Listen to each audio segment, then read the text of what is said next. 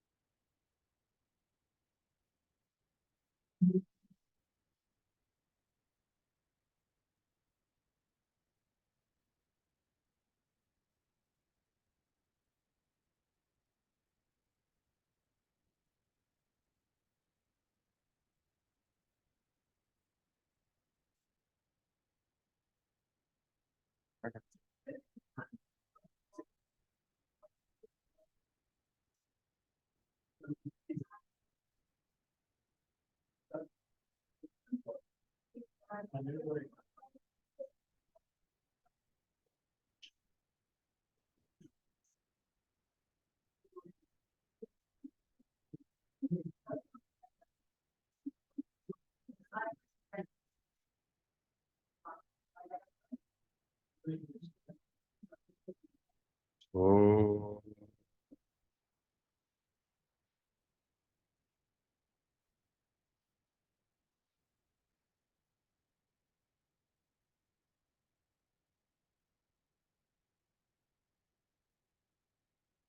Anandamayi,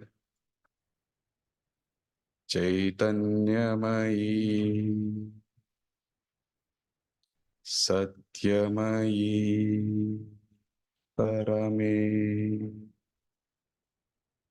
Om Namo Bhagavate Shri Aravindaya Namaha.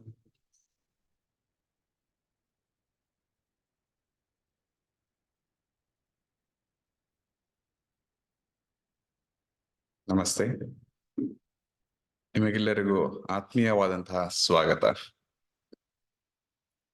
A hearty welcome to this living Veda. Next 3 days we are truly living Veda. Let us begin with Veda Ghosha from Veda Vijnana Gurukula, Chennenahalli, Bangalore. May I request the Vidyarthi from, they are, just listen to the names, Saurabha, Vikasa, Swananda. Please welcome them. Let us have the Veda Ghosha.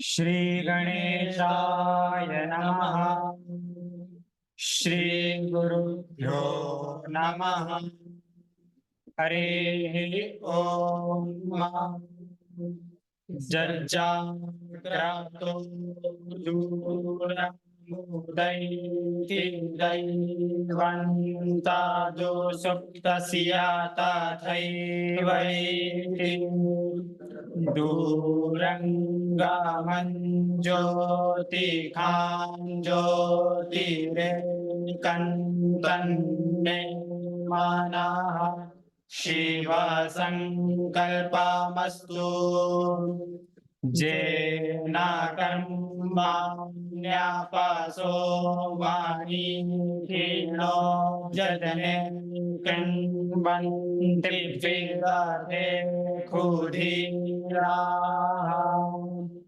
Jada Purvan Jakshamantaha Prajanandanme Manaha Shiva Sankalpamastu Jadvadyanamuta Cheto Dhritischa Jyotirantaramritam Prajasu Jasmanarite Kinchana Karma Kriyate Tanme Manaha Shiva Sankalpamastu Jene Bhutam Bhuvanam Bhaviyat Parigrihtamamritena Sarvam Jena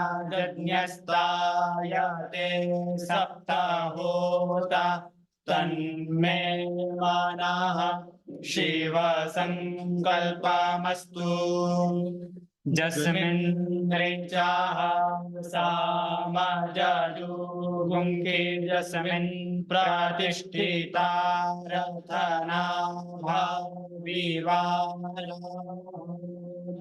जस्म्योश्चित्तगुं सर्वमोदं प्रजानां तन्मे मानः शिव संकल्पमस्तु सुखारधिरश्वानि वजन्मानुकियान्ने नीयते भीषुभिर्वाजिन इव हृत्प्रातिष्ठन् जादाजिरञ्जाविष्ठन् तन्मे मानः शिव संकल्पमस्तु ॐ शान्ति शान्ति शान्तिः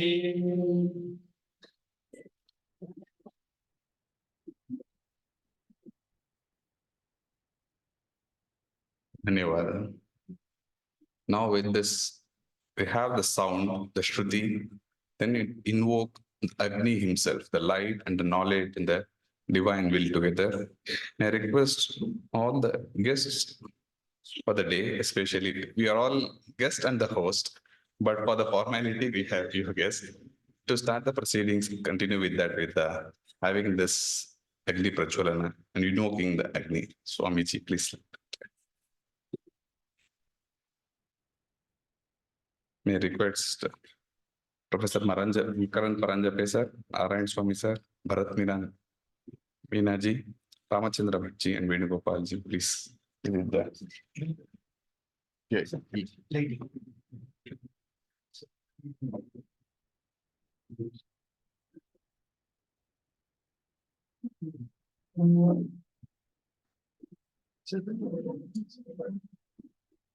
Suraj Patil Sedam ji and Kagere ji, please join. Dr. R.V. Jagirdar, then Dr. Rajesh Sabnis, please.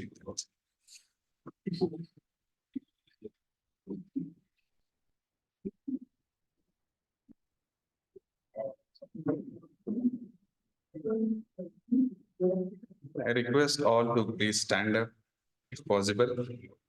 Then Agnim Ile Purohitam Yagnasya Devam Ritwijam Hotaram Ratnadhatamam. O Agni, the divine willpower, I adore you.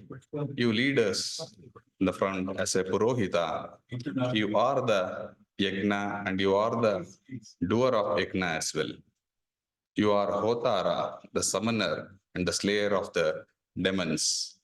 Ratna, the ecstasy, Dhatamam, the establisher, invoking Agni symbolically as a lamp, and then within us as the willpower, we invoke the divine willpower, the Agni, the knowledge, the light, and the force to help us to reach to the higher levels of the divinity, and then put our all the consciousness to be with and live Veda. Thank you. May I request all the dignitaries to come to the dais and then occupy it. Thank you, sir. Thank you.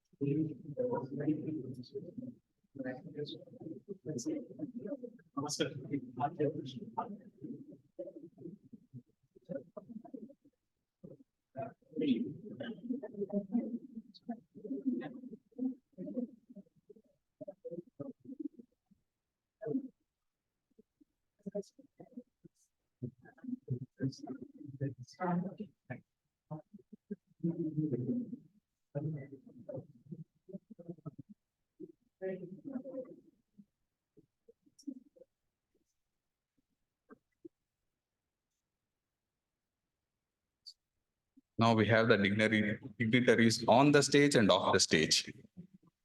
So it is symbolically they are representing the conscious level, otherwise it's Tadekam. So now may I request Dr. Ajit Sabnis, Chairman SAC, then convener of this program, to welcome the gathering. Sir, please.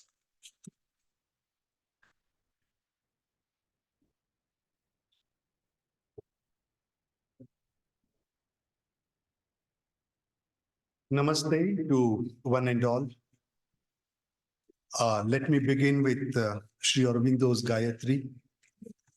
Om Tat Savitur Varam Rupam Jyotih Parasya Dhimahi Yanna Satyena Deepayet. It's indeed an honor and privilege to stand before this august gathering and also to be a part of this meaningful conference on modern interpretations of Vedas in the light of Sri Aurobindo. Sri Aurobindo's one of the most significant works appeared in Arya in 24 consecutive installments between August 1914 and 1916, when the World War I was happening. Sri Aurobindo never revised those essays except one chapter subsequently. All these essays were combined and published as a book in 1956, what we know today as The Secret of the Veda. Vedas, as heard and seen by the seers, contain the highest spiritual truth that the human mind is capable of comprehending, and our speakers today and tomorrow and day after shall touch upon these issues. They're actually multifaceted and multidimensional issues. Sri Aurobindo, in fact, begins his book with a sentence on the subject, is there at all or is there still a secret of the Veda? That is how the secret of the Veda begins. That's the first sentence. We are actually in between two important phases. The phase one is we are converging, concluding 150th birth anniversary of Sri Aurobindo, and we are also beginning 150th birth anniversary of the Mother. In view of this conference lays foundation for the celebrations to begin. At a time when majority of Western scholars thought Vedas to be obscure, superstitious, barbarous, compilation of mere colossal illogical facts, Sri Aurobindo in 20th century unraveled the secret of the Veda in the modern context. This was the need of the hour, as many of us did not have the privilege of studying Sanskrit or did not study in traditional schools.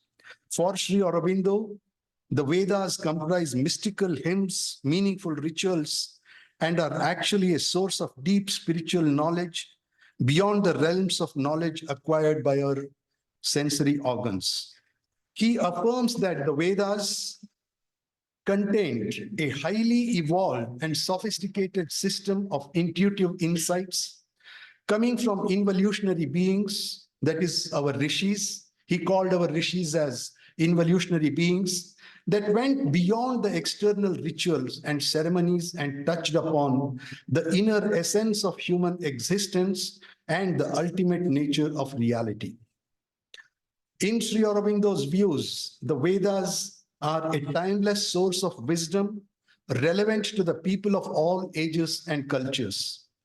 Vedas express a spiritual truth that is universal, eternal, and transcending, and the limitations of time, culture, and language. He saw the Vedic view of life as encompassing not only the individual, but also the entire cosmos, providing a comprehensive framework for understanding the ultimate aim and destiny of human existence.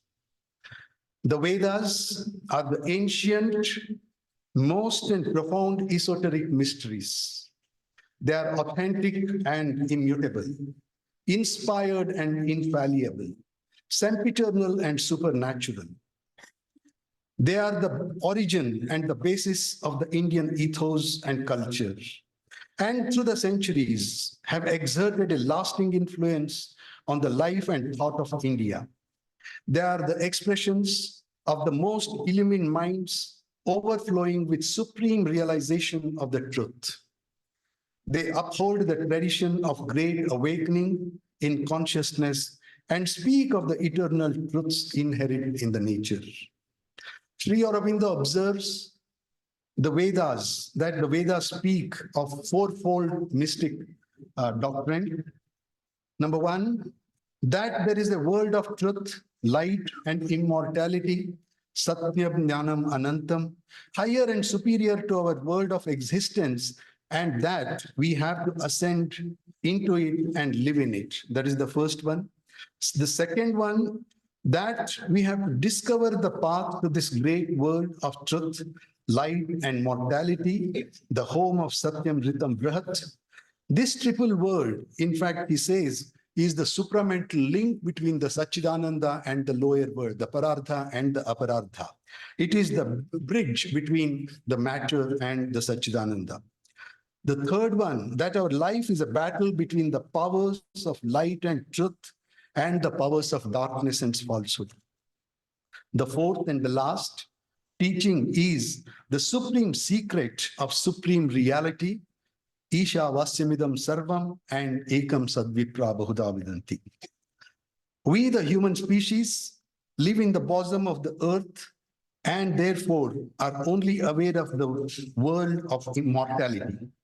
The evolutionary process, which we have been witnessing since last 15 to 20 billion years, that is immediately after the Big Bang or the Spota as Vedic reference, followed by the chemical evolution, physical evolution, biological evolution, then the consciousness evolution, is actually the silent and the greatest odyssey of the earth's sacrifice.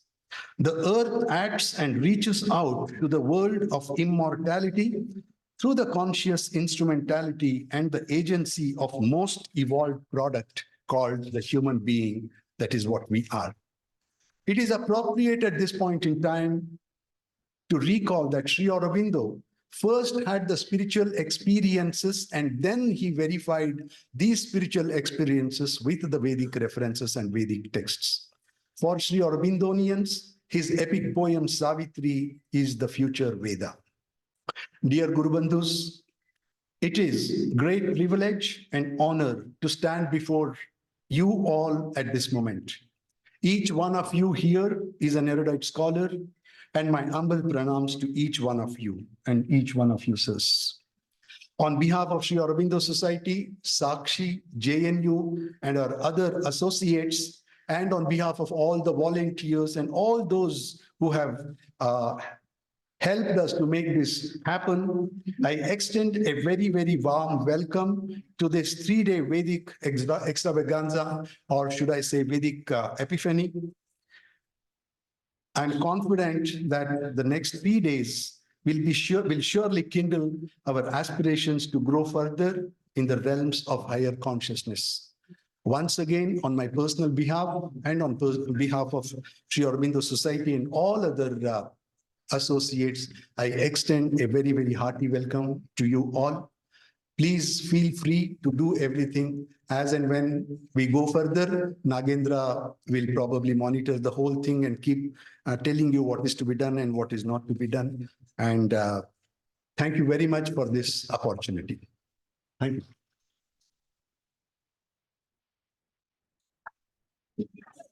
Thank you, sir. Setting the right tone.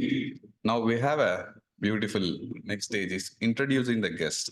I know many times we may not remember the way the sadhakas they have done it. What I request is just listen to their names and then concentrate, and then we get the qualities of each names. So beautiful names, that is, if we are not able to even get all the sadh, we have people here with multiple PhDs and then who are traveled across the country, world. So I request you to just look at the names and then the quality coming to us. And then to introduce our guest, we have Srimati Rashmi Krishnamurthy, co-founder Vedic Wellness University. Again, the name Rashmi, the ray of knowledge, trying to put the light on us. May I request Rashmi ji, please do the honors. Thank you, Dr. Nagendraji. I'm very honored to introduce our guest today. I would like to start with Swami Vireshananda. I would request Shri Udayaratnaji to please come over and honor Swami Vireshanandaji. Swamiji joined the Ramakrishna order in 1992 at Ramakrishna Mutt in Chennai. He has served in the publication department in Chennai Mutt for 4 years, in Mysore for 8 years, and then became editor of Viveka Prabha from 2008 to 2014. He has participated in a rural outreach program for students called Gnana Vahini for nearly 10 years. He has reached more than 1 lakh students, staffs, and villagers.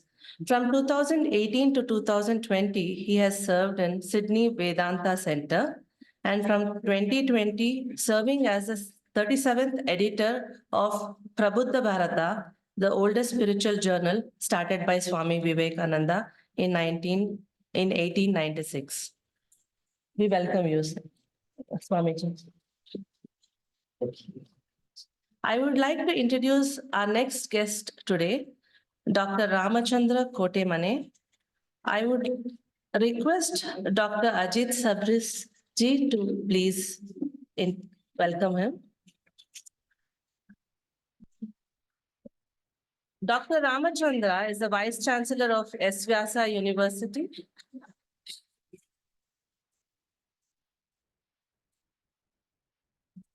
Chairman of Veda Vijnana Shodha Samsthana, convener of Karnataka Gurukula Education. He has an MA and a PhD in Sanskrit, Vidwan in Vedanta and Nyaya Darshanas. He has authored about 13 books on culture, Gurukula education, teaching methodologies, and yoga psychology. Several awards and recognitions have come his way, including Bhavabhuti Puraskar, awarded by Madhya Pradesh government. Welcome, sir.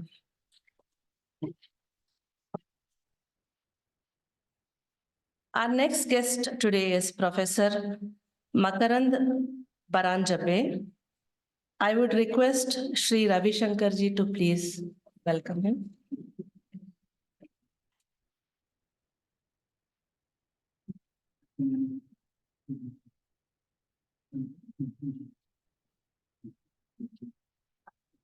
Professor Makarand is currently a senior professor at Jawaharlal Nehru University. He joined JNU as a professor in 1999 after serving as an associate professor in IIT Delhi. He is the author editor of over 50 books and close to 200 academic papers. Some of his latest books are Swami Vivekananda, Hinduism and India's Road to Modernity, Perspectives in Indian Science and Civilization, JNU, the Nationalism and India's Uncivil War, and many more. Welcome, Professor.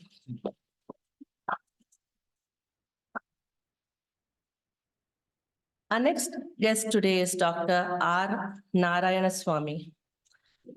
I would request Shri R.V. Jagirdarji to please come and welcome Dr. Narayana Swami.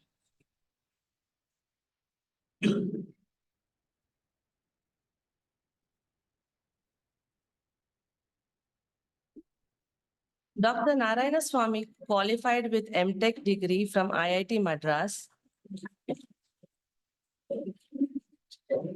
and a PhD from Texas Tech University. He is the founder, chairman, and managing director of CSM Group of Companies. One of the scientists who originally worked with NASA on the development of Nastran codes in the early 1970s. He is a Veda practitioner since his Diksha when he was 11 years old. He has taught chanting and meaning of Vedas and Vedanta to his friends and is doing research on the Vedas. We welcome you, Dr. Narayan. Our next guest is Professor K.R. Venugopal. I would request Dr. Balakrishna to please come and welcome him.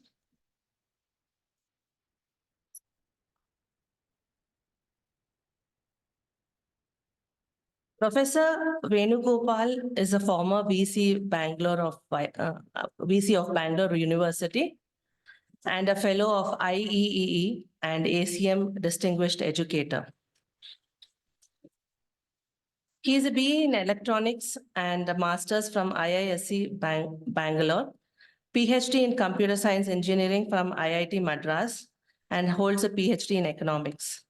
He also is a postgraduate in the law, finance, and mass communication, and industrial relations, journalism, and public relations. He has published over 600 professional research papers and filed 101 patents and has published many books. He is one of the trustees of Sakshi. Welcome, Professor Venugopal.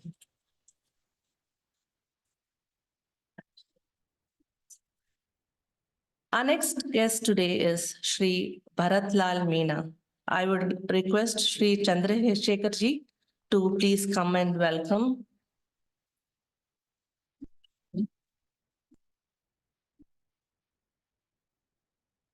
Shri Bharatlal Meena is a retired additional Chief Secretary of Higher Education, Karnataka, co-founder and chairman of Bharatiya Engineering, Science and Technology Innovation, that is the best university at Andhra Pradesh.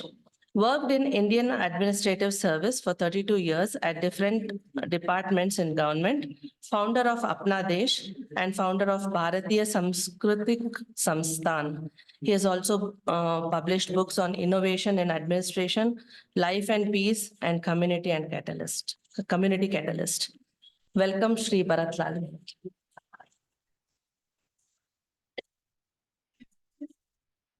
Our next guest today is Shri Basavaraj Patil Sedam.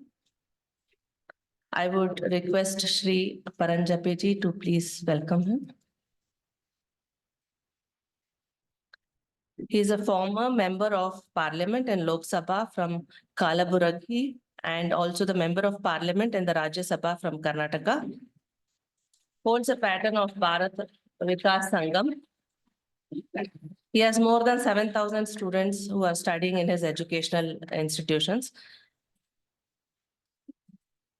He is credited with many awards, including Karnataka Rajyotsava Prashasti. He is one of the trustees of Sakshi. We welcome you, Basavaraj ji.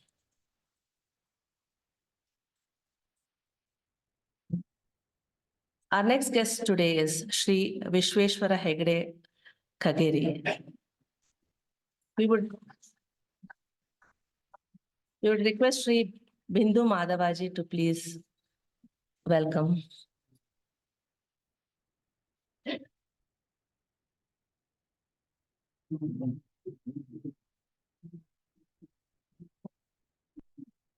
Shri Vishweshwara Hegde ji is a member of BJP in Karnataka, 22nd Speaker of Karnataka Legislative Assembly, served as Minister for Primary and Secondary Education from 2018 to 2013 from Government of Karnataka.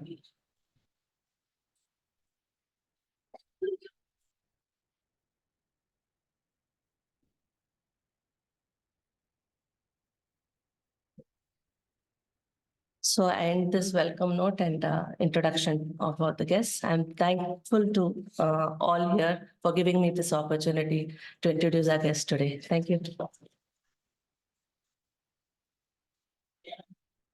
Thank you, Rashmiji. This is just a representation of all of us. I know it's what we are looking at. Then we have Professor Aleparanji Venkateshji, first VC of Karnataka Samskrita University, and then Sri Santosh Hanagalji, the Secretary of Karnataka Abhiruddhi Pradhikara, Puttu Kulkarniji. We have a big list here. It's a scholars list. Thank you, Rashmiji. As I said, you can just look at the names from here. We have Bharata himself, and Makaranda, the sweetness, and Swami Vireshananda, Ananda with the Veera. You can just take the names itself and it gives a quality. That is what is Veda. And then I really love that philology of what we are looking at. Just look at the name or even our own names. We can just take the taste of it and then enjoy. Our name is also so beautiful, and we should reflect that beauty and then consciousness out of us. Thank you for this introduction. Now we are getting into the presentation of the theme note by Professor Makaran Pranjate, English professor from JNU Delhi all the way, and he has been one of the key person to have this theme and also bringing it. Now we see the source from which it is coming, and then it is just spreading across. Let us take it with a wholeheartedness. Do not try to listen from your ears or with the mind. Shut it down. Open your hearts and take the theme. Welcome, sir.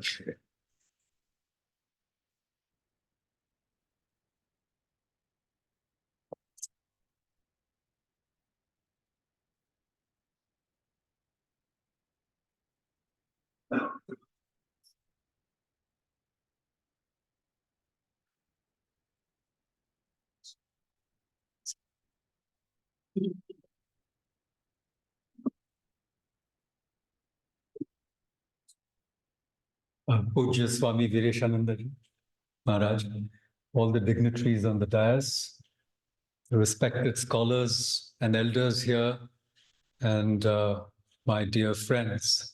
It's really a privilege to present the theme note of this conference. And I can't think of any better way to do so than by a quotation from Sri Aurobindo himself. This is from his essays, Divine and Human, which is the 12th volume of the complete works of Sri Aurobindo. So he says, I seek not science, not religion, not theosophy, but Veda. The truth about Brahman, not only about his essentiality, but about his manifestation. Not a lamp on the way to the forest, but a guide and light to joy and action in the world. The truth which is beyond opinion, the knowledge which all thought strives after. Yasmin vijayate sarvam vijayam. I believe that Veda to be the foundation of Sanatana Dharma. I believe it to be the concealed divinity within Hinduism. But a veil has to be drawn aside. A curtain has to be lifted. I believe it to be knowledgeable and discoverable. I believe the future of India and the world to depend on its discovery and on its application, not to the renunciation of life, but to life in the world and among men. So, as you can see, this is the Veda that we really want. But here is where we come up with this paradox of the Veda, which is that though as Hindus, as Indians, we swear by the Veda, we consider it the foundation of our civilization, of our culture, of our nation, in fact. The Veda is more or less a closed book to most of us. And it is this paradox that gives us an opportunity to embark on this journey to discover the living Veda. If I may say so, my own family, I'm supposed to be from a Rigvedan family, but nobody in my family ever told me anything about the Rig Veda. My father was a practitioner of the Gayatri Mantra, especially in the last days of his life. And I could see that the practice had transformed him. He received an initiation from a guru, but he never explained to me what the mantra was, nor was it explained to me during my Upanayana. And there lies the story of most of us in India, that we've got very little experience of the Veda. Dr. Narayan Swami, in his book on the Veda, says that most Hindus really revere the Veda. And, we have our, Shodasha samskaras, and on all occasions there are pujas and havans. We hear Vedic mantras. We can feel their vibration, but we don't understand what they are really, what they contain. So as I said, this is the beginning point of an exploration of this kind. And I must say that it was my cherished aspiration when I was the director of the Indian Institute of Advanced Study in Shimla, that we begin a very serious discussion on the Vedas, involving the top academics of the country and abroad, but also the great spiritual gurus, which still live in our midst, and the great traditions that we have, like the Ramakrishna Mission, which is a tradition of very learned monks and inspired by the great Swami Vivekananda and all the other people who are, in some ways, Veda Nishtha. They have faith in the Veda. How to bring them together and start this conversation.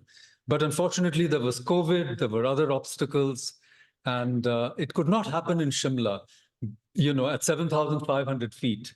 But I'm so happy that it has happened in Bangalore at 3,000 feet. Sometimes we have to come down a little bit, from the Himalayan heights for, our aspirations to find fruition. And the reason that this has happened are these two remarkable individuals who are in our midst today, Dr. Jagirdar and Dr. Sabnis. You've heard one, you'll hear the other at the end. And the two great organizations that they represent, which is, of course, the Sri Aurobindo Society, as well as Sakshi. Now, for those who don't know this, Sakshi is a spiritual movement. I'm quoting from their mission statement. The aim is to spread the message of the Veda and Sri Aurobindo, which imbibes awareness to lead beautiful, harmonious, creative, and happy life, individually and collectively. So this is actually the objective of the Sakshi Trust.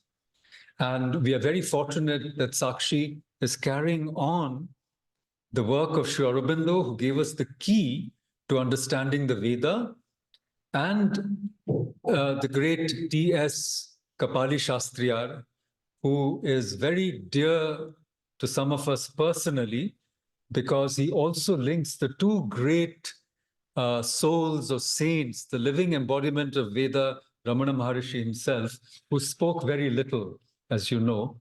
He was a man of silence, and Sri Aurobindo. And Kapali Shastriyar was himself a disciple of Nayanar, Kavya Kantha Ganapati Muni. And I will quote one line from Kapali Shastriyar, whose name is a part of the Sakshi Trust.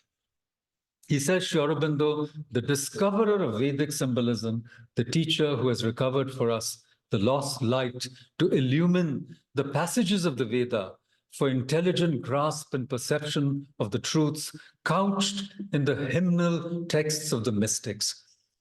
So you have Sri Aurobindo, then you have Kapali Shastri, and then if you're talking about the Trayi or the Trimurti, because even the Vedas were called Trayi initially. The Atharva Veda was not included in these three. There was the Riks of the Rig Veda, there was Yajus, which was prose of the Yajur Veda, and Sama, or the music, the song of the Sama. So the Trayi, and like Shankaracharya also said, Prasthana Trayi, and the three bodies, the three lokas, right? The three levels, the three worlds, etc., etc. So the third in this triumvirate is, of course, the great K.L. Kashyapji, who, R.L. Kashyapji, R.L.K. It's if you go to the Sakshi publications, it's full of these initials like MGR, So you get a bit confused. There's so many initials. But as you know, R.L. Kashyapji, a PhD from Harvard. He was also a graduate of IISc. He got his master's from here. He was also a national fellow at Harvard. He got his engineering degree from there. He taught at Purdue, which was a neighboring school to my university, the University of Illinois. For many years, he was a professor of engineering. And then he came back to India, settled here in Bangalore, and did his life's work, which is the translation of 27,000 mantras and verses of all the four Vedas. Now, this is an extraordinary achievement. I don't know if anybody else in the world has done it. I don't think anyone has, and he has translated them into English. All the 4 Vedas with translations and commentary. And of course, Sakshi has made it available. So this is the legacy that we have. And so I had to wait for this fortunate Triveni, of Ganga, Yamuna, Saraswati, for this series. I hope it's going to be a series of the living Veda to manifest. I'm saying it's a series because this is LV1. With your blessings and cooperation, we want to continue this. Dr. Sabnis said we should at least do 5. And I take that to mean an introductory conference and then 1 on each of the Veda. But this should be an infinite series, actually, because Swami Dayananda gave us the slogan, back to the Veda, in the 19th century. He conscientized India, and he wanted us to go back to the wisdom of the Veda, because in it was the essence of our civilization. But more and more, as we hurtle towards a very uncertain, should I say, and perilous 21st century, with wars, with epidemics, with an ecological crisis, with an economic crisis, all kinds of crises, it seems more and more clear that the Veda and the tradition that the Veda represents of the Sanatana Dharma actually has the wisdom to save humanity and planet Earth from certain suicide. Because as Dr. Sabnis said, one of the truths of the Vedas, one of the secrets of the Vedas is that we are in a continuous, never-ending struggle all the time between the forces of light and darkness. Call them the Vritras, the Panis, the Dasyus, call them what you will. They are the ones who want to, should I say, capture the cows of light and of higher consciousness and hide them for their own pleasure and profit in the netherworlds, in the caves, or the rivers, the life-giving rivers, or the rays of light. This was the symbolism of the Vedas that Sri Aurobindo discovered in the cycles of the stories that the Rig Veda contains. So there are these forces, the Asuric forces, who are only interested in pleasure and profit and power. And they are, as it were, keen to dominate and control and crush the rest of humanity. In fact, use the resources of planet Earth for their own pleasure and consumption. And the Earth itself is groaning or reeling under the weight of all these Asuric forces. And almost 8 billion human beings, I think our human race is populated beyond the carrying capacity, possibly, of Mother Earth. But it is the wisdom of the Vedas which can teach us to consume responsibly. And in fact, the Vedas contain not the primitive, should I say, the primitive ramblings of people who were worshipping forces of nature, as the Western scholars thought, with whatever intentions. I'll come to that in a moment. I think Dr. Sabnis also referred to that. But they contain what we might consider the species wisdom. That is, when Homo sapiens sapiens evolved into mental beings, that's why we are called Manushya, because we are endowed with the mind. We had this wisdom which could save the species, our own species, and along with it, the planet of which we are custodians. And therefore, the wisdom of the Vedas cannot be understood only through the historical, critical, philological method that the West applies. And we are still in the middle of this conflict, I would say, of misunderstanding, because though the West did a lot to give us back our own traditions, including Max Muller, who published the Vedas, as well as Sayana's commentary, without which the textual study of the Vedas would not have been possible.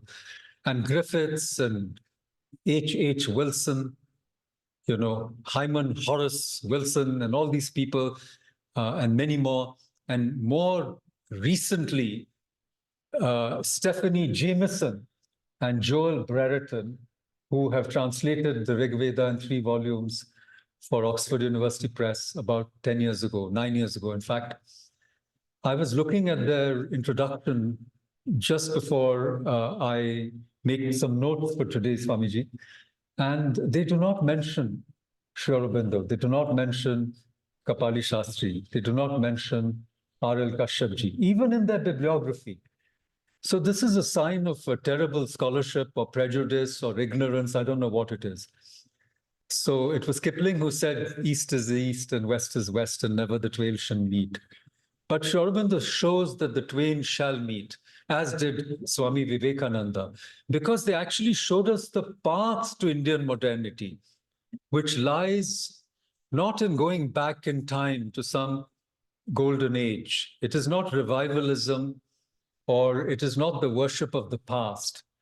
It is not, therefore, also the slavery to the West. So you have these two polar opposites, which is neocolonialism, colonialism, buying into the universal narrative of the West, the universal civilization of the West, based on science and technology, which is a materialistic, consumeristic, physical-oriented civilization.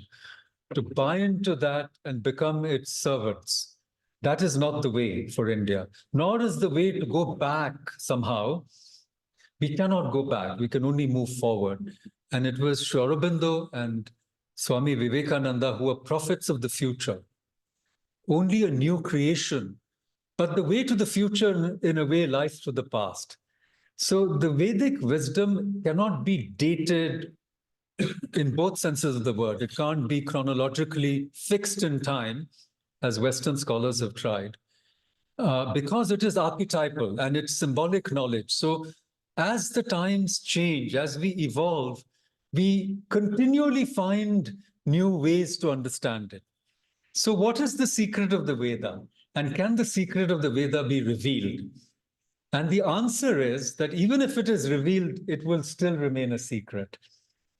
That doesn't mean we shouldn't try to reveal it or unravel it. And I want to spend a few moments on that. But the point I was trying to make is that it is the wisdom of the Vedas, as I said, which not only has the capacity to save our species and planet Earth, it also has a way to show us how to do it, which is by reconciling, by synthesizing the past and the present, which is the other antinomy, the other opposition, but also the East and the West, because we cannot reject the modern scientific, technological knowledge or the society and civilization that it has created.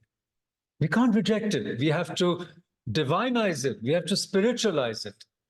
We cannot reject technology because technology and consciousness are going to be fused, not only through AI, but in ways we cannot imagine easily. We have imagined it in science fiction, but it is we Indians and the inheritors of this wisdom that have this mission to spiritualize technology, to divinize technology, because wherever there is consciousness, and we believe consciousness is everywhere. Consciousness is not just confined to human beings or even to sentient beings like animals and plants. The whole universe is conscious. The whole universe is pulsating with consciousness, which means that every object responds to the force of consciousness, including microchips. Anyhow, this is a very big topic. I have 6 minutes and 51 seconds. But I'm just throwing these ideas to you that it is Vedic wisdom that can reconcile the past and the present, the East and the West, as well as safeguard the future of humanity and of planet Earth. But let's just very quickly look at what is the secret of the Veda, okay, if there is a secret. And again, I shall quote Sri Aurobindo. The Secret of the Veda is the name of his book. He says, and I quote him, the central conception of the Veda is the conquest of the truth out of the darkness of ignorance, and by the conquest of the truth, the conquest also of immortality. For the Vedic rhythm is spiritual as well as psychological. It is the true being, the true consciousness, the true delight of existence beyond this earth of body, this mid-region of vital force, this extraordinary, this ordinary sky or heaven of mind. We have to cross beyond these planes in order to arrive at the higher plane of that superconscious truth, to which a truth which is the own home of the gods and the foundation of immortality. This is the world of Swara, to which the Angirasas have found the path for their posterity. Angirasas, my brother is an Angirasa, right? Anyhow, so what is the secret of the Veda? The secret of the Veda is also the secret of our own nature. And we human beings have a dual nature. We are born of the earth. There are in us those material, physical tendencies, but we are also born of the sky. We are also born of Brahman. We are also born of that spark of immortality, which is already in us. So we have this dual nature. And it is given to each of us to discover that. And that discovery of the psyche or the Chaitya Purusha is the way to discover the Atma Veda. So the Vedas, the secret of the Vedas is not just, I said the Vedas are a closed book to many of us, but that's okay. That's the bad news. But the good news is that the Vedas don't represent just to 4 books, to scriptures. The Veda really means the knowledge of who we are. Veda means Atma Vidya. That is the Veda. And that is already in all of us. It's already in our DNA. So with the awakening of inner intelligence, with the grace of the gurus, with the grace of the gods, with the grace of our ancestors, with good company, you know, with the yama and niyama that we have been taught from childhood, these truths will start revealing themselves to us, to each of us. Because that is the promise of the Antara Veda, which is already in all of us, okay? So the secret of the Veda, in other words, is the secret of Atma Vidya. And instead of individualization, which is what we teach in all our schools, we should have Atmanization. Each cell of our body should be Atmanized, okay? That is the secret of the Veda. And of course, the Gayatri promises us immortality. So how do we become immortal? And the Veda tells us it is through sacrifice, it is through yajna. Now we may think that sacrifice is giving up, and giving up is a very difficult thing. Actually, that is a misunderstanding. First of all, there is nothing of ours. We ourselves were created out of sacrifice because the divine infinite being, by sacrificing itself or himself or herself, made itself into individual atoms, you know, tiny bits of itself through self-sacrifice to know himself better, to enjoy himself better. So we are born of sacrifice. Nothing belongs to us. So if we give up whatever is not already our own, it's not a great sacrifice. And what do we have to give up? What do we have to sacrifice? We only have to sacrifice our lower nature. And everything in the lower nature, everything that is mortal in us, and we are all mortals, I hope we know that. This body is going to be, sooner or later, burnt, taken to the ghats, burned, buried, whatever, and it will mingle back into the elements. But to offer our lower nature to our own higher nature, that is the yajna, that is the ahuti, that is the sacrifice that is called upon us. And when we do that, when that dross of our lower nature is completely burnt in the Agni, that is the offering, then we all become immortal.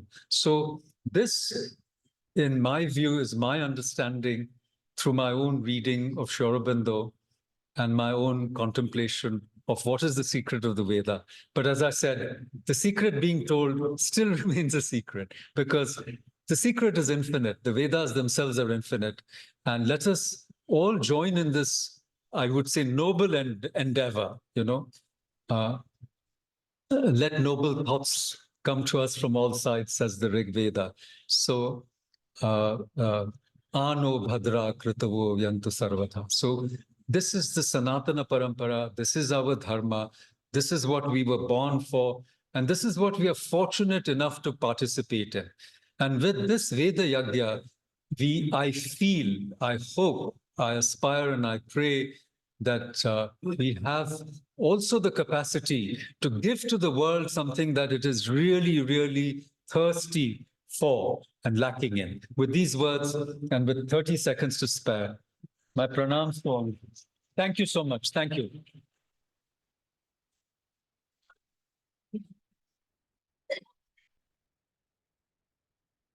Thank you, sir. That was a beautiful theme. Vedas are beyond time and space, but we are still bound.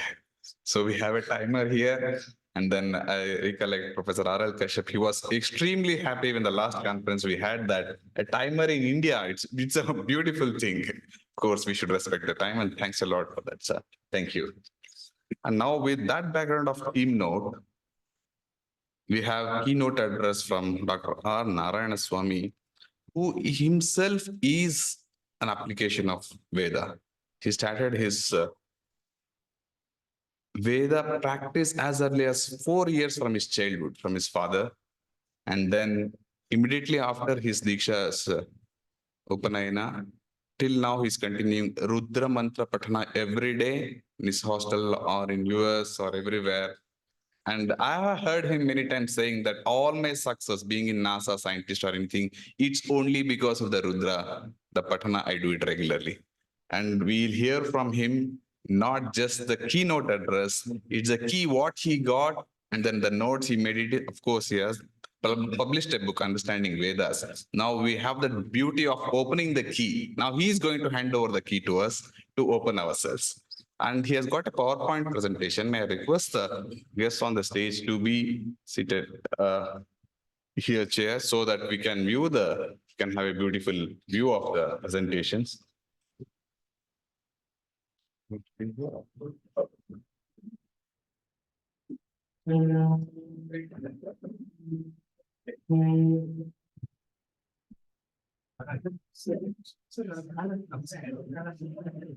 Yes.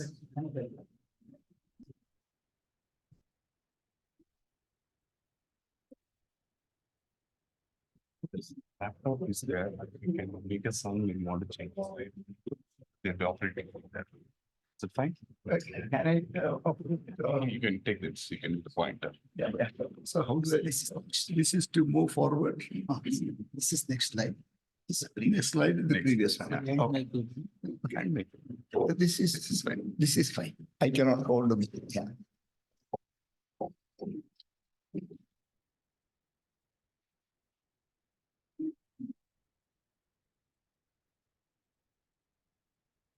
Respected Swami Vireshananda,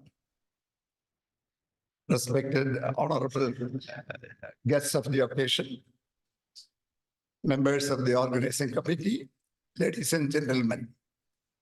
It is a great pleasure to be standing before these scholars of Veda and Aurobindo and to share my own experiences and understanding of Veda and my understanding of reading of Aurobindo, Kabali Shastra work, and the guidance from my guru on this aspect, Professor R.L. Kashyap, and his close associate, Jagirdar. So with pranams to Sri Aurobindo, Kabali Shastra, R.L. Kashyap, I begin this presentation.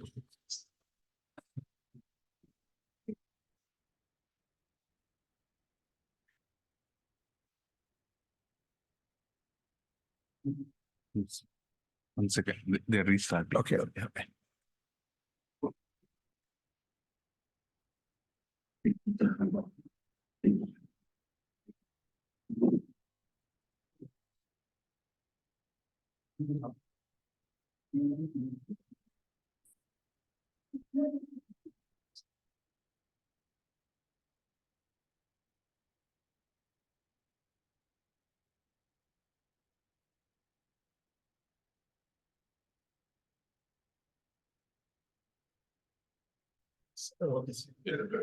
These 2 days. This is for you. The link for you. Is it okay? Yes, yes. Okay, okay. Yes. So they get. In a sense, the talks by Dr. Sabnis and Dr. Paranjabe have given the outlines of what I am going to do, what my own talk is going to be. But as they say, each of those speakers have their own way of explaining what Aurobindo has said. At least I want to straight away say that it is our best understanding of Aurobindo's writings, especially with my close association with the Professor Kashyap. So with this, from a Vedic student's language and a Veda student, an aspiring person to understand Vedas, in that language, I shall try to say the contribution of Sri Aurobindo for the rediscovery of spirituality and wisdom in the Vedas. So I would consider these 3 main topics in this talk.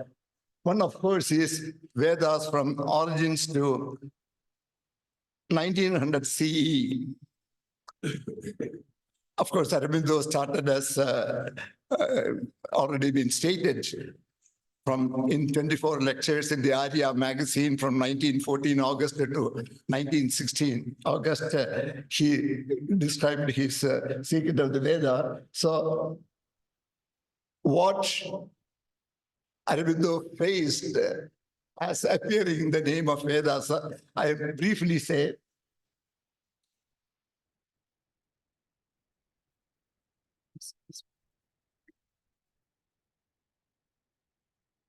So these are just preliminaries that everybody knows. It is antiquated origins.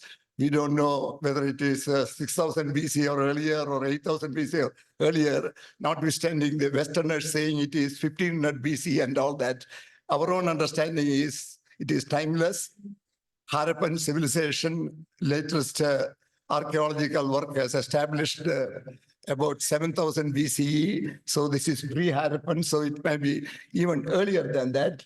Mantras as revelations heard by rishis, and rishis taught as skilled disciples meditations, super consciousness, and commoner disciples the yajnas. Vyasa compiled these mantras into 4, Rig, Yajus, Sama, and Atharva.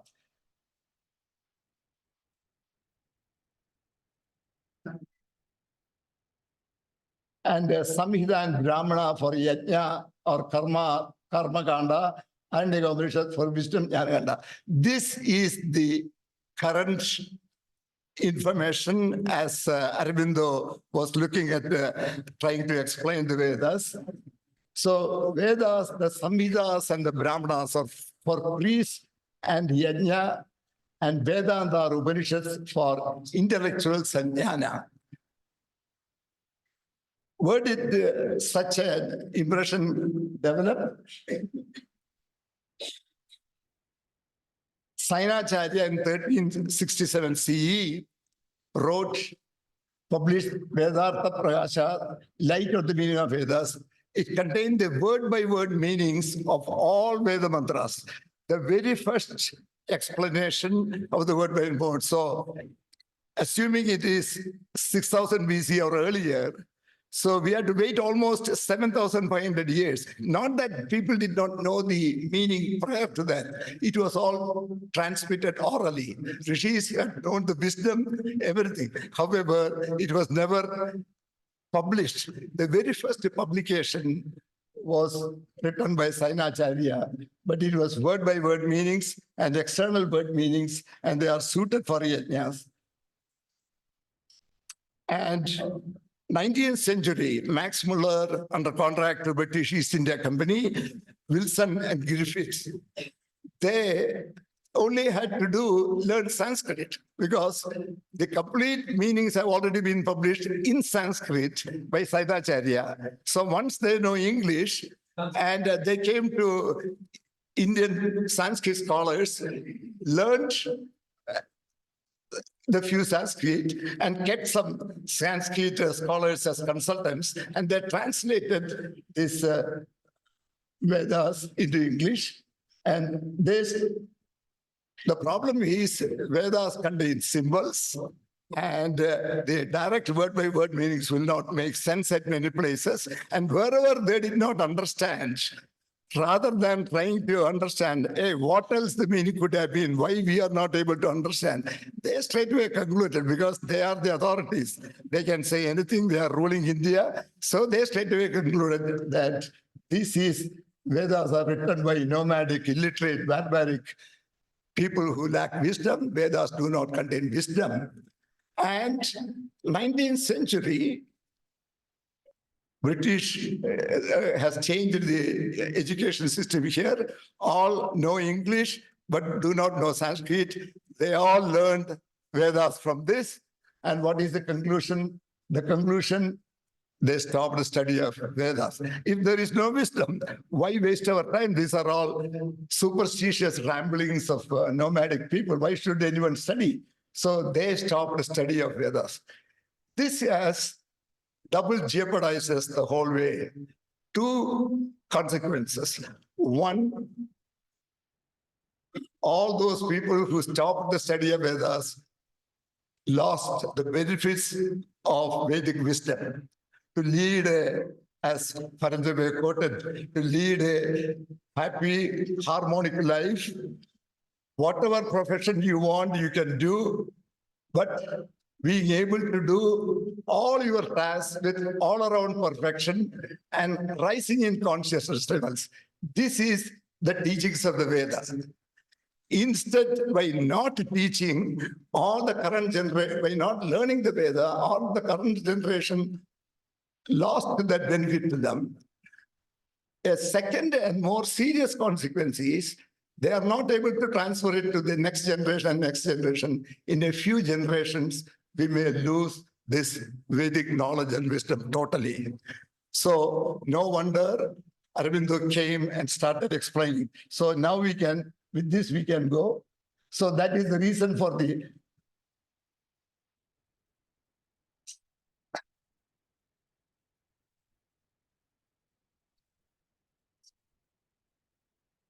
okay, so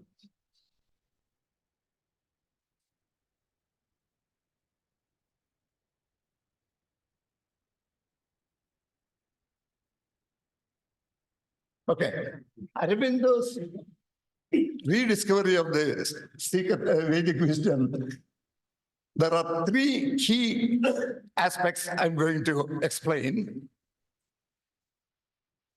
One is the rediscovery of the secret of the Veda itself, then his translations of the Rig Veda mantras, and pointing out the fallacy of the incoherence and poverty of sense stamped upon the Vedas by the then available publications.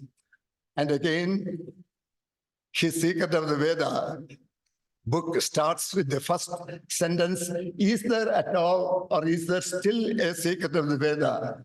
And he himself gives the answer. The heart of that ancient mystery has been plucked out and revealed to the gaze of all, that he is going to write in the next few pages. And if people cannot understand what he has done and they do not agree with that, then there is no real secret. Who else can make that such statements? So I will address I first said there are three categories I'm going to explain Aurobindo's contribution. So I'm just taking the first category, and that first category, what is the secret of the Veda? I'm going to explain in 5 aspects for all of us to understand, and why the prior conclusion that Vedas lacked knowledge happened. He straightaway said, spiritual and psychological, esoteric, adhyatmic meanings of words and Veda mantras are necessary to understand the secret. That is the step number one, he said. The 2 points and the symbols and symbolisms in the Veda, these two have to be understood to understand the secret of the Veda. Now, I must point out at this time that there are prior scholars who had this idea that adhyatmic meanings are needed. Yaska in 300 BCE, Madhvacharya in 13th century, Raghavendra Swami in 17th century, Dayananda Saraswati in 19th century. They have all stated that adhyatmic meanings must be understood to understand the Veda. But Madhvacharya translated about 40 suktas and there was no one to follow it up. And Raghavendra Swami tried, but it never came forward until now. The last three are the key to fully understand Veda. But first I will say the spiritual and psychological. What are the spiritual and psychological meanings? So the direct word meanings and the spiritual word meanings, I will give about 5 or 6 items. Yav, go is a word and its variants will appear in the Vedas a large number of times. And Sainacharya's meaning, external meaning is go is a 4-legged animal, cow. However, the spiritual meaning provided by Aurobindo is particular type of light or knowledge, whoever translates yav as re cow. So it is a knowledge. In fact, we can also take an example in this case, namely that there are some parents who have named their daughter as Gomati. Mati means mind. If go, you take the meaning of cow only. So their parents did not name the daughter to what a cow's mind. They named her Gomati because they wanted to have a knowledgeable mind. So from that itself, we can understand that it has other meanings also, which we utilize, but we never have followed that through. This again was Kapali Shastri's explanation, which is quoted by Arvind that I'm saying. And there are other ones. Ashwa means horse. Horse is life energy. Adri, hill. Hill means forces of beings of inconscient. So look at the same word. If you translate it by externally, you will get one meaning. Unless you translate it with these meanings, that you will not be able to. This apa means water, divine energies flowing from heights, nadi, river. Virda means ghee. So apa in particular, in fact, I have to relate a personal story here. After this Diksha that was doing Sandhyavandanam, one of the first mantras we had to chant is Apova idagam sarvam vishwa bhutanyapa pranava apa pasava apa annamapa Apova idagam sarvam. Everything here is apaha. Vishwa, so everything is here. Then I was wondering, everything is here. Oh, maybe the world consists of 80% water. So that may be here. Then comes Vishwa Bhutanyavaha. Vishwa Bhutani Abaha. All the beings are Abaha. Then Pranava Abaha. From that I want to say, what does it mean? But I was told that you have to do, my uncle told me that you can be a big scientist or whatever, but unless you do your Nitya Karma, I will not have any respect for your status. So that was ringing my bell. I was continuing with or without, and then I started searching the meaning. So many meanings that we take direct meanings, that is not going to help us. And that was the problem with Sainacharya's work, and that is the problem with the English translators and their lack of lived experience in the culture. So this is one he said. Then I'm going to say, and show you one Veda mantra itself. Gobihi Adrim Airayat. This is a mantra Rigveda, first mandala, 7th sutra and all that. Gobihi means go, cow or water, according to Saina. Ray of knowledge is the spiritual meaning according to Aurobindo. Adri is hill or cloud is used by Saina. Force of ignorance is the spiritual. Ayurveda is destroyed. That both people agree. So the translation, one spiritual meaning is Indra destroyed the forces of ignorance and recovered the knowledge. That is what that Veda mantra says. Gobihi Adrim Airayat. But however, Saina translated Indra charged the clouds with water. So see, what is the connection? What is the wisdom in that Veda? But more interesting is Griffith. Griffith says Indra smashed the hill. Airayat, he used the word smash. Adri is hill for go be getting the cows.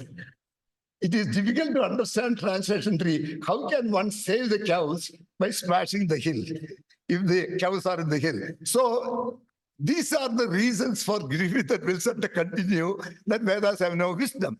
Not because they didn't cater, they didn't. So these are the things.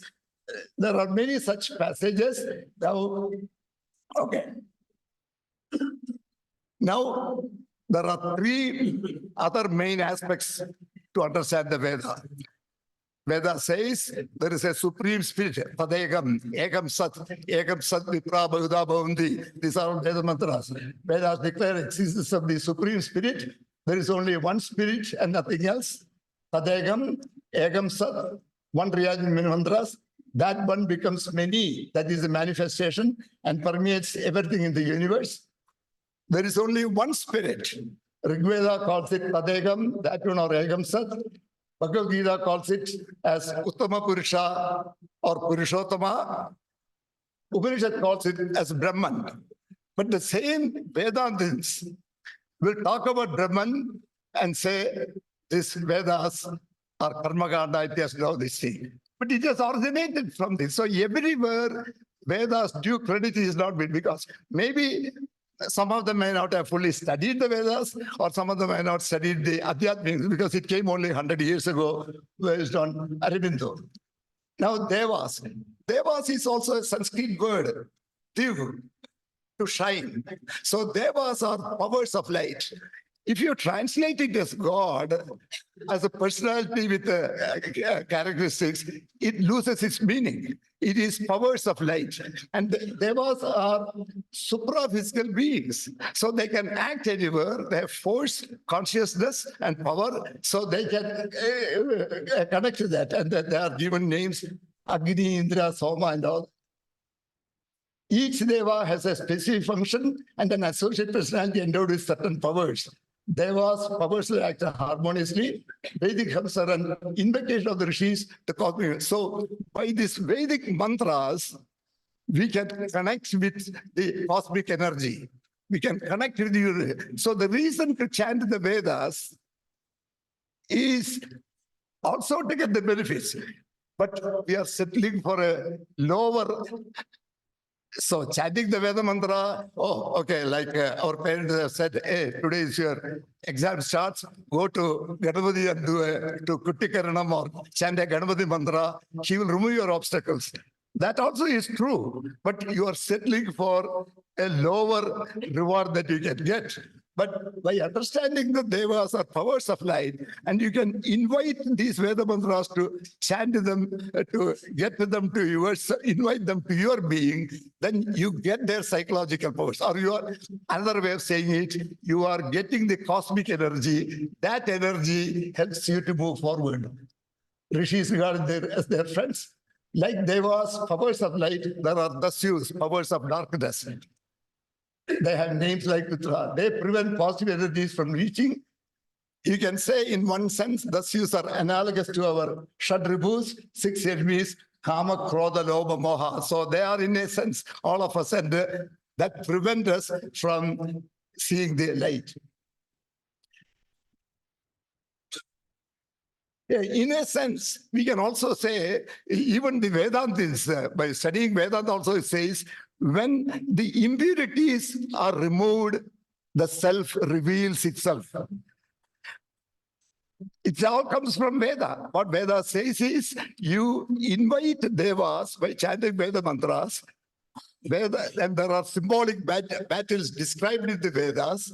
where Devas and Dasyus, Devas defeat them and restore the flow of energy to oneself. So all of you may have heard this statement, even if you have not heard this Vedic Devas and Dasyus, all of you would have heard Tamasoma Jyotirgamaya, from darkness, from tamas, lead me to light. Again, come from Veda. You invite the devas by chanting the mantras, so the powers of light will come. And what happens when light comes? Darkness will go away. So that is the way our impurities will go, and you will rise in consciousness levels. So we are able to. That is the whole message behind. All these are explained by Aurobindo. His language has to be brought down to this by connecting with the Veda mantras. Then we will be able to explain this well.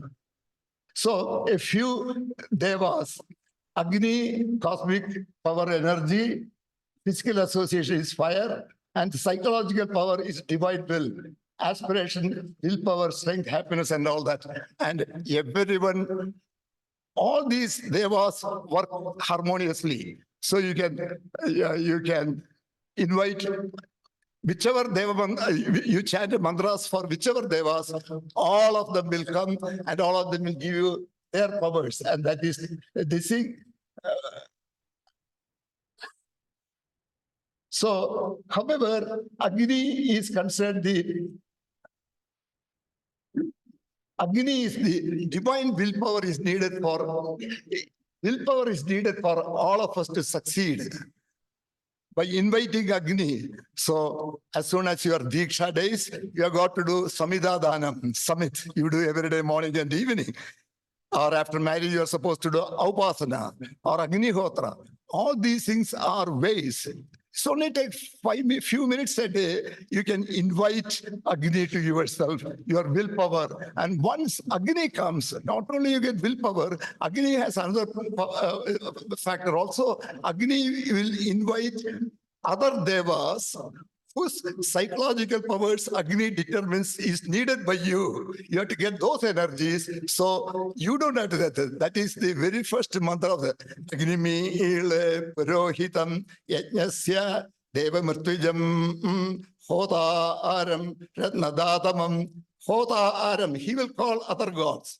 He is Yajnasya Devam. He is Ritwijam. All those things is the very first mantra for Agni.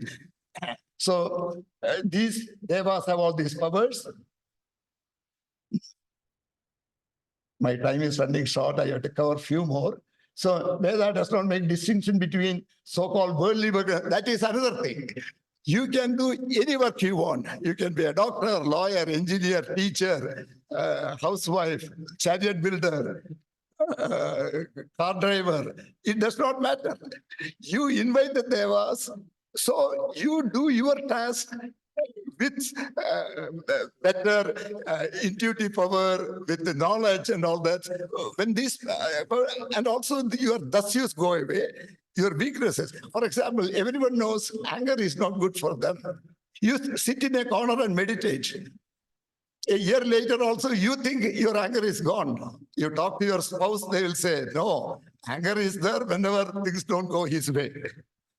So if you want the anger to go, there are much easier ways. Invite Agni, he will remove your dasyus. So these are simple things. By not studying Vedas, they miss out on these opportunities. Now Indra is a divine mind. Now, one more thing Aurobindo explained, again from Prithivya Sappadamabihi. Idam Vishnu Vijakrame Trayadane. So there are Saptadamabihi, there are the 7 lokas. In fact, those who do pranayama will know Om Bhu, Om Bhuvaha, Ogum Swaha, Om Mahaha, Om Janaha, Om Tapaha, Ogum Satyam. These are the 7 lokas. And the 3 lokas, Bhuhu Bhuva Swaha is the Aparadha, the lower yoga, and the Mahaha is the intermediate. And then Tapaha, Jana, Satyam, Satchit Ananda is the other one. And the intermediate thing, Sabnis in his talk mentioned, the intermediate thing, Maharloka. But once you get to the Maharloka, just like space travel, right? Once you have the escape velocity, then you can freely roam in space. But getting the escape velocity, so getting the learning of the mantra, learning of the Veda, to get started in the Veda is the analogous to the getting the escape velocity. Once you do, and everyone can do this. Nobody is prevented. You see, there is all the things that is the Brahmana Varna alone can be and all that. They were asked to preserve and protect. Those days are over. Now it is available in everybody's cell phone if you want to. So nobody has been prevented to study because with Veda comes from with to know. Everyone can know, everyone can contact Veda. Say, for example, on a cold day, if there is sun outside, we don't say only Brahmins and the thread-bearing Brahmins can go outside. Anyone who wants heat can go outside. It is analogous to this Veda mantras. Also, anyone can study, anyone can invite Agni, anyone can invite Indra and proceed in this manner. So there are these 7 logas, and here comes, I cannot describe all these cities. My time, I have only 3 minutes. I'll request another 5 minutes extension if it will give, because I want to explain. Yeah, this is the key statement of Aurobindo. The greatest power. So if I go back to that first slide, it is in that where I said I will talk of 5 aspects.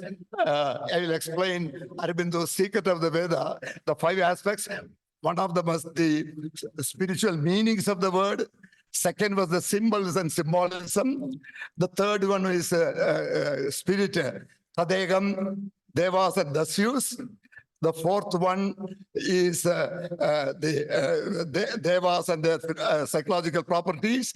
And the fifth one is the fourth one is the 7 Dhammas, which can be considered into the 3. Bhuhu, Bhurvu, Swa, the lower 3. And the Satchitananda, the upper 3, and the intermediate Maharloka connecting the 3 logas. And now this is the key to Aurobindo's explanation of the Veda. It has relevance to the inner life of human beings. The greatest power of Vedic resides in its application to inner life of human beings. Human beings live in the physical cosmos subject to death and the much falsehood. So we are all on earth. Earth has truth and falsehood combined together. Now, to rise beyond this death, to attain immortality, Asatoma Sadgamaya, that's what our prayer. So there is a way. Prayer is one way to say and to get that, but you can do that. And he says, rise beyond this death. Human beings must turn from falsehood to the truth. It is simple. Turn from falsehood to the truth, must turn to the light, to the Devas, and battle, who will battle with and conquer the powers of darkness. So I have put it in a question and answer. How can the human beings turn from falsehood to truth, conquer the powers and achieve light? By conversing intimately, exchanging thoughts and feelings with the divine powers and with their help. Either you chant the mantra, learn to chant the mantras, call a guru, they will come and teach you, or you go and teach you, or you conduct a yajna. The yajna, not only Paranjabe explained about the sacrifice involved, and it is all we all created. Supreme Spirit also, as I said, he made the highest standard. From there, he brought it down. But by inviting the, performing the yajna, the Veda mantras are chanted. You listen to the Veda mantras and in your mind invite the Devas. That is another way. You learn and chant yourself or in the mantra by conversing intimately, exchanging thoughts and feelings and all that. How to converse intimately? This is the secret of the Vedic mystics. the symbols of the outer sacrifice of yajna are given an inner meaning. What is that inner meaning?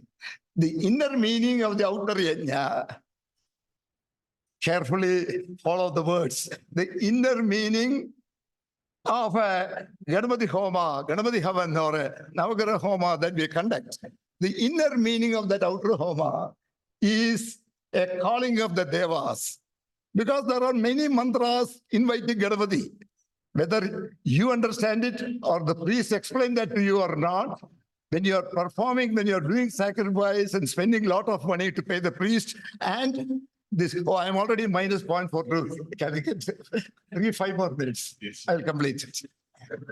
So, into the human being, a connecting yajna,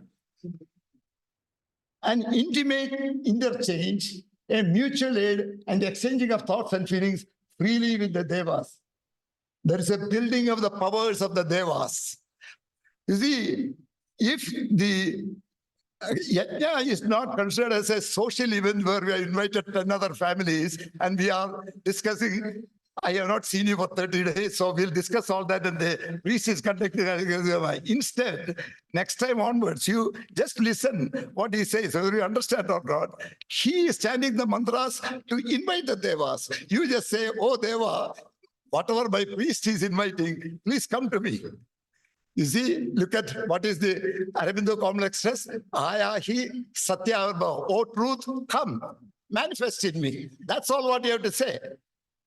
Agna Ayahi, that is the mantra of Samaveda. Agna Ayahi Vidye Gnano Havyadadiye Nihoda Satsi Barishi. So just to say which Deva, Agna Ayahi. Aurobindo Trust says in front of you, turn around and look. Ayahi Satya, Avirbhava, manifest in me. That is all, that is what is happening in this one. There is a building of the powers. Human beings arrive at immortality by breaking beyond limitations. Ordinary is thing. So I only talk the secret of the Veda, translation of mantras. She did, I'll just say, they translated about 300 suttas. Then yeah, the third one, pointing errors and primary gain. She pointed out what are the things. So she says, in the course of several thousands of years, for this one, SSIs three considerably significant to fix the sense. One is prehistoric, the Brahmanas and Upanishads. Then China's external and European scholarship and you have to at least listen to one sentence. The first one, he says, exists only in fragments and is prehistoric. He just dismisses it. That is not of any help. Then he says, last two, China's traditional interpretation and immense labor of comparison and conjecture of Eurozone. Both the last two have one characteristic in common, extraordinary incoherence and poverty of sense, which is the stamp upon the Vedas. And that is what all of us have learned and studied and come. Now, 1914, he wrote this. Then I will say a couple minutes about Vedas, Kapani Shastri.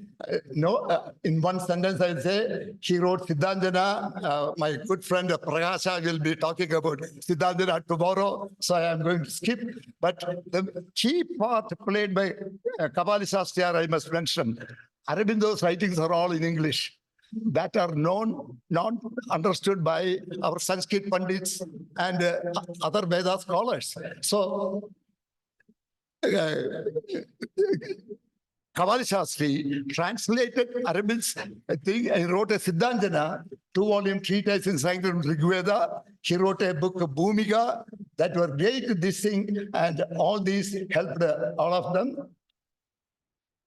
Sri Aurobindo, the intellectual yogin, by direct vision at first. That is another thing. You must understand, all these are brought out by a person born in 1872 until 1909, or when he was in Alipur jail, until he has this direct vision and all that, and afterwards yogin and all that. Then immediately, by vision, he saw everything in the Vedas and all that. Then he studied. Dr. Sabinis in his talk very specifically mentioned that direct vision first, at first, and this. So this is the best way to do that. Kavali Shastri ably supported him. And even those two may not have been adequate for me and persons like all of us sitting in this room, but for Kashyap. And that will be the talk for me tomorrow. But I want all of you to chant one Agni Mantra, the very first mantra of our Rig Veda. I will say each word. Those who want to repeat, repeat loud. Those who want to repeat, in mind is okay. Agnimi Purohitam Yajnasya Devam Ritwijam Hodaram Ratnadatamam Agnimi Purohitam Yajnasya Devam Ritwijam Hodaram Ratnadatamam Purohitam Yajnasya Deva Mritwijam Hotaram Datamam. So with this, I conclude this lecture. The continuation of the Trinity that Paranjali mentioned, that will be my talk tomorrow about Professor Kashyap, how she has simplified this even more. And I felt that even after all, after 10 years teaching and all that. So, in a sense, 1914 to 2022, Professor Kashyap's death last year, the 108-year period, the whole Vedas is completely available. Those who have the time to read and understand. Then I thought some of those publications also may not be easy. So I wrote one book in 2020. It became a little bit long. Everybody said, you must make a smaller book. So I written a smaller book. So everywhere I quoted this, both books contain this one, this first Agni Sukta, first Sukta, 9 mantras. Try to chant the mantras and may Tadegam and the Devas, along with the blessings of Sri Aurobindo, Mother, Kabali Shastriyar, Professor Kashyap, bless you in your start in the Living Veda Conference. Thank you very much.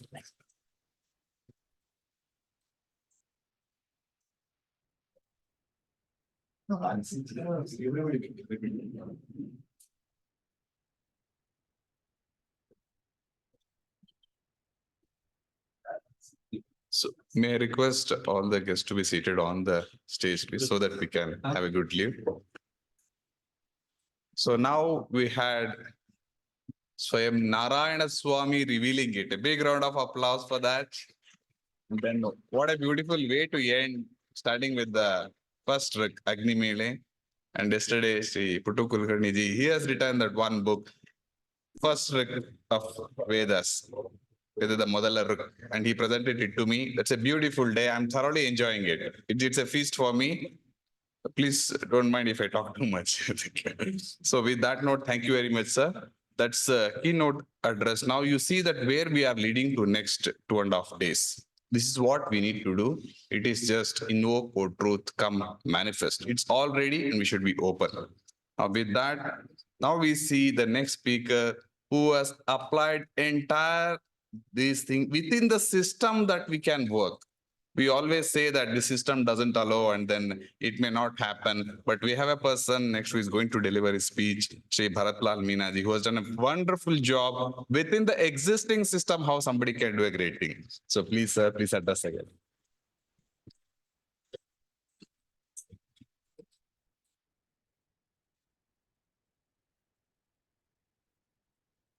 All the dignitaries on the dais, all the seniors and learned ones, Sri Kageri ji, Sri Basura Sedam ji, the friends from media.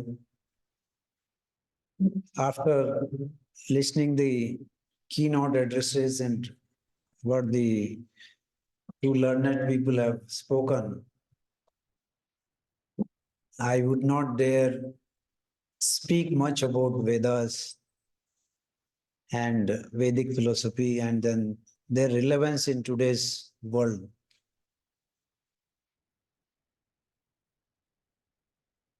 In India, we know much about our own culture. Outside India, there are other cultures. If we see from historical perspective, there are only two civilizations which have continued from the prehistoric period till now on a continuous basis. The other civilizations came, rose, they learned, their way of life, they flourished, but then they perished. The two living civilizations are, one is that is there in China, the other one is in our country, in our great nation, and we are part of that. What has come from beginning, from our forefathers, from the Rishi Munis, has come through an oral tradition. That's why we do not see that evidence what Westerners look at. We see from Westerners' perspective how the Oriental philosophies, and that's why you will see such comments which they have mentioned and referred to. Without knowing anything, they made comments. And everything they talk about science and experiments. The science itself knows so less about the whole cosmos and about the universe. Even today, as we talk today, the science knows very, very little about how the whole cosmos works. Whereas our Rishi Munis have explored so much that science cannot explain. And the other statement we generally made is that the science, where boundaries of science end, that is where the spirituality starts. So that is where the knowledge, further knowledge starts. So the deep meanings and learnings which are there from Vedas and in Vedas, I think are immense. And for ordinary people like us, we cannot understand the depth and the spiritual meaning of those mantras and which are given. But all those mantras, I believe, are for good of humanity, for good of people. There's nothing bad which is taught in Vedas. And every human being, as a human being, we live in the nature, we are part of the nature. I think we are somewhere in middle. There are millions of creatures and different species which live on the same earth. They enjoy the resources of the earth. And human beings are at the top of the ladder, which we presume. So human beings, above human beings, I think there are devas, which have surpassed the qualities and which have explored the knowledge of Vedas, and I think which give the wisdom to the humanity. We as human beings, we ourselves start from there where animals end. I think that is where we start in the spiritual. They say that we start with Mooladhara chakra and then go up to Sahasrara chakra, and that is what we can do as human beings. So everything is, every cosmos, everything what is there in cosmos is within us, within our body. We start at the lowest level, we live as animals. We eat like as animals eat, we procreate, we fight, we have all the emotions with us. But then those who evolve beyond that, beyond the middle level and go up to heart chakra, to higher chakras, I think they are the evolved beings and we call them enlightened ones. We have seen many people in our lifetime.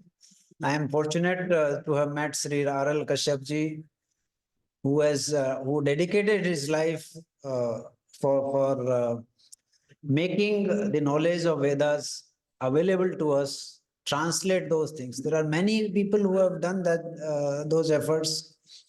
But still, what has been explained to us and what is available with us is still not the whole truth. It's like we exploring the blind people exploring the elephant, the size of elephant, and imagining that thing. So the whole truth is something different. When we say we ourselves feel and really appreciate that I am part of the Brahman, I am part of the Lord, I am part of the superpower, then only I can realize the immense potential of that nature.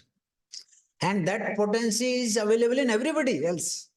So that way there is no enemy, there is no enmity, there is no competition. We can all exist and coexist in peace. That is what our gurus speak. That's what all religions speak. That's what the learned ones tell us to humans as to how to move forward. Today we are reinventing technology.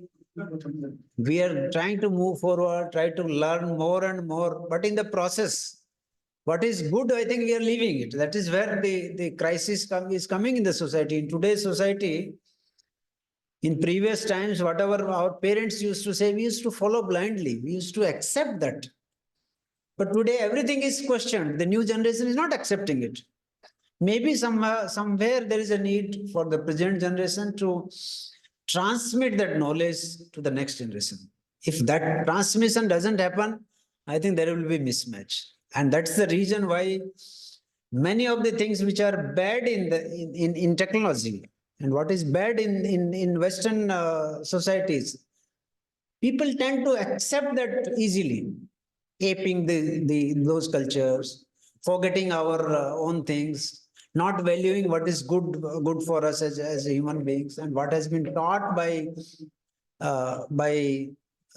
our people, say our seniors, our gurus, our rishis.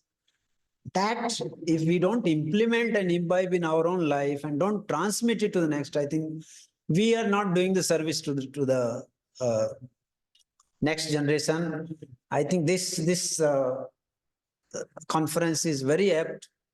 Sri Jagirdar ji and his team has put in a lot of efforts. I think this is the second program we are doing along with them from our university side. We are partnering with them.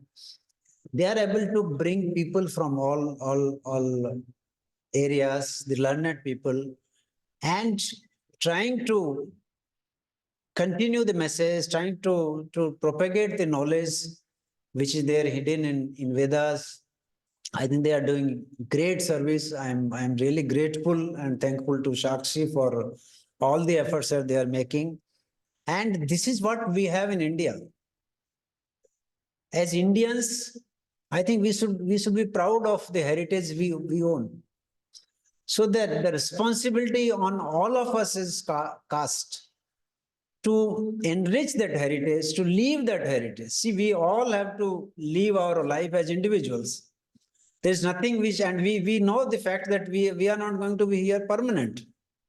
So if we know that fact, then whatever profession I do, wherever I live, on this pious earth, in this country, I should do my duty because there is no escape from doing duty. That has been told to us by Lord Krishna, that without duty nobody can exist. The world will not run.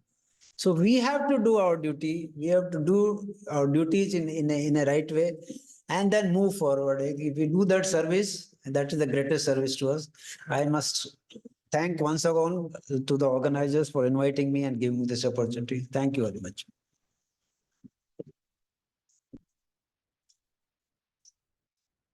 Thank you, sir. I think you can go through the wiki pages and the kind of work he has done. It's really inspiring. Thanks a lot for this. It's great to hear from you. Then I think you would have received this inspiration from Sri Aurobindo's Savitri. It's a complimentary book from Sri Aurobindo Society, Alsur branch. So this, I think we are blessed to have this. Even to touch a book, something written Savitri on that, it's a blessing. It's a really blessing. I don't know how many of us really feel the joy of having that in hand. Thank you very much. Now we have, next is Guruji Ramachandra ji to deliver his speech. May I request you?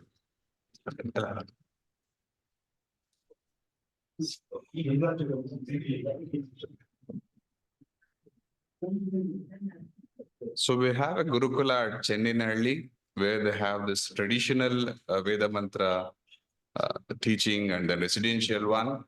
Then, as always, it's free. And then you should visit the Chennai. We have great scholars coming from that Chennai Veda Gurukula. And then he's also VC of S. Vyasa University, and then a great scholar. And you can hear that it makes, it will connect from deep inside. Thank you, Guruji. Please. ॐ अग्निर्मूर्धा दिवः ककुत्पतिः पृथिव्या अयम् अपागं रेतागुं सिजिन्वति. While chanting this mantra, that picture is very much visible to me, where Agni in its real spiritual form projected by Sri Aurobindo in his book called Hymns to the Mysterious Fire. Mystic fire. That is to be understood. What is that mysticism? Already it is projected by Yaska. Every mantra, it has many modes, because there are many roots. Every word has many roots. There are 2,000 verbs, original verbs in Sanskrit. No word is just took its form by their conversation and communications. It is called in Yaska's Nirukta and Nikshintu, everywhere that is the combination of Prakriti and Pratyaya. Pratyaya means prepositions, prefixes and affixes. And Prakriti, original root. So that this very lineage of unearthing those moods and roots of the Veda, it took new turn in these 2 centuries. That is to be understood here. That is why in this conference also our main focus is on the recent 2 centuries, where more and more unearthing, revealing, revelations took place. Revealing interpretation, that is on one part, that is one lineage. And on another lineage, it was revelations of new hymns. In this context, we have to understand. Vedas are like that. Rucha samani yajogumsi sahi shrihi amrita satam. Ruchaha Rugveda, samani yajogumsi Yajurveda. Just now you heard Shukla Yajurveda from Veda Vijnana Gurukula students. Its intonations, pronunciations, everything different. Probably here most of you are not acquainted with that recitation, with the style of recitation. That is Shukla Yajurveda. But in Dakshina Bhaga, southern part of Bharat, it is more and more Krishna Yajurveda. In this lineage, there are some roots to be understood by us. It was one root, Tiruvannamalai oriented. Another one root, it is Pondicherry, Aurobindo, Ashrama oriented. And one more root that is from north. Most of Rishis from north. Very interesting. But most of those Bhashyakaras and Vyakhyataraha, those who translated and wrote Bhashyam, They are most of them from Dakshina Bhaga of Bharat. Rishi Parampara flowed from north towards south. So Agastya brought that Vedic Sanatana Dharma crossing Vindhya and spread that consciousness, Vedic consciousness.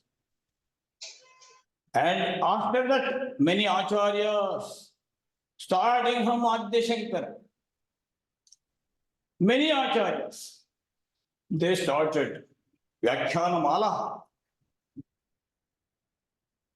That is how this lineage to be projected properly. So, Aurobindo Maharshi, guided by his Guru Lele, he got special vision. If it is just by emotions and intellectual exercises, that is only Vyakhyana, translation. That is where our so-called Western scholars, they erred.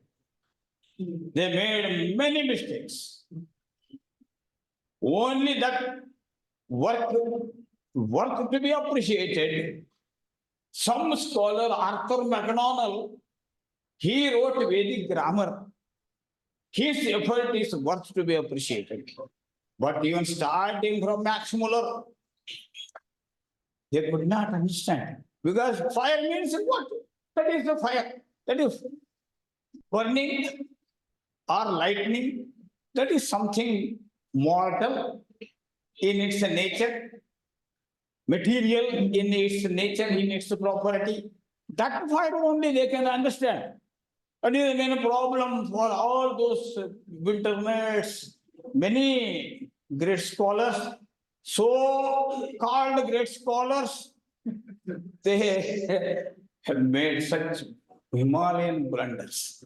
But more than them, here some people, they blindly followed them because they were attracted by that so-called Western culture. And whatever people want, Western people give some patting, we felt, oh, great. We were proud of that. But their translations, they are not bhashyas, they are translations. Mere translations. Makhi ka makhi, it is. But here you come to the original root of this great Rishi Parampara. So, inspired by both these two lineages, Ramana-oriented and Aurobindo-oriented lineage, someone great personality emerged. That is Kapali Shastriji. Kapali Shastriji even very much inspired by Kavya Kanthi, Ganapati Muni. So lineage is like that. Ramana Maharshi and Nayana, that is word given, name given by Ramana to Vasishtha Ganapati Muni, and his students, Kapali Shastri, Maharshi Devarata, etc. They took this responsibility of both Bhashyam and Veda Avishkar. That is very much interesting. Historically speaking, after Mahabharata, in the post-Mahabharata time, there is no mention is available that someone could reveal those mantras in his supramental condition, in his transcendental, supreme upsurge. This was very rare. It is not mentioned anywhere. Somewhere it might have happened in Himalayas, but it is not available. But Bhashya Parampara, that is very important in the post-Mahabharata period. Because Rishis, that is the real thing. Actually, we have to understand, Vyasa, Badarayana, he was the last Rishi. Rishayo Veda Drashtaraha, Vedokta Vratadharina. That is called Rishi. That is what Rishi is. So such Rishis were rare. But after Mahabharata, it was Acharya Parampara. Before that, it was Rishi Parampara. This particular understanding must be there for all those who have that faith and sense of acceptance about Veda and the Veda Parampara. Veda is so pure, it is just like Ganga. What Ganga? That purest water of Gomukha Ganga. Gomukha Ganga. That stream comes to this Gangotri.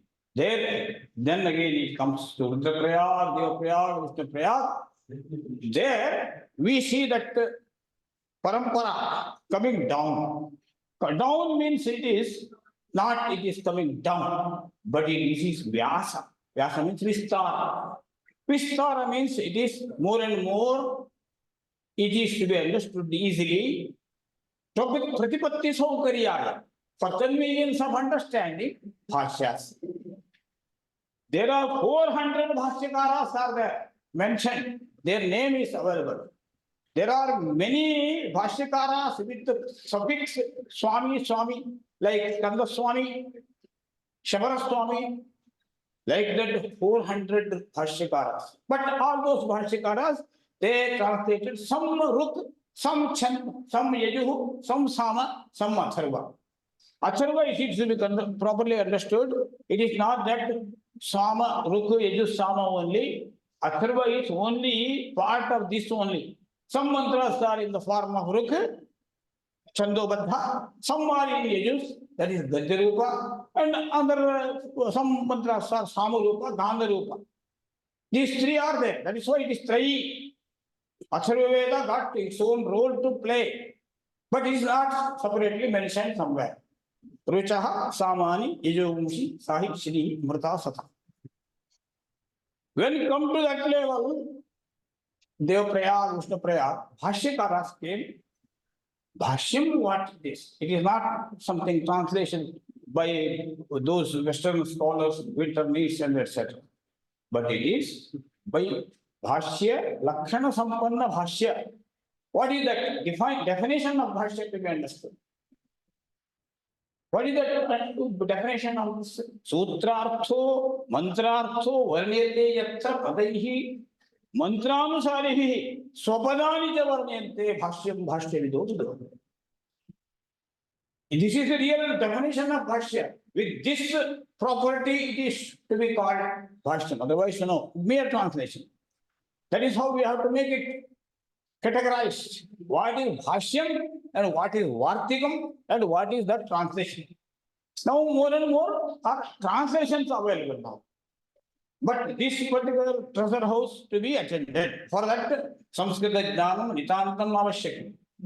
Even that Samskrita Jnanam only, it is not Sambhashana Sanskritam, Prabhashana Sanskritam. What is the Prabhashana Sanskritam? Hanuman says in Ramayana. Rama says about Hanuman.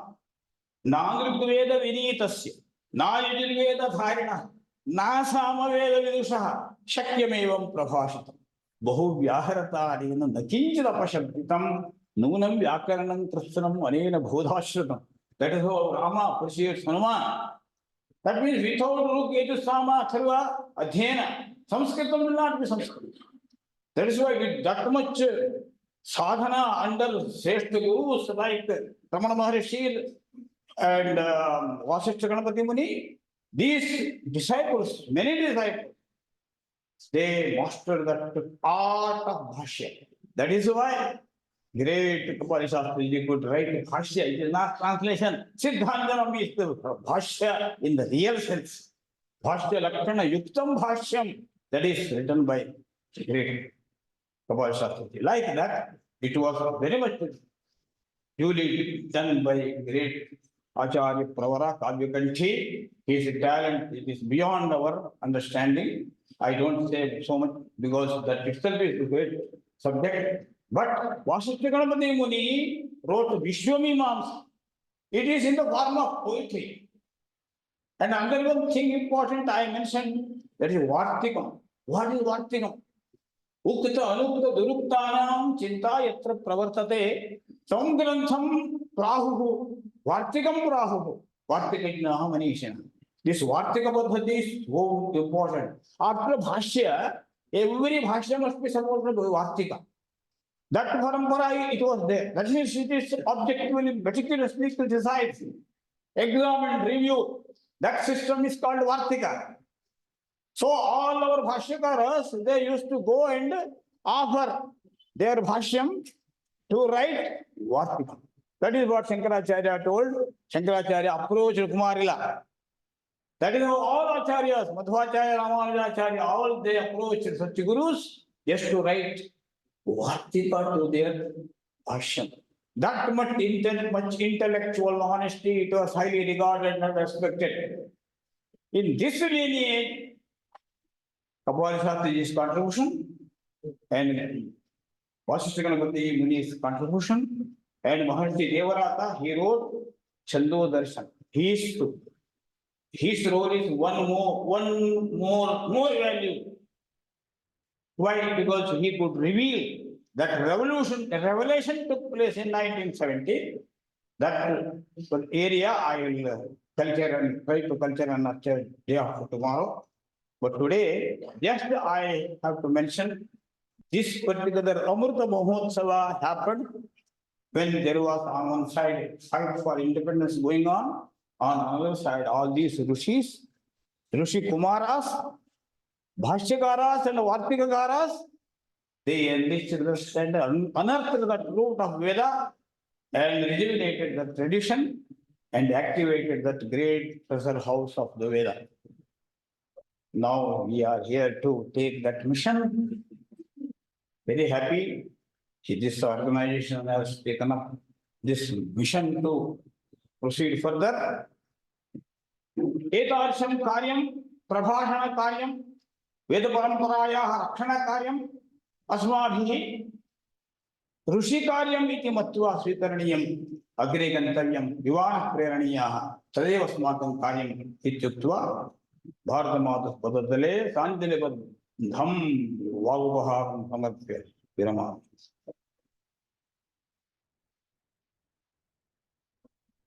Thank you, Guruji. We heard from Sri Ramachandra himself. Now we go to the next avatar from Venugopala. So Professor Venugopal has got a couple of PhD already in his kitty. Now he is pursuing his PhD in legal studies. And he is a former VC of Bangalore University. So, sir, please fill your lecture.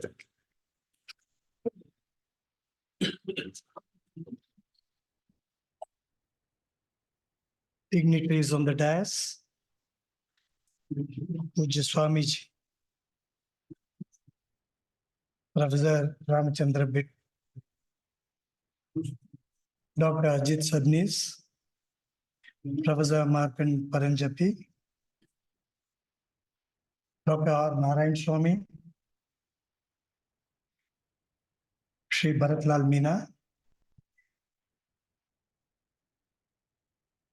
Dr. R.V. Jagitar.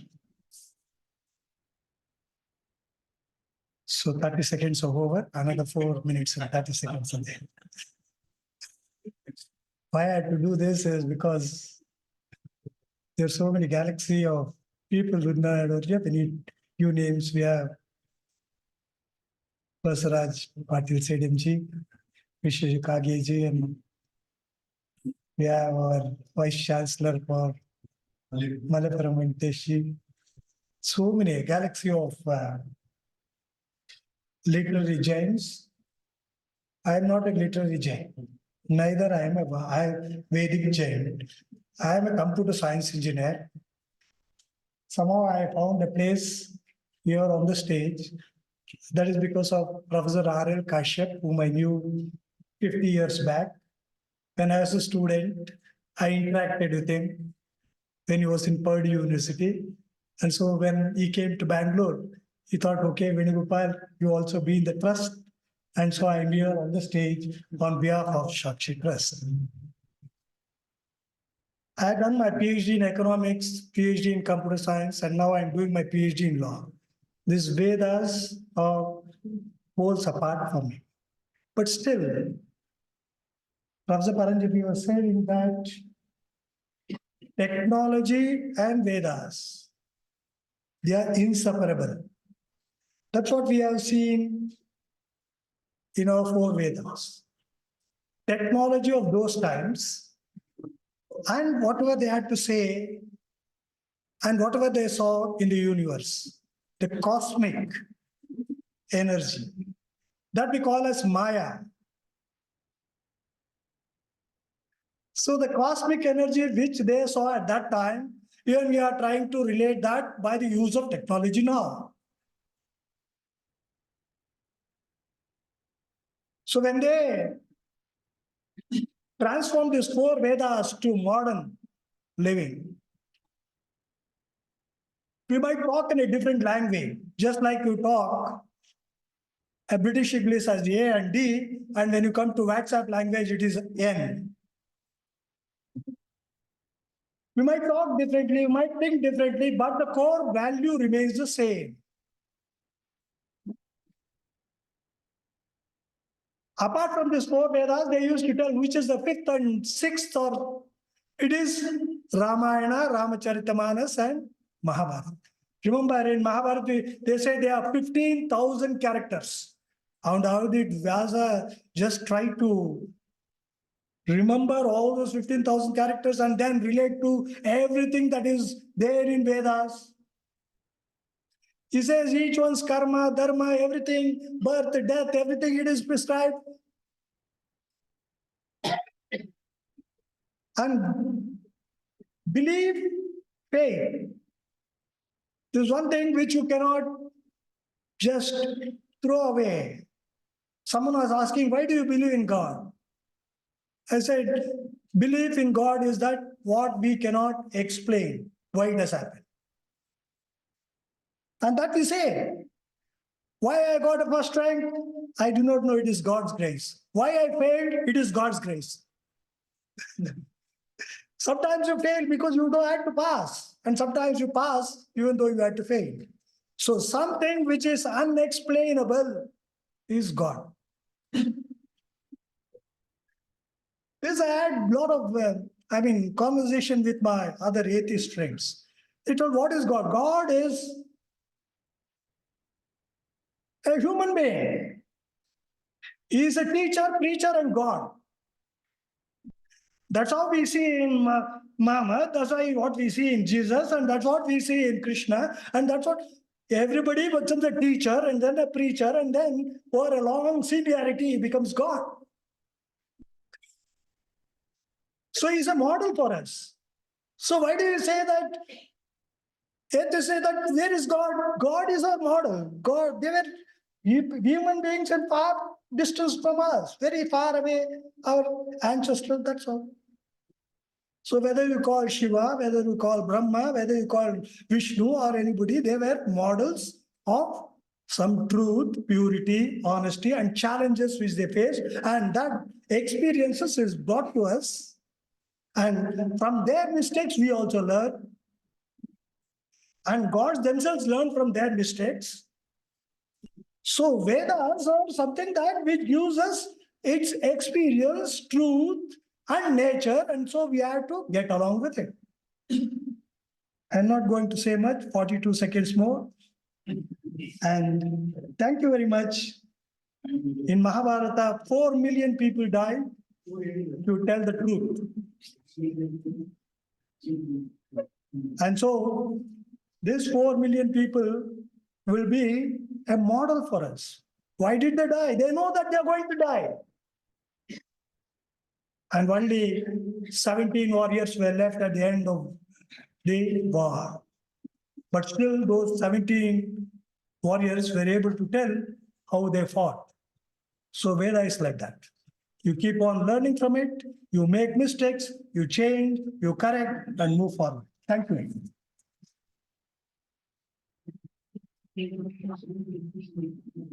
Thank you, sir. I was not wrong when I said that it's a Krishna after the Rama. So I was absolutely right. And then just to mention, in his entire service, starting from as a lecturer or to the VC to end of that, he has not taken a single day holiday, leave in his entire career, even during COVID days. He was in the campus, used to go to his department and used to work. So that's an inspiration. Thank you very much, sir. And now we have a book release of Yoga Mudra from Dr. Yogesh Vaikar. May I request Dr. Yogesh Vaikar, pediatric gastroenterologist from Nagpur, and then a great is a Revelations to come to this towards the stage. And then I request Puja Swamiji to release and then do the lokarpana of the book.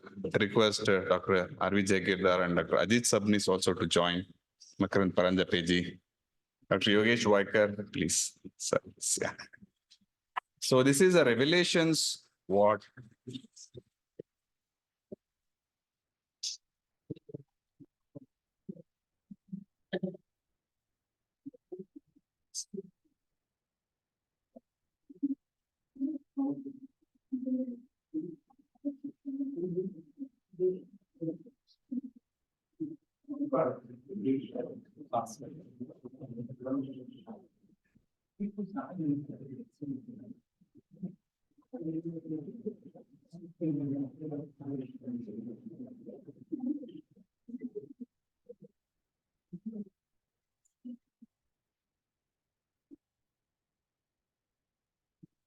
So this is Yoga Mudra, short self-revelatory review. All these are Dr. Vaikar's revelations. He has compiled Veda Samhita, Brahmana, Aranyaka, Mimamsa, and Upanishads.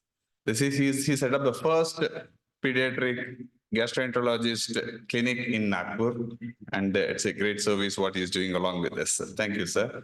Now, may I request Puja Swamiji to deliver the Ashirvachana.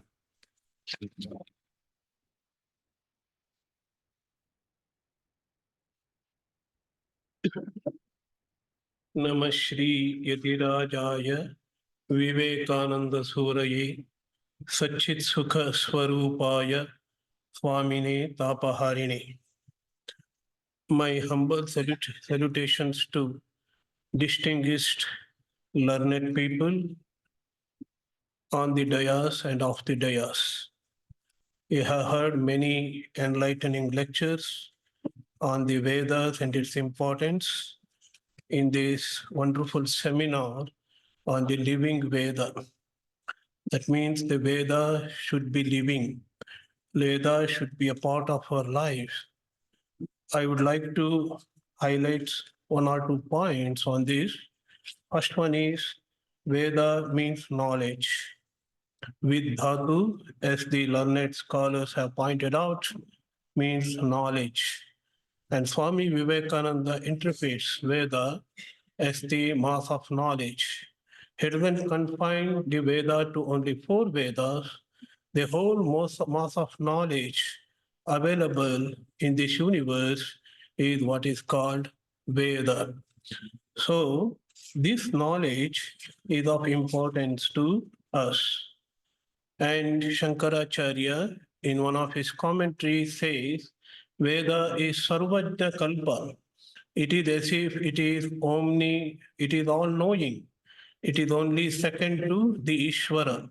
Ishvara is Sarvajna, and the Veda, which has come out of the Sarva Ishvara, is equal to Sarvajna in the sense it is all-knowing. We will get all knowledge out of the yoga.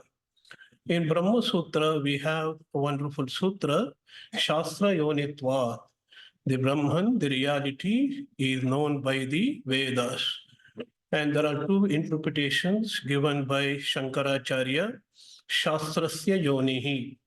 And the Brahman is the source of even the so-called all-knowing Veda. That means that is why the reality is called Brahman.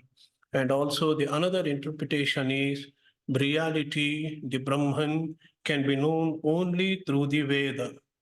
Because it is said, it is Apaurusheya. No human being has written it. The rishis have found the mantras. Mantras were revealed to them. Mantras were full of consciousness. Mantras are full of energy. Mantras are full of spiritual beatitude. And that is Vedas for us. So in fact, the Mimamsaka says Vedas are eternal, Nitya. They have not even come out of Ishvara. At least Nayayikas and Vaishashikas say in each kalpa, in each cycle of creation, in the beginning, Vedas come out of the Ishvara or the God. But the Nayayika, Mimamsaka says Vedas are eternal. the words of the Vedas are eternal. Because they are apaurushaya, the second point is Vedas are the means of knowledge. The ultimate means of knowledge is the Veda. And all the scholars of the ancient India have given utmost importance to the Veda because they are the ultimate authority of transcendental knowledge. The knowledge which we cannot derive from the senses, and that we get out of the Veda. So if you want divinity, divinity in different forms, the beautiful explanations, adhibhautika explanation. You have fire, the material fire, that is adhibhautika explanation. When it is used in the yajna, it gains transcendental importance. That is called adhiyajna. So the same Agni becomes adhiyajna. It will have a alaukika form in the yaga or the yajna. Then the same Agni is taken to be a deity, a devata, Agni devata. This is adhibhutika explanation. So we have several layers of explanation for each word of the Veda. Adhibhutika, adhiyajna, and also adhaivika. Ultimately, Vedas, in its Vedantic section, the Upanishads teaches the reality we are trying to discover in nature, it is ourselves. And Swami Vivekananda, in one of his statements, beautifully summarizes what the Vedas teaches us. He says, God is in nature. That is what the earlier Vedic sages try to find out. God is in the nature, in different forms of nature. But they later found out that God itself is nature. The nature itself is God. God is in the nature, becomes the nature itself. God itself is the nature. Next, they found out God is the temple of the human being, the body. The body itself is the temple, and there is inside, there is God, and God is within the temple, that is body. So God becomes Adhyatmika here. Adhyatmika means when it is related to human body. So we have beautiful explanation, transcending the awareness, transcending the consciousness from material level to the yajna level, sacrifice level, and then divine level. We find deities everywhere. Every form of nature has got its deity as the energy source.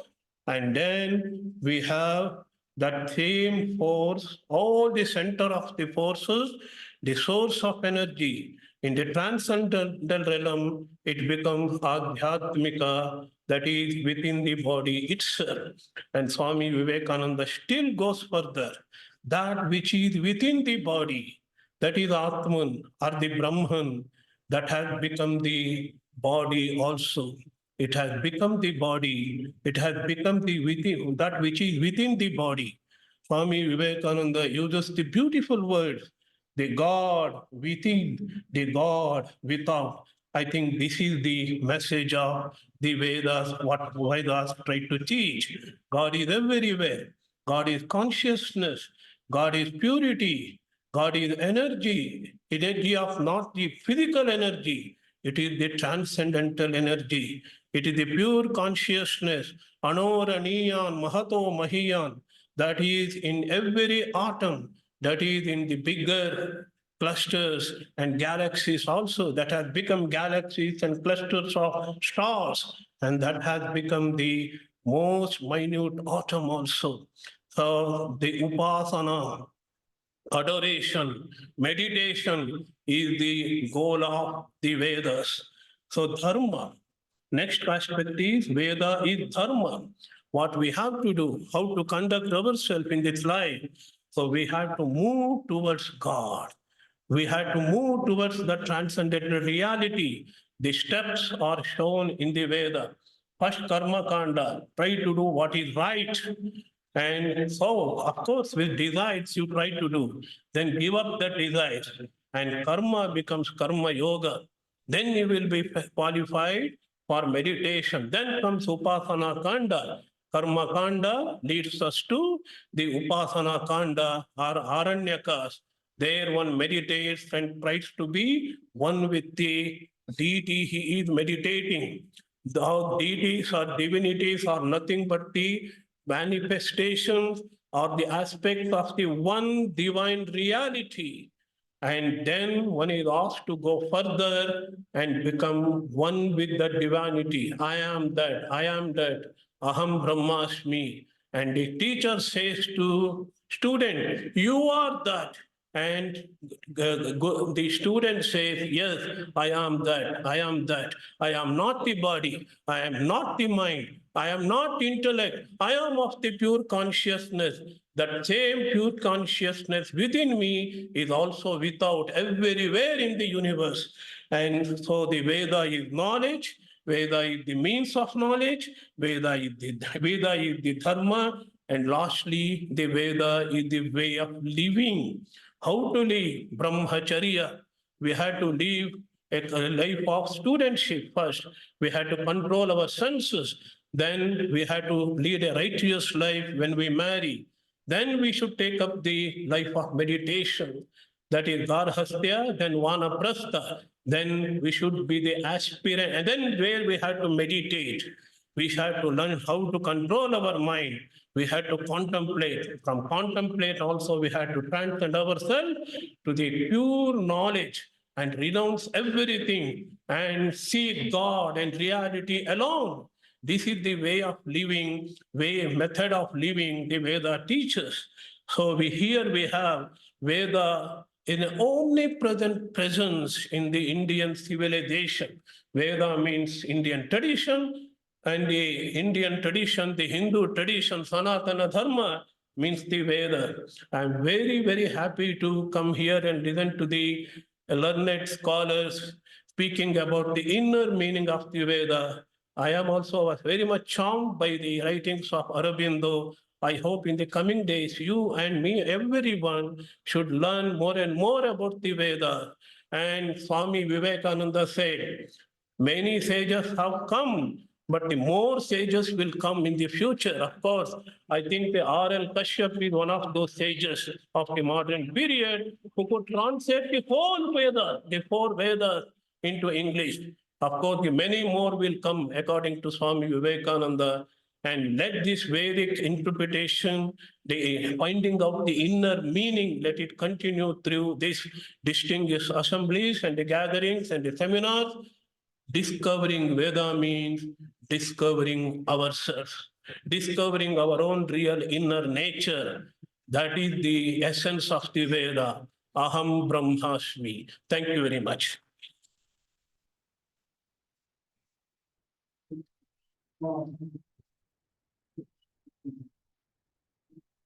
Thank you, Swamiji. Now we are 5:30. I think our speakers from US are already logged into the Zoom. So in that, we'll not have a break completely. So I request Dr. Jagirdas to formally give the vote of thanks, but this will continue. And then we have a snacks and coffee in the back. Those who want to take a break during that, we don't have to go together, can go from the back gate and then have it and come back. But we'll start immediately. This will continue. On the stage. Yeah, yes. Yeah, this is served on the back side on the stage, but this will be, then we'll have few instructions as well. Now this will continue. Please do not break. Let us continue with the same statement, sir.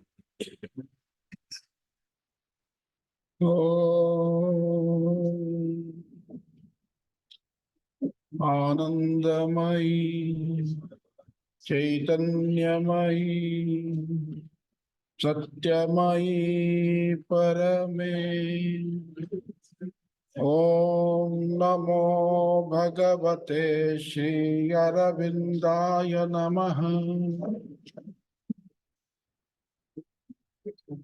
I would like to conclude this session in 2 or 3 minutes maximum, because I have 2 responsibilities. One is to introduce this book and extend a vote of thanks, which will take hardly 2 minutes time.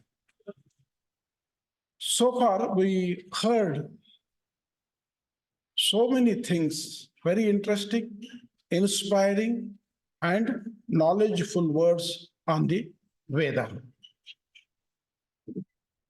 Veda considers life as a celebration, and all that is in the Veda supports the celebration of Veda. That is why we get the title for this conference as Living Veda. Veda is meant for experiencing, where intellectual pursuit ends, there the Veda starts. That means until we are immersed in the logical circus, we will not be able to understand the iota of the Veda. Only the experience makes us enter into the Veda. Sri Aurobindo says, Vedas are the bedrock of India, and that continues to be the bedrock of India forever. So, inspired by Sri Aurobindo's this statement and writing and the insight, so Sakshi took the mission of preservation, propagation, and research on the Veda knowledge. So, as a part of that, coming to know about Sakshi, the idea came to Professor Makarand Paranjape that we should have a conference and we should take further the Veda, which was intended by Sri Aurobindo. So we have started this. This book is released now as a part of this conference. This is Yoga Mudra, written by Dr. Yogesh Vaikar's Revelations. It is said that, including Sri Aurobindo, several Maharshis have said that still there are rishis. The recent rishi whom we have seen is Maharshi Daivarata. So mantras are revealed to the rishis, but the meanings are kept in secrecy.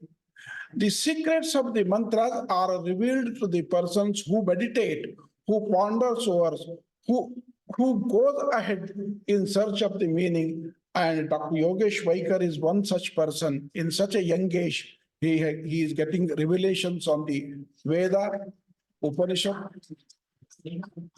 Aranyaka, Brahmana, and Yoga.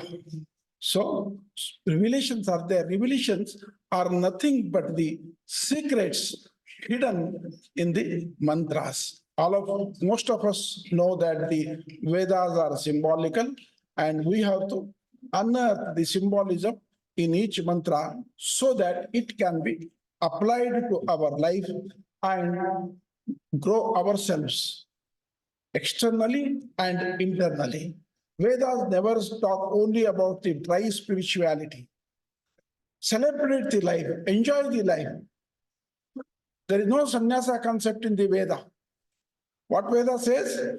Annam bahukurvitaha. Annam na nindya. So each of you, be enterprising, enjoy yourself to the extent that you should have enough to share with your fellow beings. It also cautions, ekaki naiva bhunjita. Don't enjoy alone. Share with others. Then only your joy is multiplied. So being so many messages of Vedas are inspired. In the Rigveda, first mandala, 10th sukta, first mantra says, Yat sano sano marhat. Bhuri aspashta kartam indram artham chetanti. So the acquiring of the knowledge in a fashion or in a style of the mountain one behind one. If you are standing in front of a mountain, if there are 100 or several mountains, you will not be able to see all those mountains. What one has to do? One has to climb this first mountain so that he will be able to see the next mountain. So that means knowledge or the experiences will not come on their way own. You have to strive for that. You have to put your best efforts there. Later on, it is called as Kayaka Samskruti. So if somebody is not involved in the work, or the fruitful work or the helpful work, he is called as a sinner in the Veda. And that message of the Veda was later carried out by Sri Basavanna of Karnataka, Kayaka Samskruti. That means that is a tapas. Working is not, nowadays work is equal to earning the livelihood. No, Vedas considers work as the tapasya, and through this tapasya only one can experience the God or the cosmic energies. Such revelations are Yogesh Vaikas. By reading Yogesh Vaikas, this 2-volume book, one can go through the revelations, and our experiments, our experiences can be tallied with his experiences, because each and every individual's experiences are different. Up to one stage, all the Shastras will take us. From that stage, it is our own journey. And there are so many experiences, as many individuals are there in the world. So to experience this, one has to read this book. And I am thankful to all those who are going to make this conference successful. As I told, I am thankful to Professor Makarand Paramjepe. He not only inspired me and Ajit Sabnis and various organizations to conduct this conference successfully, but he himself has involved, and he has made Jawaharlal Nehru University as one of the collaborators of this conference. My heartfelt pranams to Puja Swamiji. His message was very inspiring to all of us. I am thankful to him. All the way, Dr. Narayan Swamiji has come from USA. He is the greatest Veda lover. Where there is Veda, there is Dr. Narayan Swami. I am thankful to Dr. Narayan Swami. At the age of even 85, he is so enthusiastic to learn and teach Veda. To his credit, 2 books are here. And I'm thankful to him, and his better half, Saraswati Amma, has also come. She's also a scholar, and she supports in every way to go through the Vedic way to Professor Narayan Swami. In Ramachandra Bhatta Kote Mane ಅವರು first ಈ conference ನಾವು ಯೋಚನೆ ಮಾಡಿದ ತಕ್ಷಣ ಇದರ ಆಯಾಮ ಹೇಗಿದೆ ಮತ್ತು ಇದನ್ನು ಹೆಚ್ಚಿನ ಆಯಾಮ ಹೇಗೆ ಮಾಡಬೇಕು ಅಂದ್ರೆ, ಕರ್ನಾಟಕ ಕಂಡಂತಹ ವೇದ ವಿದ್ವಾಂಸರಲ್ಲಿ ಮೊದಲ ಸಾಲಿನಲ್ಲಿ ನಿಲ್ಲುವಂತವರು ನಮ್ಮ ರಾಮಚಂದ್ರ ಭಟ್ ಮನೆಯವರು. ಅವ್ರ ಹತ್ರ ನಾವು ಸಲಹೆಯನ್ನು ಸ್ವೀಕರಿಸಿ ಕಾನ್ಫರೆನ್ಸ್ ಮಾಡಿದೀವಿ. ಬರೀ ಸಲಹೆ ಕೊಡೋದು ಅಷ್ಟೇ ಅಲ್ಲ, ನಾನು ಕಾನ್ಫರೆನ್ಸ್ ಅಲ್ಲಿ ಇರ್ತೀನಿ ಅಂತ ಹೇಳಿದ್ದು ನಮಗೊಂದು ಬಹಳ ದೊಡ್ಡ ಧೈರ್ಯ ತುಂಬಿತು. ಅವರು ಬಂದಿದ್ದಾರೆ, ಅವರಿಗೆ ನಮ್ಮ ವಂದನೆಗಳು. ಭರತ್ ಲಾಲ್ ಮೀನಾ ಅವರು ನಮ್ಮ ಜೊತೆಗಿದ್ದಾರೆ. ಅವ್ರು ಹೇಳಿದ ಹಾಗೆ ಅವರ ಜೊತೆಗೆ ಅಂದ್ರೆ ಬೆಸ್ಟ್ ಇನ್ನೋವೇಟಿವ್ ಯೂನಿವರ್ಸಿಟಿಯ ಜೊತೆಗೆ ನಾವು ಮಾಡ್ತಿರುವಂತಹ ಇದು 2ನೇ ಕಾರ್ಯಕ್ರಮ. ಅವರ ಸಪೋರ್ಟ್ ಯಾವಾಗಲೂ ಇದ್ದೇ ಇದೆ. ಅವರ ಅನುಭವ ನಮಗೆ ಬೇಕು. ಈ ಅಡ್ಮಿನಿಸ್ಟ್ರೇಟಿವ್ ಅನುಭವ ಮತ್ತು ಒಳ್ಳೇದು ಎಲ್ಲೆಲ್ಲ ಆಗ್ತದೆ ಅದು ನಾನಲ್ಲಿ ಇರಬೇಕು ಅನ್ನುವಂತಹ ಅವರ ಮನೋಭಾವನೆ. ಮೊನ್ನೆ ನಾವು ಮಾತಾಡ್ತಿರುವಾಗ ಕೂಡ ಅವ್ರನ್ನ ಮಾತು ಹೇಳ್ತಾ ಇದ್ರು, ಒಂದು ಸಂಘ ಮಾಡ್ಬೇಕು, ಅದೇನಂದ್ರೆ ಒಳ್ಳೆಯವರ ಸಂಘ ಅಂತ. ಸೊ ಒಳ್ಳೆಯವರ ಸಂಘ ಮಾಡೋಣ, ನಿಮ್ಗೆ ಆಸಕ್ತಿ ಇದೆ, ನನಗೆ ಆಸಕ್ತಿ ಇದೆ, ನಾವು ಮೊದಲು ಶುರು ಮಾಡೋಣ ಅಂತದ್ದೇನ್ರೆ ಒಂದು ಯೋಚನೆ ಮಾಡೋಣ ಅಂತ ನಿನ್ನೆ ಹೇಳ್ತಾ ಇದ್ರು. ಅದಕ್ಕೆ ಸಹಜವಾಗಿ ಒಳ್ಳೆಯದನ್ನೇ ಹೇಳುವಂತಹ ವೇದದ ಬಗ್ಗೆ ಒಲವು ಇರುವುದು ಅವರಿಗೆ ಸಹಜ.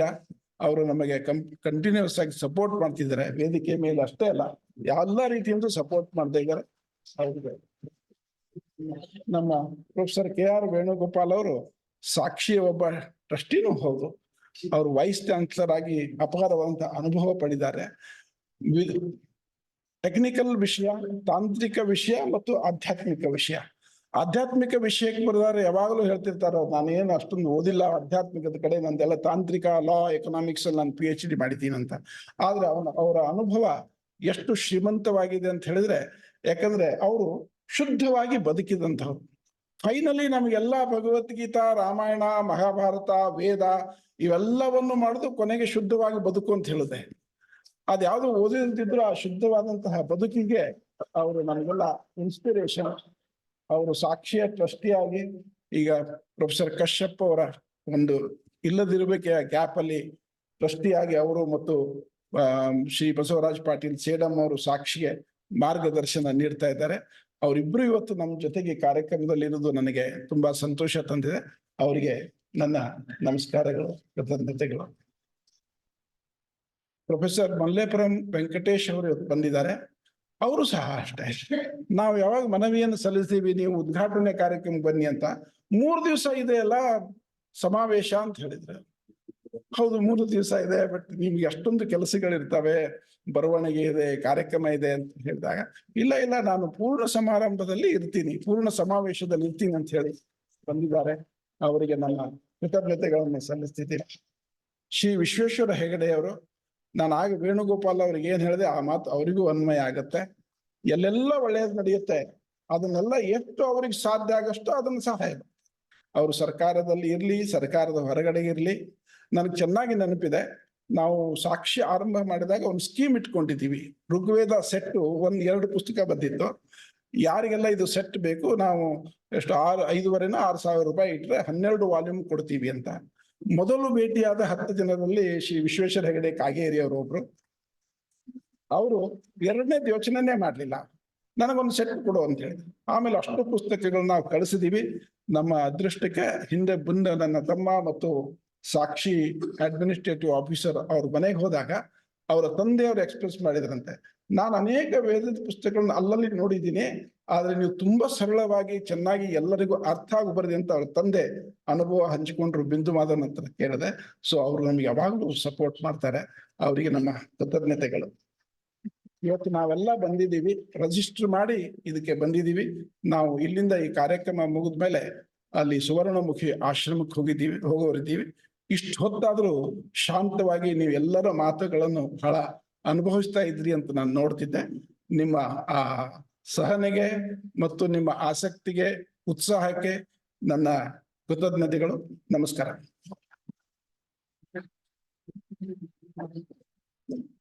Thank you, Dr. R.V. Jagir, the Managing Trustee. Sakshi, may I request all to be seated for a couple of minutes. It's formally concluding this. I request the dignitaries to relax. So most importantly, couple of instruction, then immediately we'll start with the session. Important instruction is, those who are not done the registration, please do it. Because it's very important. Those who are traveling to Swarnamukhi Ashrama along with us, make sure that you get your bus numbers and the room numbers, both, so that it goes seamlessly. Thank you. And then the snacks and the coffee is served in the back. In that gate, you have to go from the back to the stage towards that.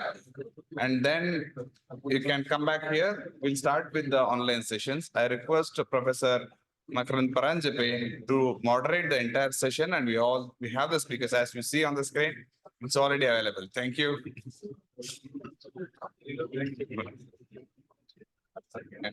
Yeah, we'll start. Yes. Please call the others inside also. Yes.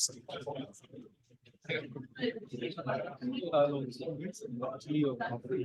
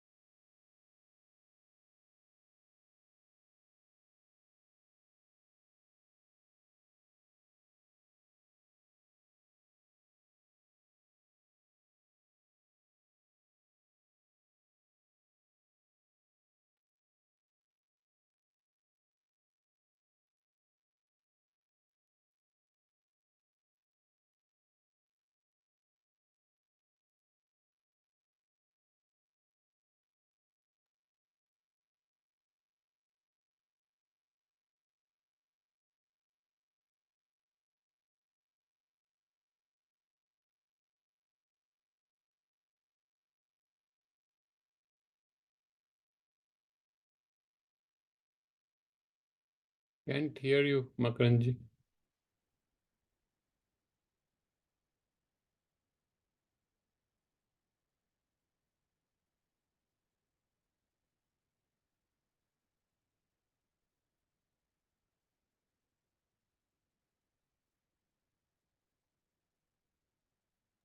Namaskar Parikshit ji, Namaskar everybody, Namaste. Namaskar Makaran. Namaste, Yeah.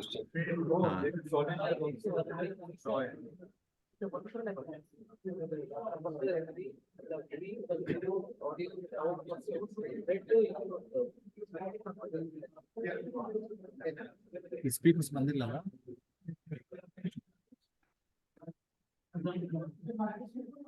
Ji, namaste. Both of them have joined, but nobody can hear me. You can't hear me? Still can't hear me? No one can hear me? We can hear you. Namaskar Vamdev, Namaskar. Good to see you. We can hear you. Parikshit ji, say something. Please say something. Something. Yeah, something. Perfect. Something is everything. You can hear me now? Yes, I can hear you. I can hear my own voice. It's an echo. So maybe we'll. I think we should get started. Especially because we're already running a little late. As usual, the inauguration, the inaugural session. Okay, sing the moment. The inaugural session spills on a little bit. Speakers land All our three distinguished speakers were joining us from US at the moment. We got to accept it.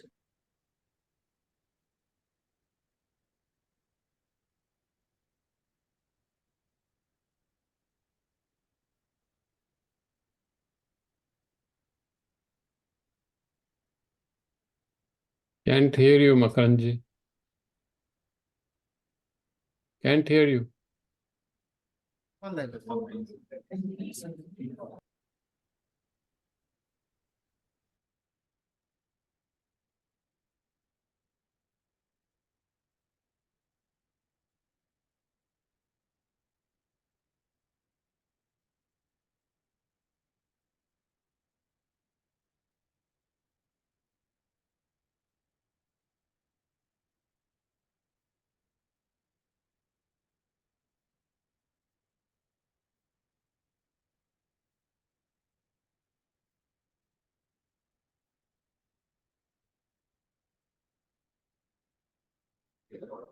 And you can move this one then.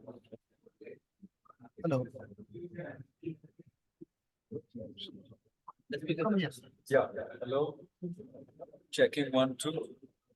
Let me move.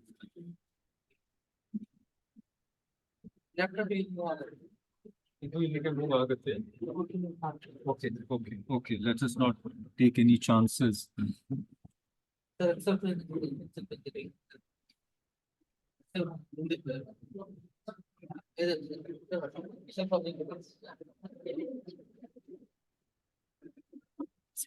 Okay, put me on.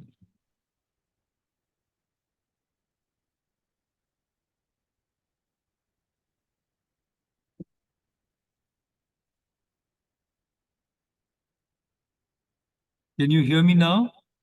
Yes. Okay, perfect. There's an echo, you can switch off. Thank you. Yes. Okay, you can, my face is not visible though at all. It's coming. It's coming? It's coming. Okay, not to worry. Anyhow, a very warm and hearty welcome to all our three distinguished speakers from the US. I'm personally very grateful to each of you for making it possible for us to listen to you live. It's a very early hour over there, I know, and we have three speakers in 3 different time zones, Eastern time, Central time, and Mountain time. So I'm deeply grateful. You can't see me doing a namaste to you yet, but I am doing it. You will see it eventually. A very brief few words of welcome as well as introduction. To begin with, Dr. Parikshit Singh. He is a physician, an internist, an entrepreneur, a poet, and I would say certainly a visionary. He's also the author of 2 new books, one on Sri Aurobindo and the Renaissance, and the other on Sri Aurobindo and philosophy. He is also the author of the book, The Veda Made Simple. The book is, I think, either published or in print just now. And I will introduce each speaker just before they give their talk. But before we begin, I just wanted to say that the original idea of doing this conference on the modern interpretations of the Veda was actually Vamdev Shastriji's. He said, Makarand, you must do this. And that was when I was the director of Indian Institute of Advanced Study. For some reason, we couldn't do it then. And that was 7,500 feet close to the Himalayas. This is 3,000 feet just south of the Deccan Plateau. Sometimes we have to descend a little bit before we ascend. And it's also interesting that the rishis, it would seem, our tradition tells us, come from the north, but the bhashyakaras are usually from the south. So with these few words of welcome and introduction, Parikshitji, over to you. You will be speaking on the Vedic science system and symbology. In fact, it's also about the semiotics and semiology of the Veda. Go ahead, all yours, sir. Go ahead. Thank you. I'm very honored to be invited in a conference that that is the beginning of our whole culture, civilization, and a lineage of great beings, rishis who started this. And then being, of course, with two of my favorite authors, Dr. Subhash Kakin, Sri Vamdev ji. So it is a great joy for me. I thank you all. Whatever little I know, I'm happy to share. The research that I have done was through philosophy, through structuralism, semiology, and then I came with, of course, Sri Aurobindo's grace to the science systems and symbology of the Veda and the linguistics. Veda is our first language system of humanity. And it is not only our first language system, it is a complete linguistic system, a complete system of signs and messaging. The codes that are hidden in the Veda are of tremendous significance. But the sign systems create a complete structure, which in our modern systems of philosophy we call semiology, which is a science of signs. But we will not talk too much about the theory of the signs, but maybe look at how practically the Veda brought these together in a vast compendium, a Samhita of explanation, esoteric wisdom, hiding while showing, revealing while concealing the great knowledge that our rishis had found. So the process of semiology usually takes a sign, and a sign indicates something else. So it's called a signifier and a signified. This is the modern understanding of signs. However, the Vedic system of signs goes beyond it. As David Frawley has written in his book beautifully, the message that comes is the sound, symbol, idea. They come together. It is not an isolated verbal or linguistic sign or a visual sign. The three come together in the Veda. What this does is it opens a multi-dimensional experience. The other aspect of this sign system of the Veda is it goes below the verbal level to the level of the root sounds, as Sri Aurobindo has explained, the Bija Dhvanis. And the Bija Dhvanis, the great quality of Bija Dhvanis is they're not intellectual, they're not mental. Each sound has its own guna, or which may be called, translated into character or quality of that sound. Now, each sound having its own guna takes us to a level of experience that normal language cannot give us. That is the beauty of Vedic Sanskrit and the entire compendium of Veda. Sampadanand Mishra ji has shown that Sanskrit creates a complex and complete linguistic system. And since Sanskrit, the classical Sanskrit comes from Vedic Sanskrit, the same concept can be taken to Vedic Sanskrit. But in the Veda, it is not just a linguistic system, as I have discussed. It is also visual imagery. It is also auditory symbols, along with the other senses that are involved, including the olfactory and the gustatory. So Veda has been called a multimedia experience by modern researchers, especially Jamieson and Brereton, and it was our first multimedia experience.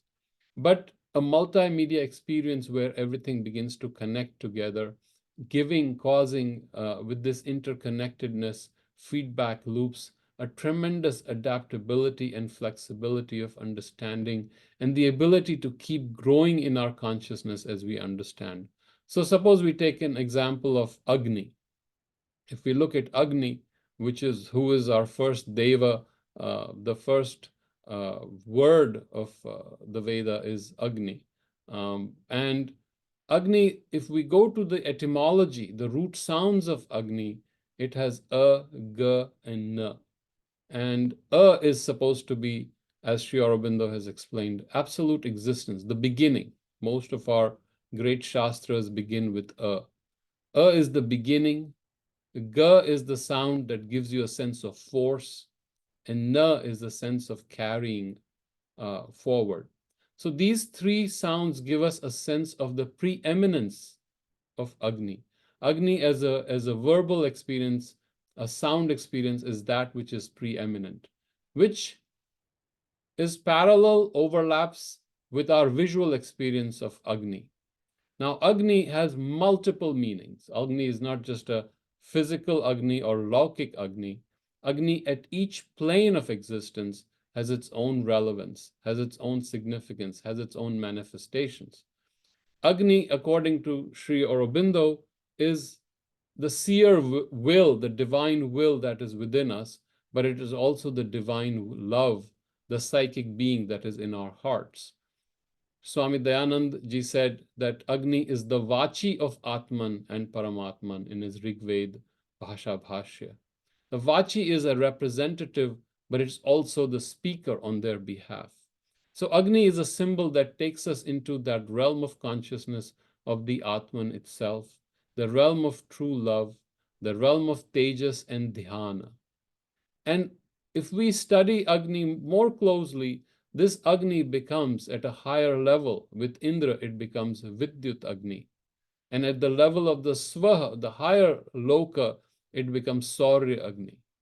And this Agni doesn't just go ascend upward, it is also hidden in the physical, in the Adri. And the myth of Vala tells us about how Indra, with the power of the mantras, releases the sun that is hidden within the rock.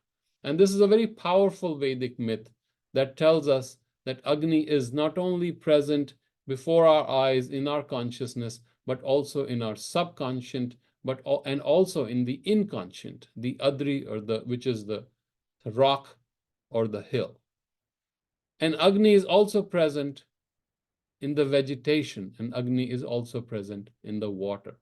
Now, if we meditate on the symbol, just the poetic power of the symbol, that Agni is at every loka, 7 regions or realms of being that exist in all of us, because we are not just one isolated part, we are a spectrum of consciousness, as Vajrayan Buddhism tells us. We are layers and layers of consciousness, and each layer itself has multiple dimensions. Then we can see how the beautiful symbol of Agni is alive, manifesting in each realm. Agni is the Surya Agni. Agni is the Vidyut Agni. It is the Bhautik Agni. It is the psychic Agni in our hearts. It is the Agni in the Shila. It is in the rock in our bodies. Now, using this symbolism, if we go further into it, we will see not just a visual connection of each loka, we will see a connection of the root sounds or even the seed sounds, the bija dhvani. And that's where it becomes even more fascinating.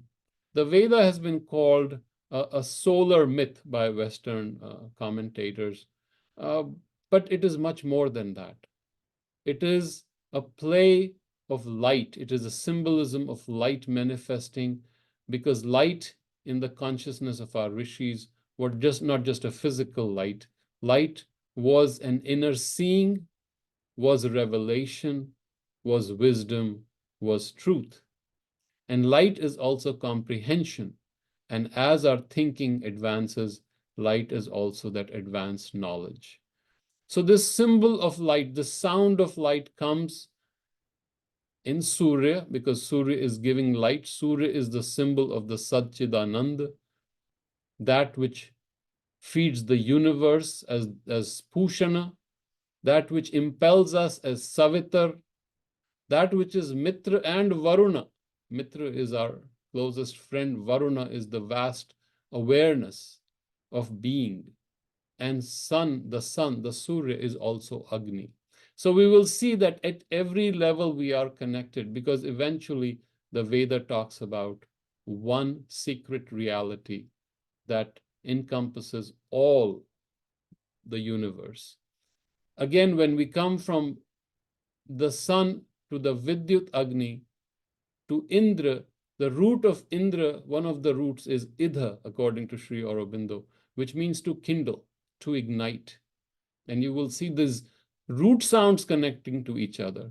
Deva again means light, from which the word Deva comes.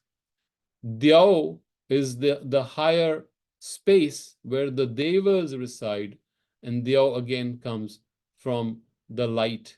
And so again you will see Agni and Deva connecting with each other, connecting with Idha, which is Indra. And Agni will also connect with Usha, which is dawn.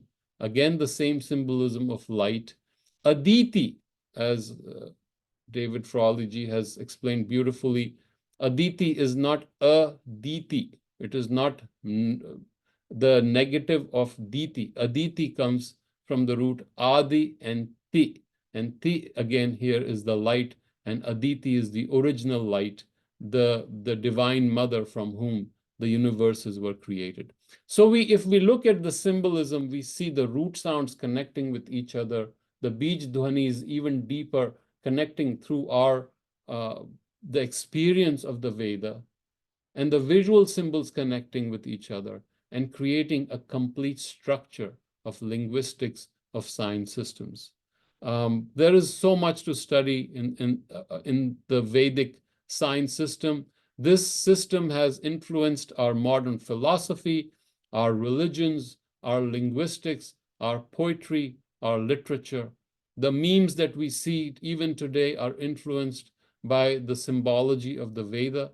When we study, when we read the Kabbalah, and we see that there's a divine spark that is in each human being, and that connects us all into one. Again, the same symbol of light. And Sri Aurobindo said that the Veda had influenced all the religions, including Judaism, Christianity, of course, where we talk about the Pentecostal fire, where we talk about Moses experiencing the burning bush, again, the symbol of light. And in Islam, we see the same symbolism carried forth, Nurun ala Nur, the light that is beyond the lights.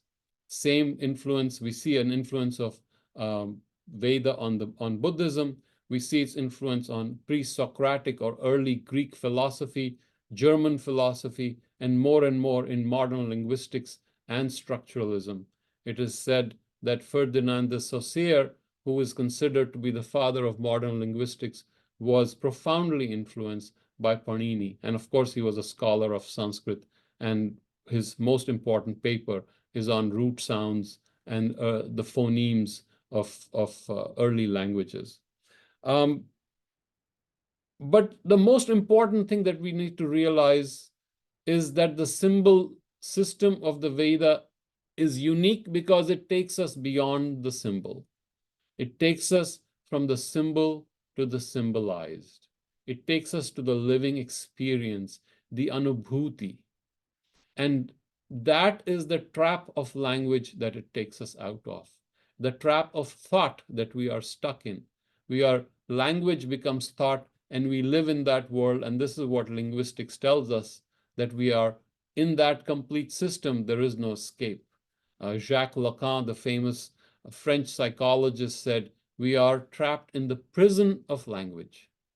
Well, if he had read the Veda, he wouldn't have said so, because the symbol becomes a highly refined, the most refined aspect of language is the symbol. And the Vedic symbol takes us beyond language, takes us beyond thought into that which is anirvachaniya, cannot be talked about, anirdeshiya, that which has no space or place or direction. And that is the beauty, the uniqueness of Vedic symbology, semiology, and linguistics. I'm grateful to all of you illustrious luminaries, and I'm so joyous that I'm able to speak in front of those whom I have learned from. Thank you. And Makaranji, I pass this on to you, because I would rather listen to Subhash ji and David ji than talk in their presence. Thank you.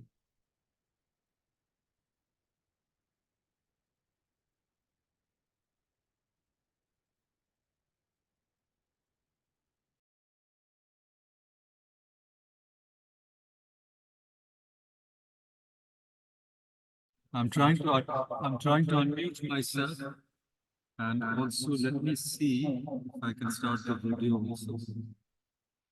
Okay, can you see me now? Well, anyhow, the technical people have gone to have tea. We can see you and hear you. Perfect. Anyhow, thank you. Thank you, Parikshit. There's a bit of an echo. I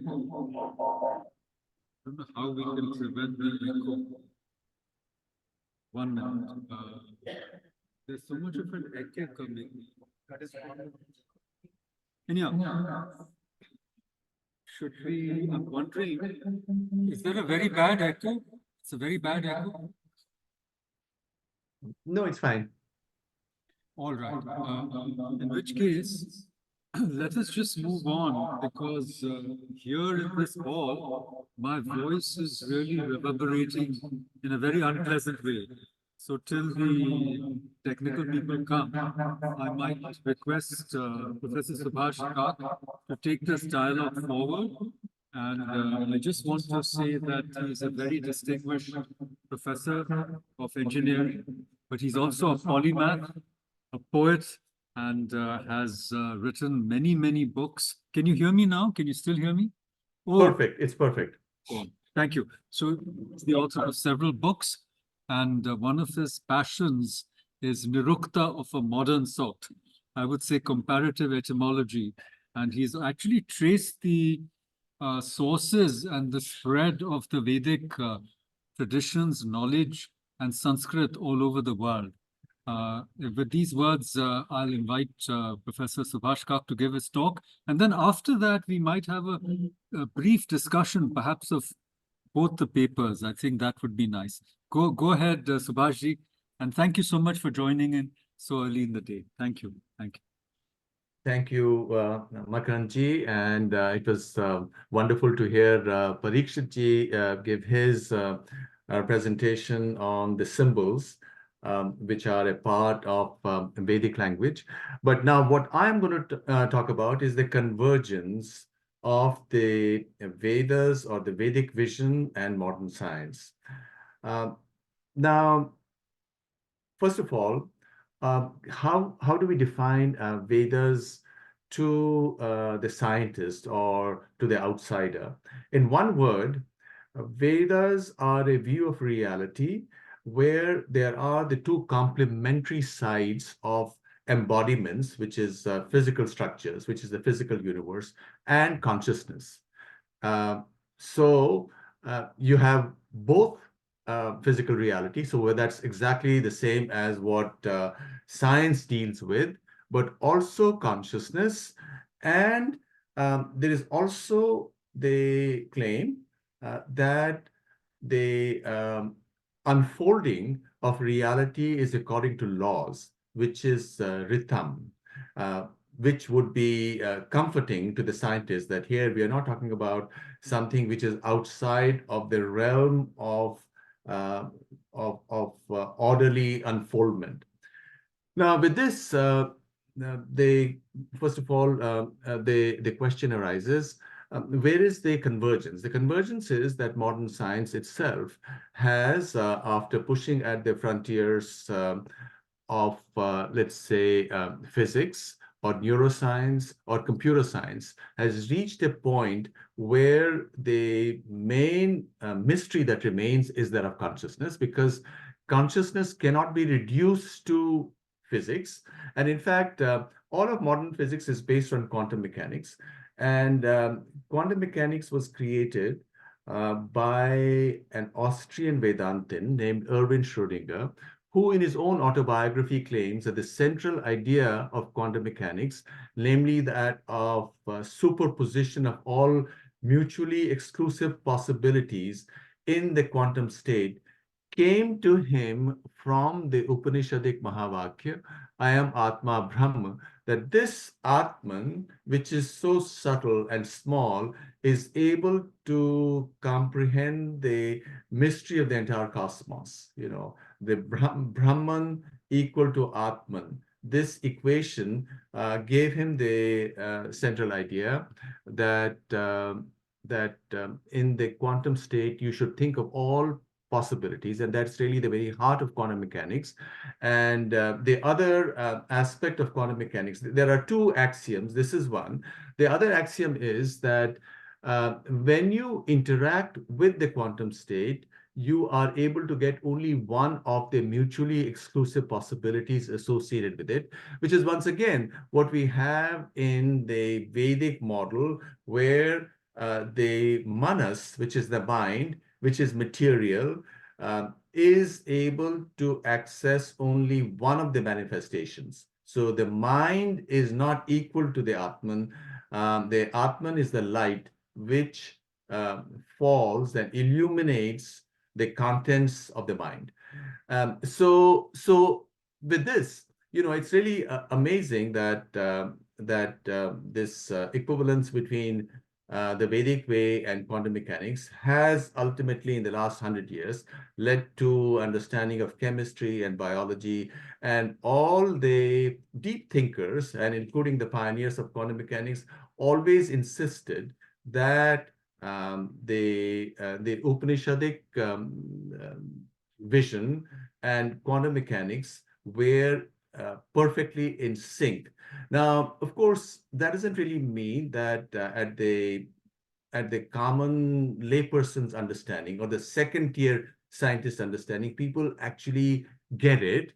And there have been, over the last 50 years, attempts to come up with new interpretations of quantum mechanics where the observer also would be explained by the equations, but that's really not been successful. And the standard, the orthodox Copenhagen interpretation says that consciousness and materiality are two sides of the same, are like two sides of the same coin. Now, what's been happening recently in the scientific world, with repercussions which go far beyond science into policy and all that, is the computer view, which is just the material view. And the idea there has been that, well, consciousness, and this is also the view of neuroscience, that consciousness emerges out of the complexity of the brain's interconnections. And this has led to the view that maybe when computers become more complex, computers themselves will be conscious. And in fact, there have been meetings at the highest level in the US organized by DARPA, via SRI, and I've been a part of that, to find an answer to the question, will computers of the future be conscious? And those who believe in the computer view or algorithms believe that they will be conscious, while people who know quantum mechanics, where, as I mentioned just a minute ago, that quantum mechanics itself accepts consciousness as the other, as the complementing other side, believe that computers will never be conscious.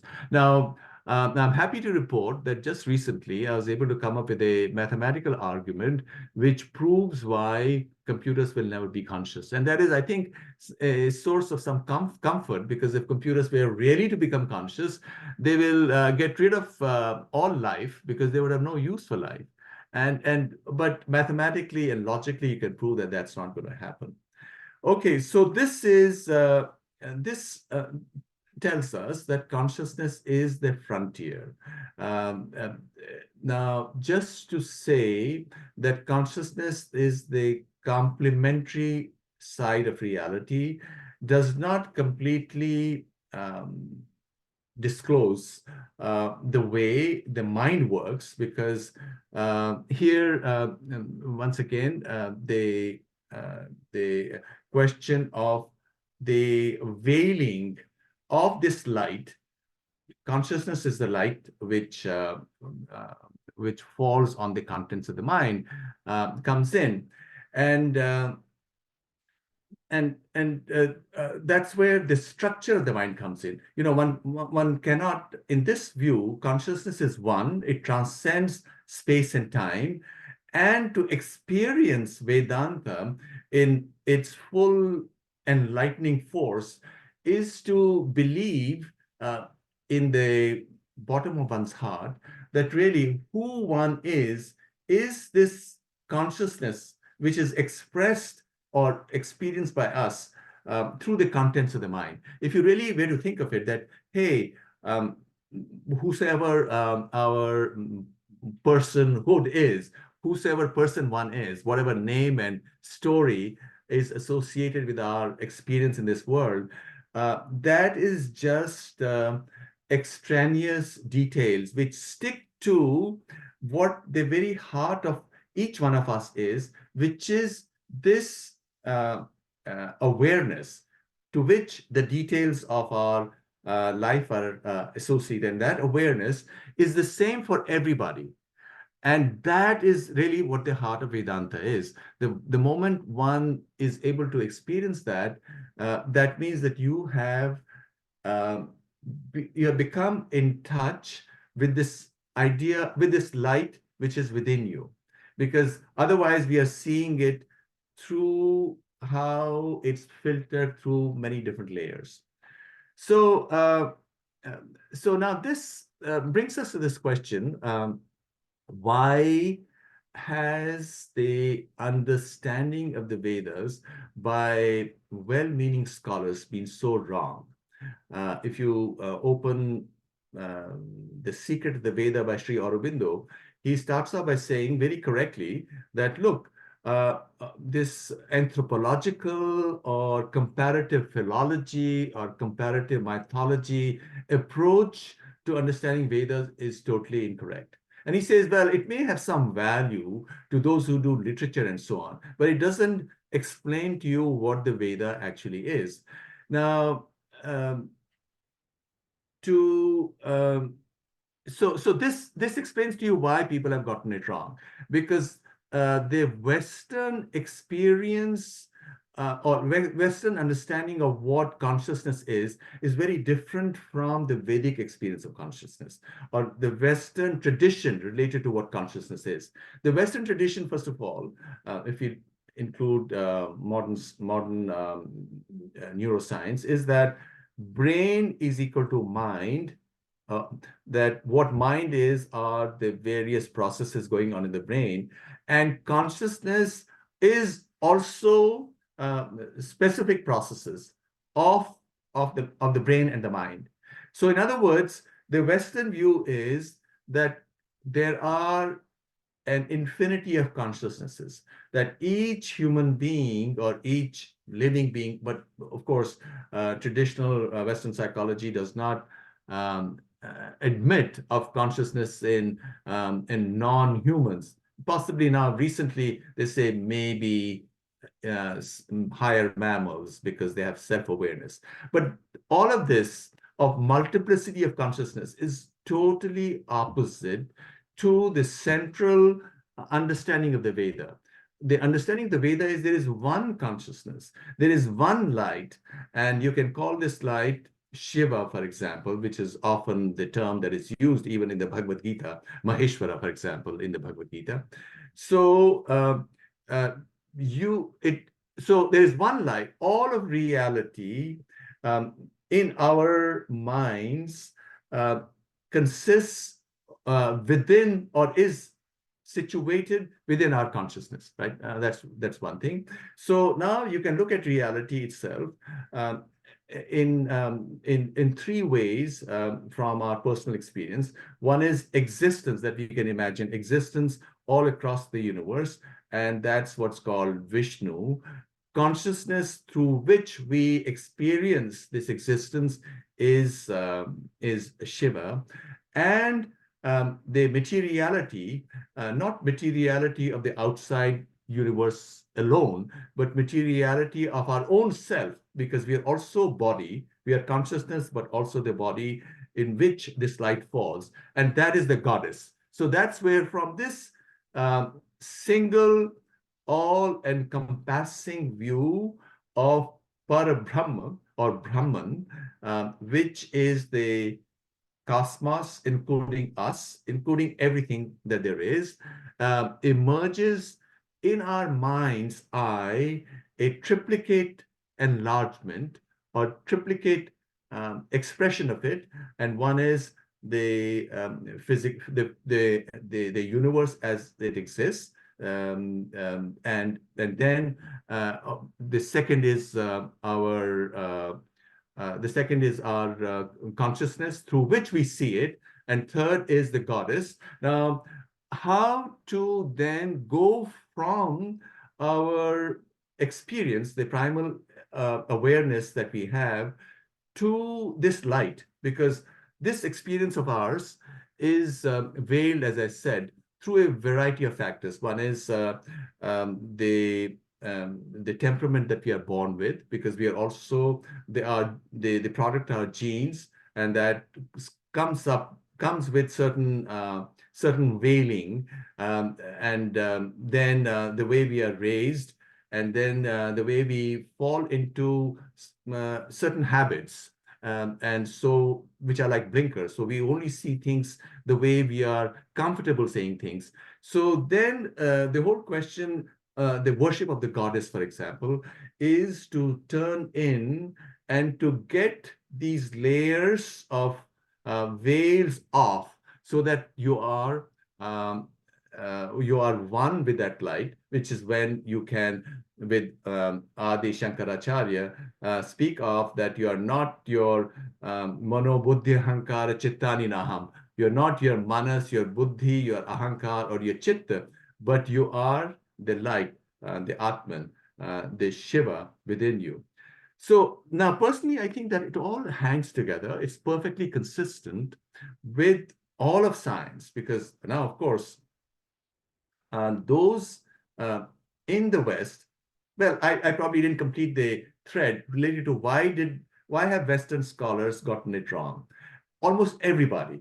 Why have they gotten it wrong? They're not. They're also trying their best. They're trying to be as, most of them trying to be as honest to their task. They get it wrong because their intuition is attached to this idea of consciousness emerging from the mind, while the heart of the Veda is this vision or this perspective, which I think is perfectly scientific, because, as I said, we can prove that consciousness cannot be a product of the mind, product of the body, which is really what the Brahma Sutras or the Upanishads or the Bhagavad Gita also say.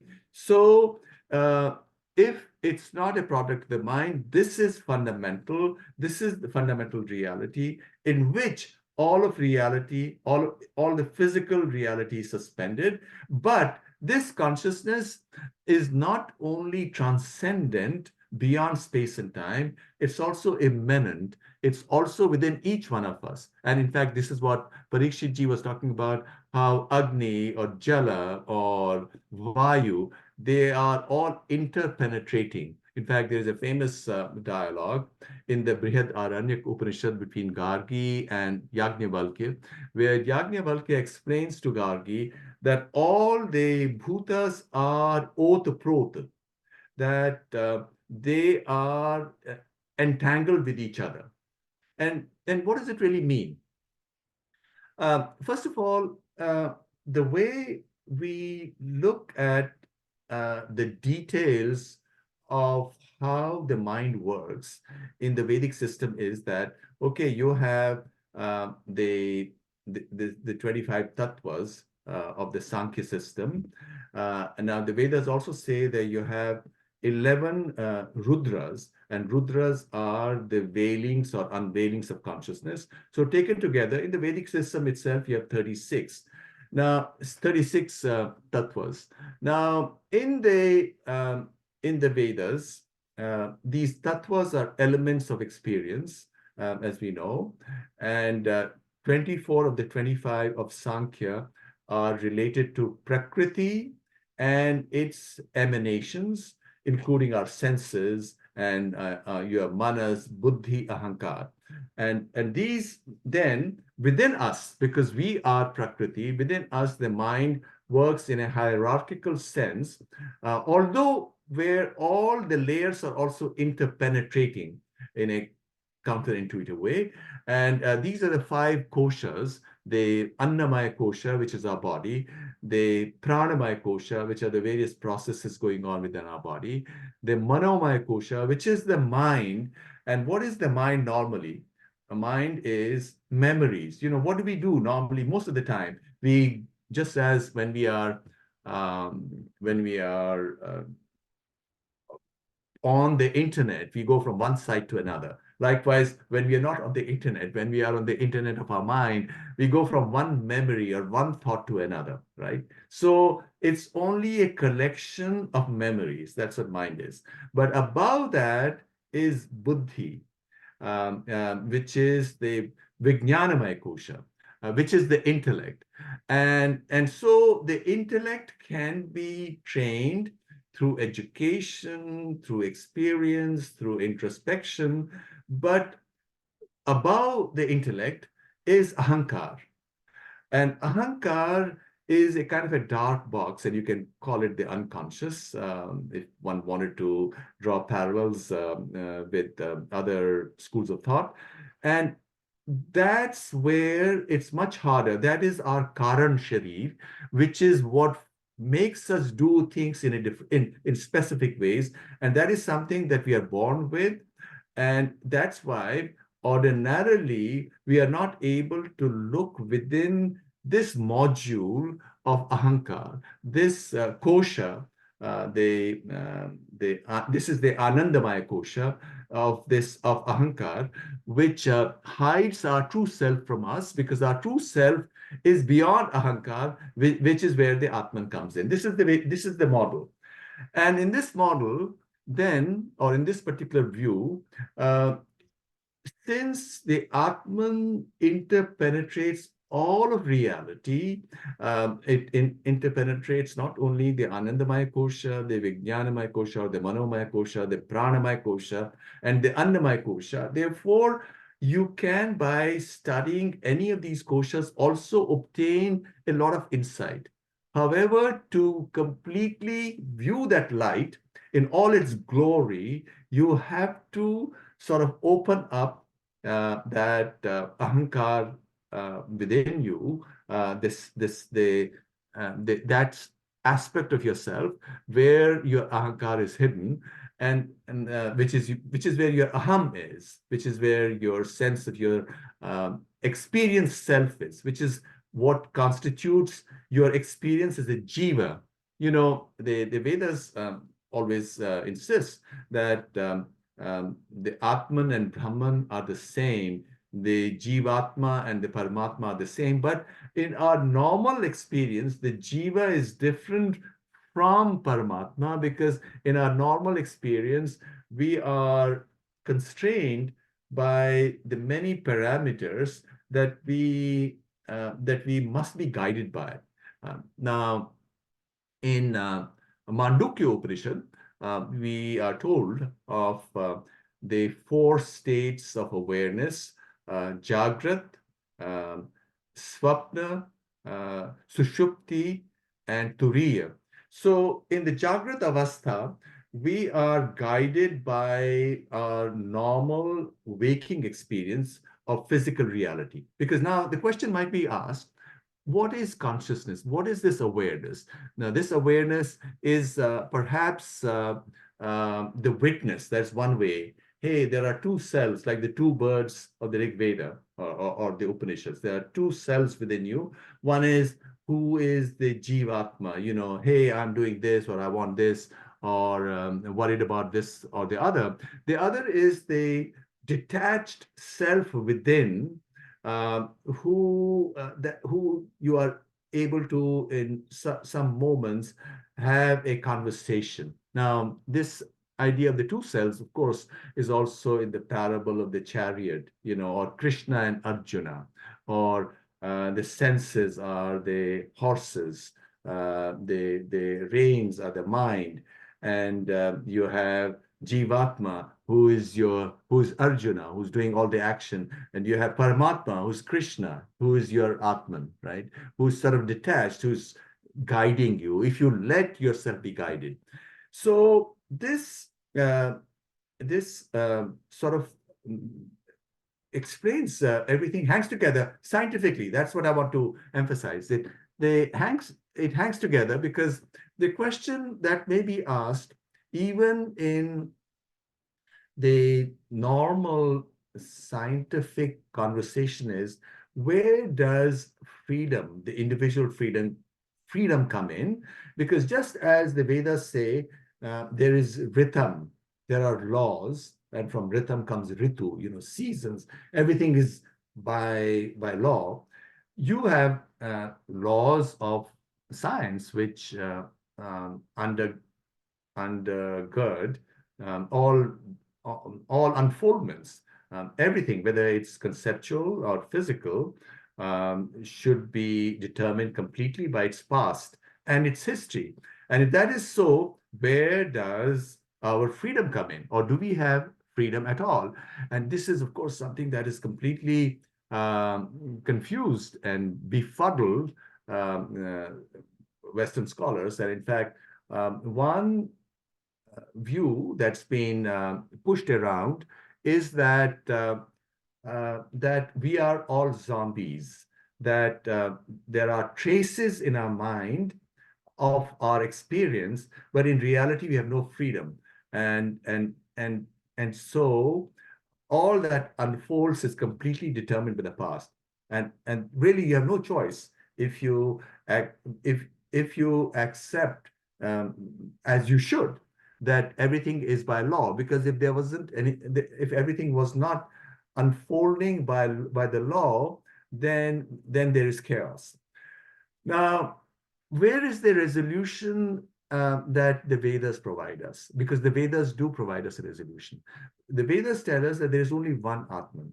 And in fact, my recent paper in Journal of AI and Consciousness, where I prove a theorem which I call the one observer theorem. Mathematically, one can prove that there is only one observer, and that means there is one Atman. If there's one Atman, then where multiplicity comes from is our not identifying with that Atman and being totally governed by actions which are a part of a causal chain. And therefore, you don't have freedom. And that's where the understanding of the whole idea of karmic chain comes in. We don't have freedom until such time that we are able to go to the source of light within us, which is prakasha. And this prakasha is another name for Shiva, for example, in the Shaivite tradition. So once you are in line with that, then you are a part of a cosmic unfoldment, as in Cain Upanishad. You know, if you think you are doing it, then you're not doing it. Only if you think you're not doing it, then you are a part of this whole unfoldment, because there is only one consciousness. So in other words, all of us, every human being, and all animals as well, are expressing this consciousness, this one Atma, and that is the very heart of Vedas. And this is so subtle that scholars who approach reality from the intuition of materiality, where consciousness is an emergent phenomenon, find it very difficult to get it. And all that it requires is a change in perspective. And that's why you can talk of chamatkar or epiphany associated with this understanding or with this enlightenment. This enlightenment is just a shift of perspective. And the moment you shift that perspective, you are free. That's when you are born again. That is what Punarjanman is. Punarjanma is not the end of the physical life chain, but rather at that moment when you have been set free, because then of course you can come back to your normal sanskaras when you are a part of this world. But this is what a Jivan Mukta is. Jivan Mukta is one who is free because this person is aware of that person's true self being his Atman. And as we see, then we can understand not only how societies function or how minds can go into states of delusion, which is moha. Moha and mada. Mada is false pride, which is what, for example, is happening in the Western Academy. This whole idea of intersectionality, that you are nothing but your physical life story related not only just to your person, but also to your ancestors based on the color of your skin. And therefore, all that you should see must be viewed only through this lens.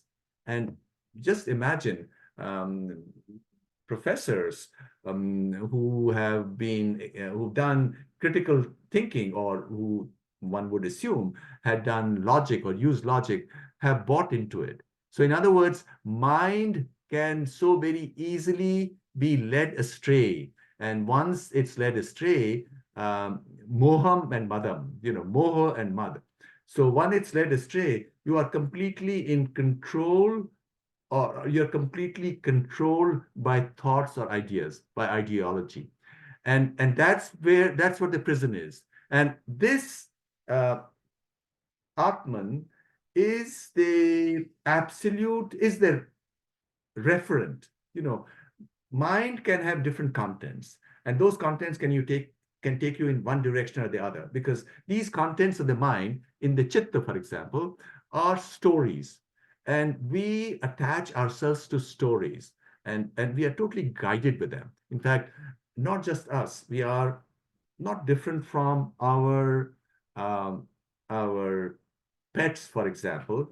And I mentioned this before, when you go to a mall and you go to a pet store, you'll see these dogs in cages, and each of those dogs will completely beseechingly look into your eyes. They want to be adopted because you represent a story for them. And if you adopt them, they totally buy into your story, whatever you do, whatever you want them to do. So are human beings. As we are born, we want to get connected to stories. And those are the stories that are given to us in our upbringing. And that's why if these stories are not good, they can lead you to asuric life, or the life of a rakshasic life, or you can do horrible things. The same child who had the potential to become divine, Dev means light, divinity, go to divinity, become divine, be creative. chooses the wrong path, because that wrong path is the path of the mind. Mind by itself has no capacity to be free. Mind by itself is tied into one storyline, to one experience of pashuhood. In fact, there is a verse in the Rig Veda which says there are two kinds of pashus or animals, quadrupeds, chatushpad or dvipad, quadrupeds or bipeds. Bipeds are humans. We are also pashu. And that's why if we see that light within us, which is why Shiva is also called Pashupati, he's the Lord of the Pashus, but if we see that light, that's when we are set free.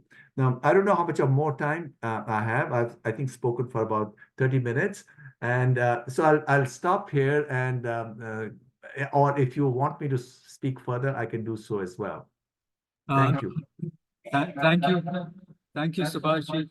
It was a very inspiring and inspired talk. And I just thought that we could pause it a little bit, because Parikshit ji has to leave to see patients. So if there are a couple of questions, we'll field them. The only thing I wanted to say is that several of the themes that both of you picked up or picked on or focused on came up in the morning, afternoon sessions as well, especially when we reviewed the work of Professor R.L. Kashyap ji, who was himself a computer scientist and a Purdue professor, and how he translated 27,000 mantras of all the four Vedas with the commentary, and how the Western world, including Stephanie Jameson and Joel Brereton, do not even mention his work or Sri Aurobindo or Kapali Shastriyar in their bibliography. So this is one of those puzzles of how the East and the West, which the Vedas should unite, are still unable to come together in the pursuit of truth and knowledge. And I love the way you brought in entanglement, the hard problem of consciousness, and the move from the Pashu to the Pashupati. So if there are any questions, I can ask people from the audience to please come towards the camera. And I request you to ask a question to Dr. Parikshit Singh first, because he has to leave to see patients. Go ahead. I'm going to mute myself. Yeah.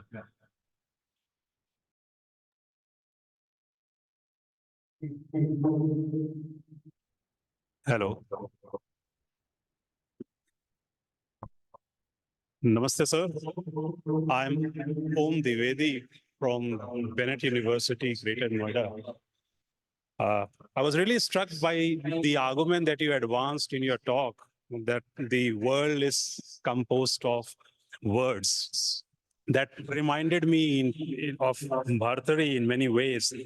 But then you beautifully, demonstrated the eclectical range to substantiate and also to elaborate and also substantiate your argument.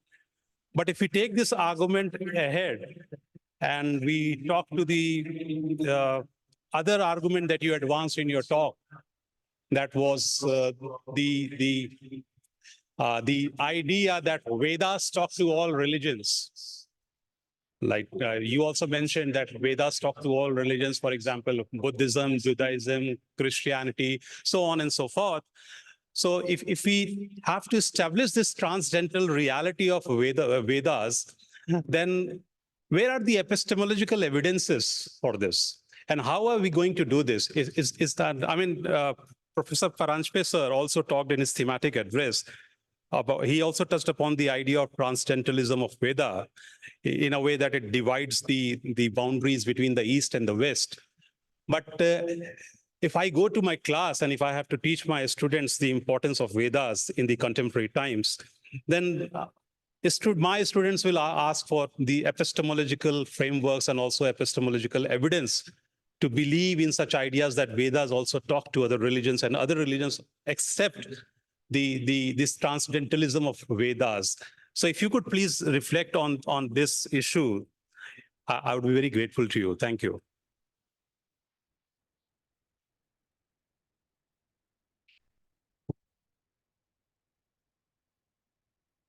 This is a question to Parikshit ji. Yes. I'm sorry, I missed the question. Could you repeat it? Let me summarize the question for you. Yes, The I'm sorry. question is if the Vedas speak of a transcendental truth, which is also immanent, do other religions also believe in the same epistemology? Do they also believe in a transcendental truth? And because the questioner said, you mentioned that perhaps this has also played a central role in Judaism and Islam and Christianity. So that's the question. So the problem is several fold, and so I'll try to make it brief. One is the Veda sees all existence as one reality, no difference.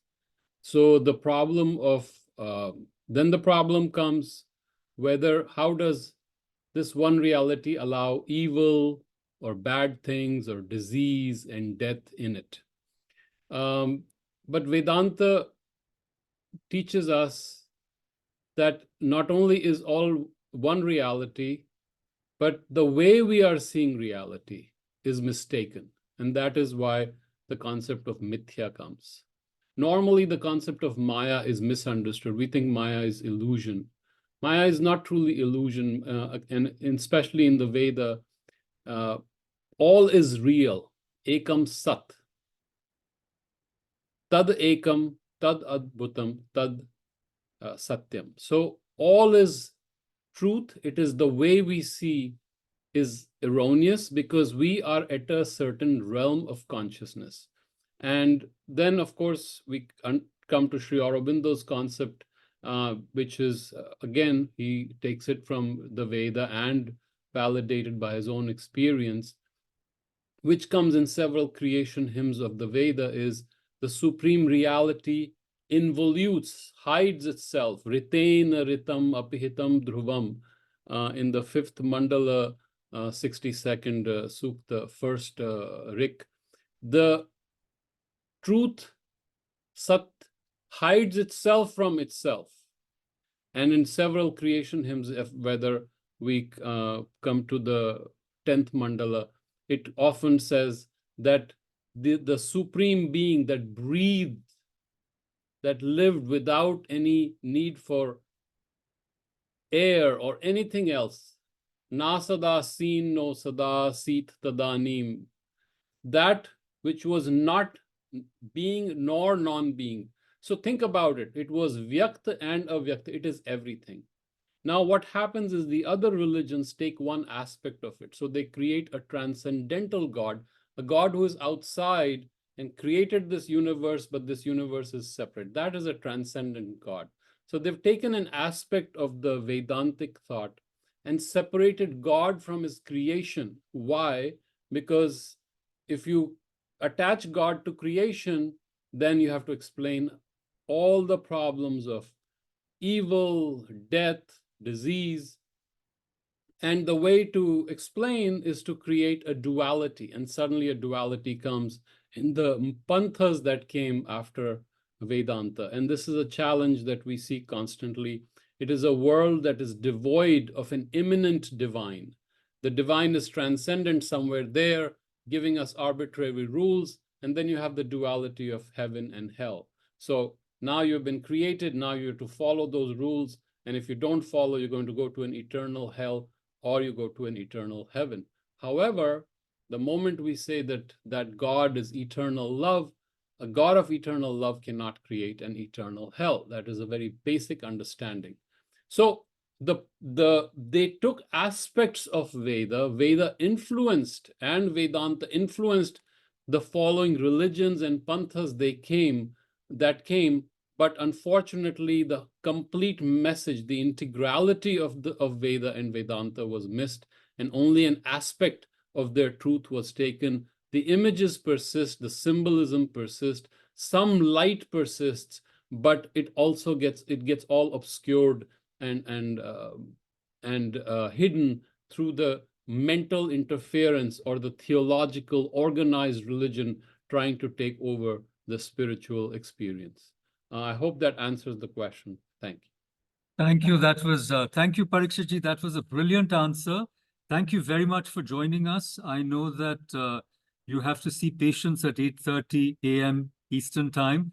We're really grateful that you could make it, and please support us, continue to support us. The next Living Veda conference is likely to be in your own hometown, Jaipur, again, with the support of the Sri Aurobindo Society in Jaipur and other friends. So thank you. We'll let you go. And thank you, sir. Now I have a question for Subhashji that has come from the audience. And I request a brief answer because we will ask Vamdevji to give us his address. And after that, we may have time for a few more questions if Subhash, you can stay on. But otherwise, I apologize for this inconvenience. We were late in the inaugural session. So the question, I think, is right up your alley. It says, if Atma and Brahma are one, can it be proved using the material science of mathematics? And I want to tell the questioner that you have written a paper proving that there is only one witness, only one Atma. I remember your mentioning it in your talk, but I believe I've also got a copy of your paper. But go ahead, please answer this question. Go ahead. Good question. And this is something that's, of course, being discussed or debated in computer science circles related to consciousness, how many consciousnesses? And if there are so many consciousnesses, how do they even talk to each other? You have multitude of questions. But the intuition behind why there can be only one consciousness is this. Supposing consciousness was a product of complexity. So you create a machine which becomes conscious. But now this machine can be made or can be a subpart of a larger machine, which in turn can be a subpart of an even larger machine. Then you come up with this contradiction that a conscious being has another conscious being who is a part of this person's or this being's consciousness, which is impossible, right? Which is a contradiction. You cannot, because consciousness by itself, it has integrity, is one. So this one cannot have something which is a part of it, because then the conscious agent would not be able to be free, because the conscious agent's freedom would be sort of negated by its own subpart, right? And so this is where it comes from, and I think this is how the traditional arguments in Vedanta also address this question. Now, I must also add something that I forgot to mention, that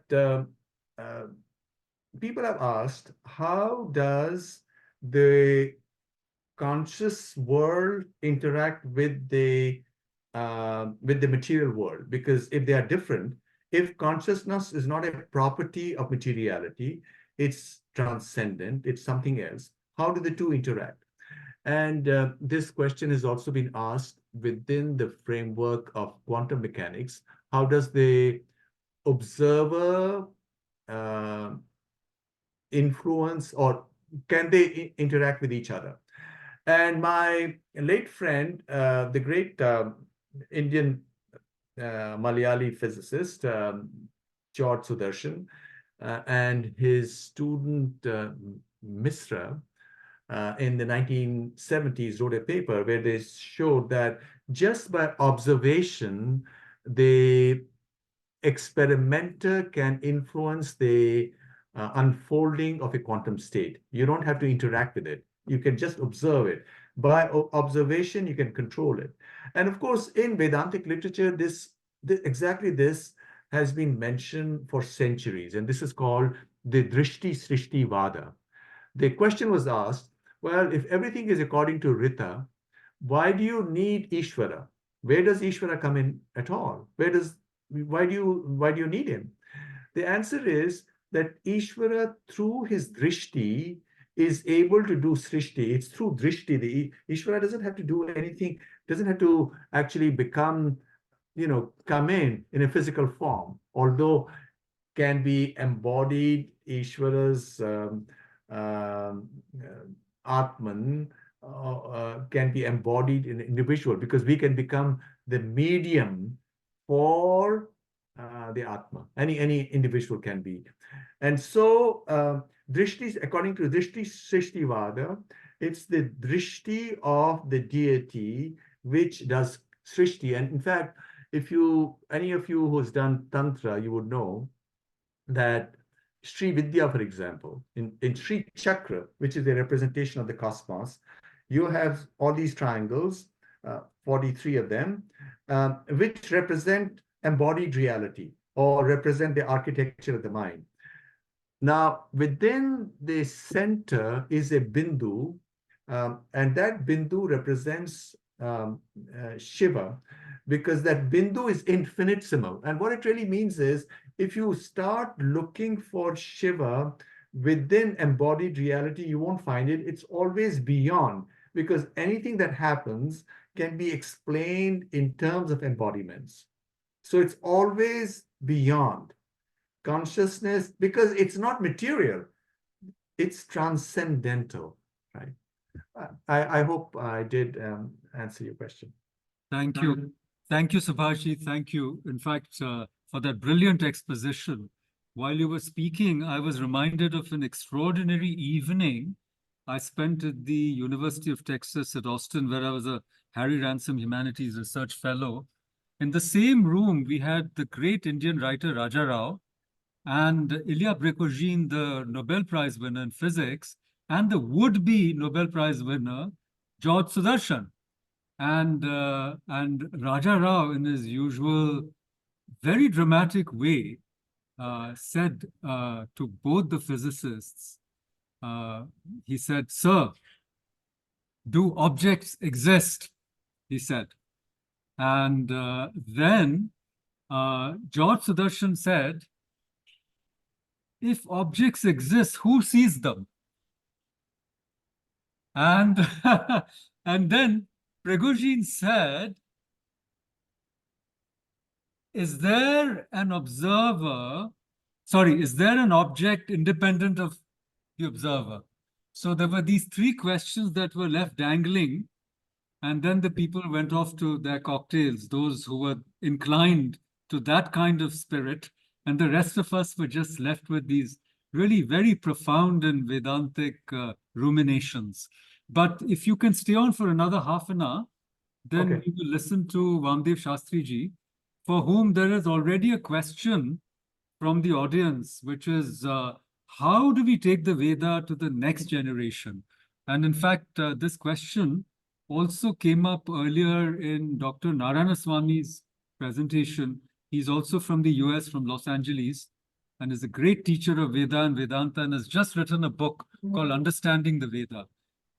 So this is a question for David Frawley-ji, Vamdev Shastri, who is one of the great exponents of Hinduism in North America, indeed all over the world, and in India, very well loved in India, with a Padma Shri and a Padma Bhushan, I think. But he's written on a variety of topics, ranging from Ayurveda to Vedanta to astrology, to healing arts, to Yoga Nidra. And he and his partner Shambhavi ji run a small ashram in the mountains, and he's a frequent, I would say, frequent visitor to Bharat, and one of the great champions of the Vedic way of life all over the world. Thank you, Vamdev ji. And I would like to mention one more time that several years ago, it was Vamdev ji who said that at IIAS, we must have a conference on the Veda and its modern interpretations. So at last, this is coming true, but in Bangalore rather than Shimla. Over to you, sir. Over to you. Go ahead. Namaste. Shri Guru Bhyo. I'm very happy to be with you, and I'm very honored to be with the previous speakers who have spoken so eloquently and given such a good understanding of Vedas in a modern context. Now, what I want to do, before I even go into the question given to me, is I want to look again at the living Vedas and what we could also call the living Veda traditions. In India, the Vedas kind of fell in the background over time and were no longer the center of attention. That was passed on to Upanishads, then to various Vedanta, various Sampradayas. And it's only in modern times that there's been another return to the Vedas that has gone on. And there's also been the examination of the Vedas by Western scholars, examining it from a place that is, of course, very different. Now, the first thing we need to understand is Vedas come from a different yuga. They are not from our present understanding of time, place, culture, or even language. So the Vedas have to be looked at in a different light. We have to almost go into a different yuga, a different understanding, and a different way of language in order to understand the Vedas, which is very difficult. And also something people don't even have the openness to or recognition of. Vedas are a mantric language. And here, mantric language is not just another form of language. In fact, in this regard, discussing about consciousness, consciousness is not quantitative. It cannot be turned into a quantity in any way. It is not measurable, and it is not something that can be seen. It is the light, it is the seer, as Subhashji has explained in the Vedantic view. So the mantra helps us understand this non-quantifiable aspect of reality, which is not only the seer and the light, it is also that unfoldment through mantra, pranava, primordial sound, sound that holds and embodies meaning, sound that is the presence or reflection of the seer. So in the 19th century, there was this idea of return to Vedas. It also impacted the Indian independence movement quite a bit, particularly through Tilak and also through Aurobindo. It impacted the religion, the philosophy through Swami Dayananda and Arya Samaj. And it became then a deeper way of understanding. And here I would like to discriminate a little bit between Veda and Vedanta. First of all, everything that is philosophically discussed in Vedanta is mantrically portrayed in Vedas, going all the way back to the oldest Rig Veda. However, over time, there was this distinction of Vedas, particularly Rig Veda, but also Samhitas, Brahmanas, Aranyakas, everything but Upanishad as karma kanda, or relating to ritual, and the jnana, or the knowledge, being the Upanishads. And this is actually incorrect. And what the truth is that karma and jnana are the two ways of looking at the Vedic mantras. They have an outer application as ritual, but ritual in the sense of unfolding the sacred order. Everything in life is full of rhythms. We have the seasons of nature. We have various processes in time and various formations in space. So in the ultimate sense, ritual is the way of cosmic order, and karma yoga is action done with consciousness, and we could say consciousness of the transcendent, but essentially consciousness is being present and non-quantifiable as the seer can be there at every moment and yet not be limited by time or space. So there's been these new interpretations and lines of understanding Vedas in modern times. And there is what we would call the Adhyatmic, or you might say Upanishadic interpretation even of Rig Veda. In fact, if you study the Rig Vedic text and other Vedic texts, you'll find that Upanishads quote them all very frequently, or they even paraphrase them. So they did look upon Veda, old Vedic mantras, as the Shruti.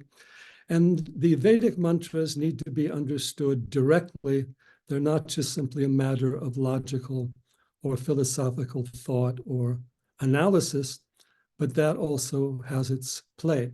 For example, when Yajnavalkya makes the great statement in the Brihadaranyaka Upanishad, Aham Brahm Asmi, the I am is Brahman, not the I that I think I am, not the ahankara, but the essential self-awareness is Brahman, the supreme reality, the transcendent, the immanent, the all-encompassing Satchitananda. He says this is what the Rishi Vamadeva meant and saw when he gave us the mantra, Aham Manor Abhavam Suryascha. Aham Manu, I am Manu, and Aham Surya, I am the sun. And then you say, well, what does that have to do with Aham Brahmasmi? Well, in the Vedic language, everything has many levels and dimensions and cannot be reduced to a simple outer form or meaning. Manu is the mind, Manu is the human being, and Atma is the power behind that and also transcended to it and the foundation of any insight or creativity it has. So in that sense, even Manu represents Purusha, the seer. Now, Aham Surya, here we want to understand Vedas. To understand Rig Veda, you need to understand the Devatas. And Surya is in many respects the supreme being. We say, oh, Surya is the sun. We see the worship of the sun throughout the ancient world, the pyramids of Egypt, the Native Americans here have it. All the ancient cultures had that honoring of the sun. But in the ancient language, remember too, language arose also from images. So the sun had a meaning at an abstract or transcendent level, besides its simply being an outer form. And in that respect, the sun is said to be the Atma, the self, the I, the seer, the knower of all. The famous Vedic mantra is the Gayatri mantra. There are 250 Gayatri Suktas in Rig Veda. This is one Gayatri mantra from the Rishi Vishwamitra, but it is also then calling that supreme light, Savita, which is the transformative power of the divine light and also the power of the seer. So that understanding of Surya as Atma on many levels, then that then becomes the basis of Brahman, and that becomes the basis of the statement of Yajnavalkya. And even this Shvetashvatara Upanishad, I think it's the second section, when he describes yoga, he quotes Vedic verses and Vedic deities like Agni and Soma.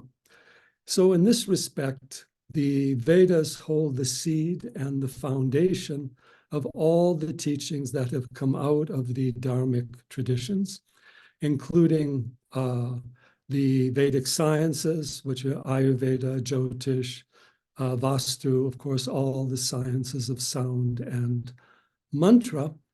And the Vedic mantras are multidimensional, and they have various levels of meaning. The Adhyatmic relative to the inner self, Adibhutic relative to material factors, Adidaiva relative to divine energies, Adiyagya. Veda is yagya. Yagya is offering. It is not sacrifice. It is an internal offering to the transcendent in which we become one with all. And the yagya has a bahri yagya, or outer ritual, which is what we do when performing a ritual, like the fire offerings, offering different fragrant substances, wood, ghee, and so forth. And then there is the antar yaga, or the inner yagya, in which we offer ourselves. We offer the 5 factors that the Vedas talk about: the vak, speech, prana, vital energy, chakshu, shrotra, the seeing power, and the hearing power, and manas as mind. We offer that into the inner fire. And that inner fire, or antar agni, is also atma, and is ultimately also chidagni, or the fire of consciousness. Now, in that perspective, I just want to introduce briefly what I think are the most important modern lines of the study of the Vedas and new interpretations of the Vedas. And we begin with Sri Aurobindo, Secret of the Vedas. Right now, we are working on developing a Vedic educational center, or Vedic university, along with the Sri Aurobindo ashram, and also the city of Auroville. We'll be discussing that and working with that and starting that in February a bit. And Sampadananda Mishra will be the main person behind that. I'm trying to help in the way that I can, but this is coming to fruition even as a institution at this particular time. Sri Aurobindo also hymns of the mystic fire, and he also brought out the need to understand this deeper level of Vedic symbolism, in which the symbol is not a symbol of some visible thing or some ordinary activity. The symbol is connecting to the transcendent symbolic thinking, where you're learning through images, or you're following the power of light. You're not necessarily seeing forms. And also what we call analogical thinking. Oh, Atman is like the sun. Atman is like the moon. Atman is like a Vayu. How can we understand Atma outwardly that way? Because there is the Atma in all things. Vayu is the movement of Akasha. Vayu is the source of life. And yet Vayu has no form of its own. So it's very much connected symbolically to Atma, but that's a different level of understanding. Sri Aurobindo's work was mainly brought through Kapali Shastri. His Siddhanjana goes in detail through, I think, the first 120 suktas of the Rig Veda. I was closely associated with M.P. Pandit, who was Kapali Shastri's disciple. In fact, it was M.P. Pandit. I visited him in 1979 and showed him my work on the Vedas, which was a personal thing.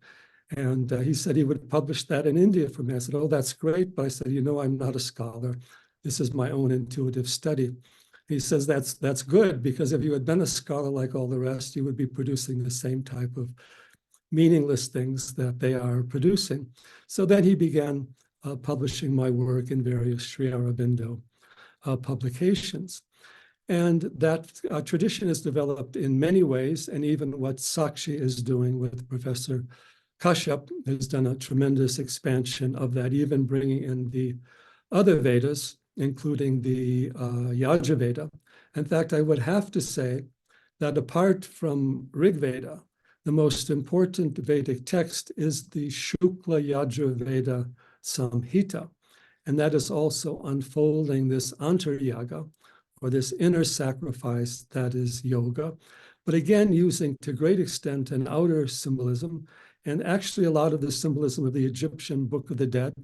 And in fact, this religion of the sun we find throughout the ancient world is also a religion of Atma, Purusha, the seer, the knower, and the Vedic teachings overall.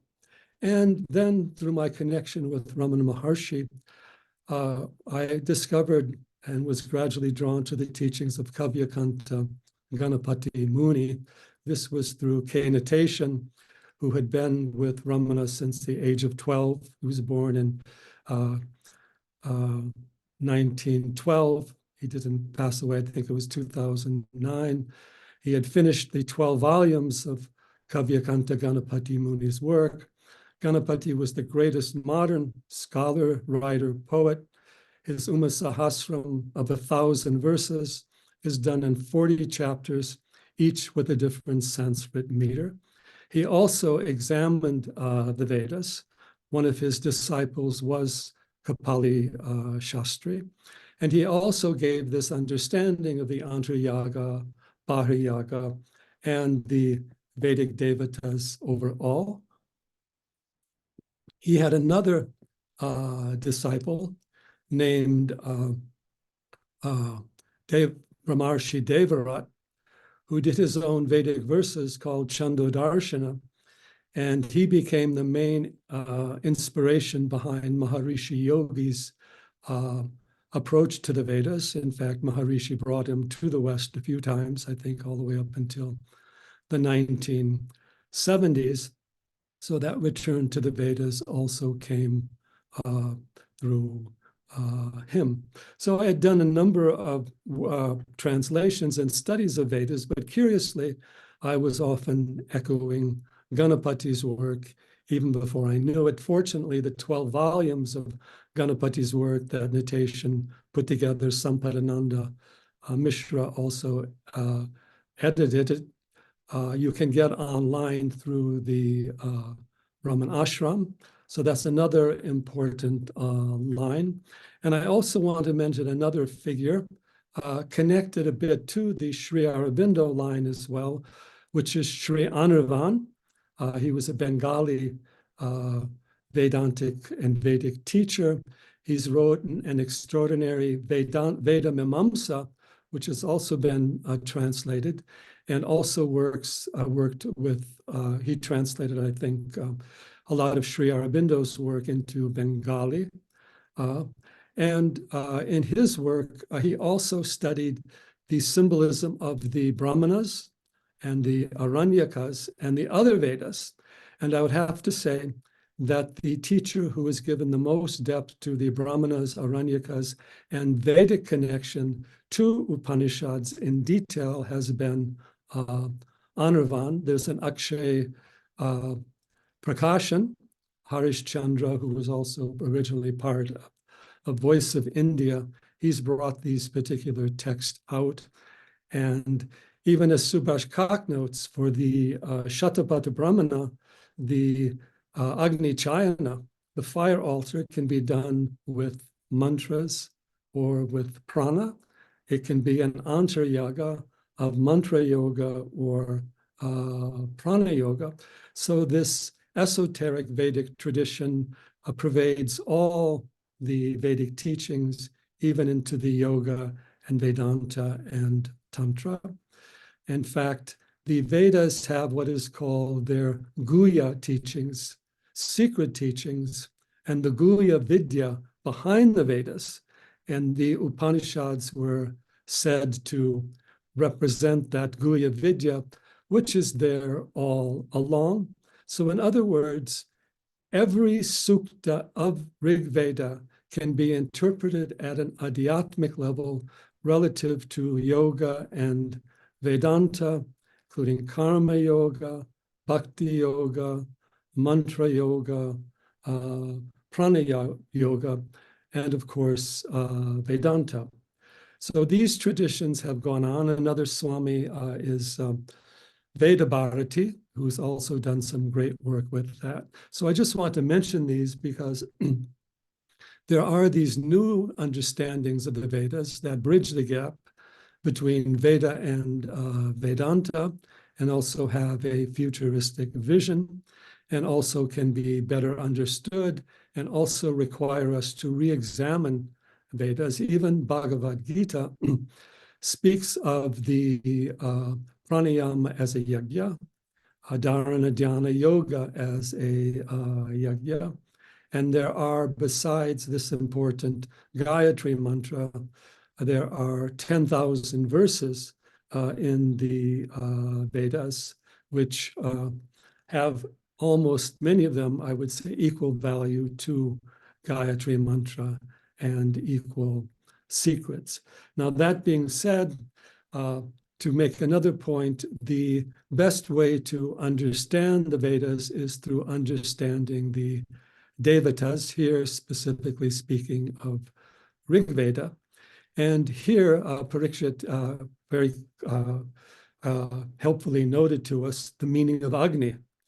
And essentially, Vedic deities exist on all levels of the universe, all the lokas, and all the koshas, because all of these manifest from the one. So let us take a quick look at the Agni there. Agni, for example, Ayurveda, we have the Jatar Agni for understanding health. We then move on to the Prana Agni for understanding the prana, but also for understanding the pranayama. We have the eye as the Agni among the senses for seeing. We have the Agni power of the mind for digesting sensory impressions. We have the Agni of the Buddhi for discerning what is true or false, real and unreal, being and non-being. Yoga, Vedanta is all about developing that Agni of the Buddhi. We have the Ananda form of Agni, which is the flame of love, bliss, devotion, desire, and Ananda in the higher sense. We have the Chidagni, the fire of consciousness, the Lalita Sahasranama. She's Chidagni Kunda Sambhuta. She's born of the Kunda of the Chidagni, the altar of the flame of consciousness. And even the Brahmagni, which is Sat, you go Brahmarpanam, Brahmahavir, Brahmagna, Brahmanahutam, Brahmeva, Tena Gantavyam Bhava Karma Samadhina. That is the Agni of Brahman, the Sadagni. Of course, Satchitananda is all Agni. So understanding these Agnis, its principles, Pitta, Tejas, Tapas, Agni is Tapas. We have the key to understanding so many things. Then I want to, I don't know, maybe we're losing some time here. I wanted to just introduce quickly Indra and the Indra-Shiva connection. Ganapati Muni equated Indra and Shiva. Vedas also do that. Taittiriya, Chandasam, Vrishabha, Vishwarupa is Indra, who is Omkara. As Ganapati says, Indra is the lightning aspect of the mantra, and Shiva is the sound aspect of the mantra. Even in the Aitari Upanishad, Prajnanam Brahma also goes back to Indra and also to Vamadeva's mantras to Indra in the Rig Veda itself. And I'm going to say here something very you might find interesting. Shiva is in many ways the supreme deity of the Vedas going back to Rig Veda. Many of you may find that hard to understand. Of course, the name Shiva isn't there. Rudra is there, but let's look at it very simply. Shiva has 3 eyes, sun, moon, and fire. Agni, Soma, Agni, Surya, and Soma. And these are the 3 main deities of the Vedas. Agni, sacred fire, Surya, the sun, and Soma, the whole Soma Sukta, Soma, sun and moon, Agni, Soma. And then the 4th, Indra, is the Vidyut, or the lightning. So all 4 are aspects of Shiva, and all 4 are, in a way, aspects of Indra. In fact, Indra in Upanishads is also said to be the Drashta, or the seer. Indrani is the Devi of seeing, Indrakshi. And Im mantra is also seeing. In fact, Brahmarshi Devarat also talks about Im as the secret pranava of the Vedas. Indra as Shiva is also the power of sound, the power of the mantra. We could go on to that quite a bit. Vishnu is Upendra. Indra is Marutwan. Rudra is the father of the Maruts. Rudra is the Adi Yogi. Rudra Soma are also the fierce forms, the Raudra forms, the Soma, the Saumya forms, sun, the moon, all these things. And Shiva is, of course, in the Rudram said to be Agni Somatmakam Jagat. And then finally, and briefly, I know our time is limited, what is Soma? Soma is a sacred plant, but Soma is also the essence of the Ananda, or the bliss. This is also Soma as the moon, as the Ananda. And Soma is the state of samadhi. So all yoga, and even the tantric yoga, is based upon these 3 factors: Agni, Surya, and Soma. Agni being the Kundalini, and the 3 lower chakras being the Agni Kanda, Muladhara, Swadhisthana, Manipura. And then the 3 middle chakras are said to be the region of Surya as the sun, but also even connected to Vayu as centered in the Hridaya, or the heart, Manipura, Anahata, and Vishuddha. And 3 higher chakras, the realm of Soma, Vishuddha, Agnya, and Sahasrar. Sahasrar is always called Soma, and the realm of Soma, this is the tantric yoga, the 3 realms there.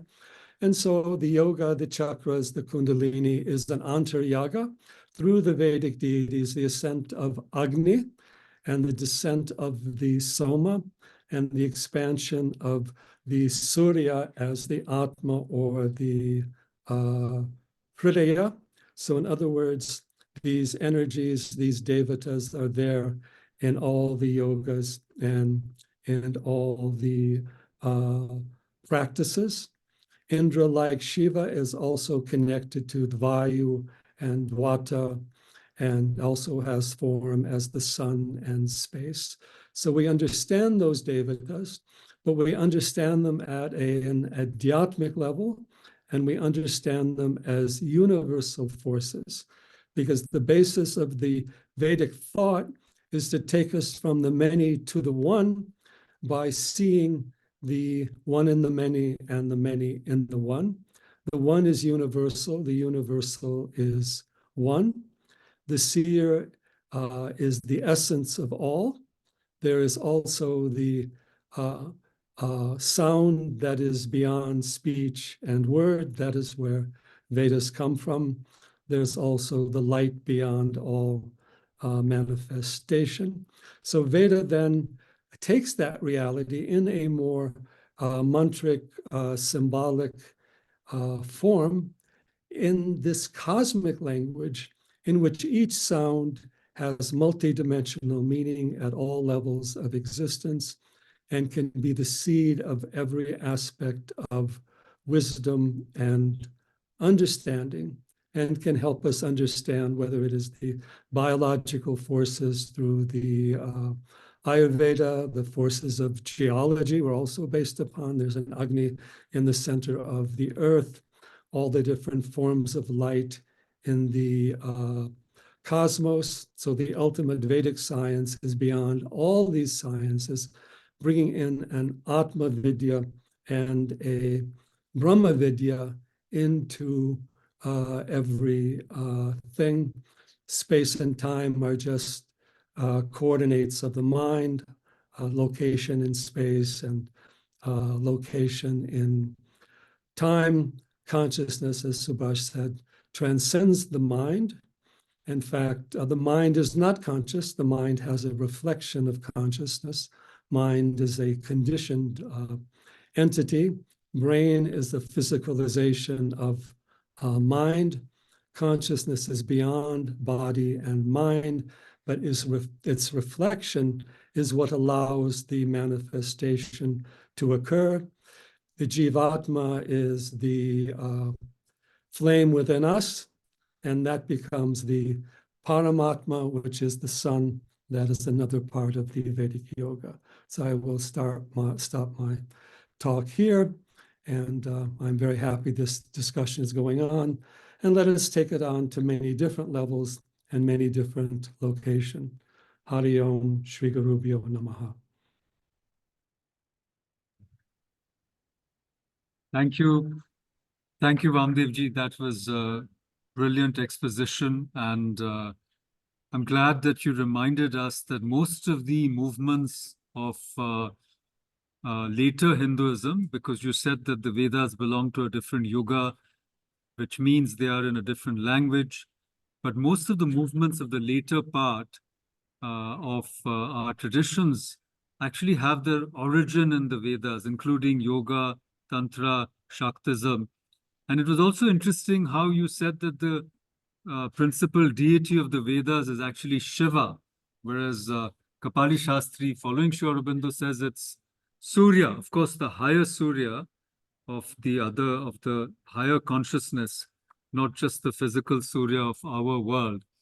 Anyhow, I think we are all getting late and we have to go to the Suvarnamukhi ashram, which is on the banks of tributary of the river Kaveri. We are going there tonight, and the proceedings tomorrow and day after will be from the ashram. So we are a bit short of time, but I want to invite both you and Subhashji to reflect on one of the questions that has sort of come up again and again, which is how can we transmit this understanding of the Vedas to the next generation? So this is one question.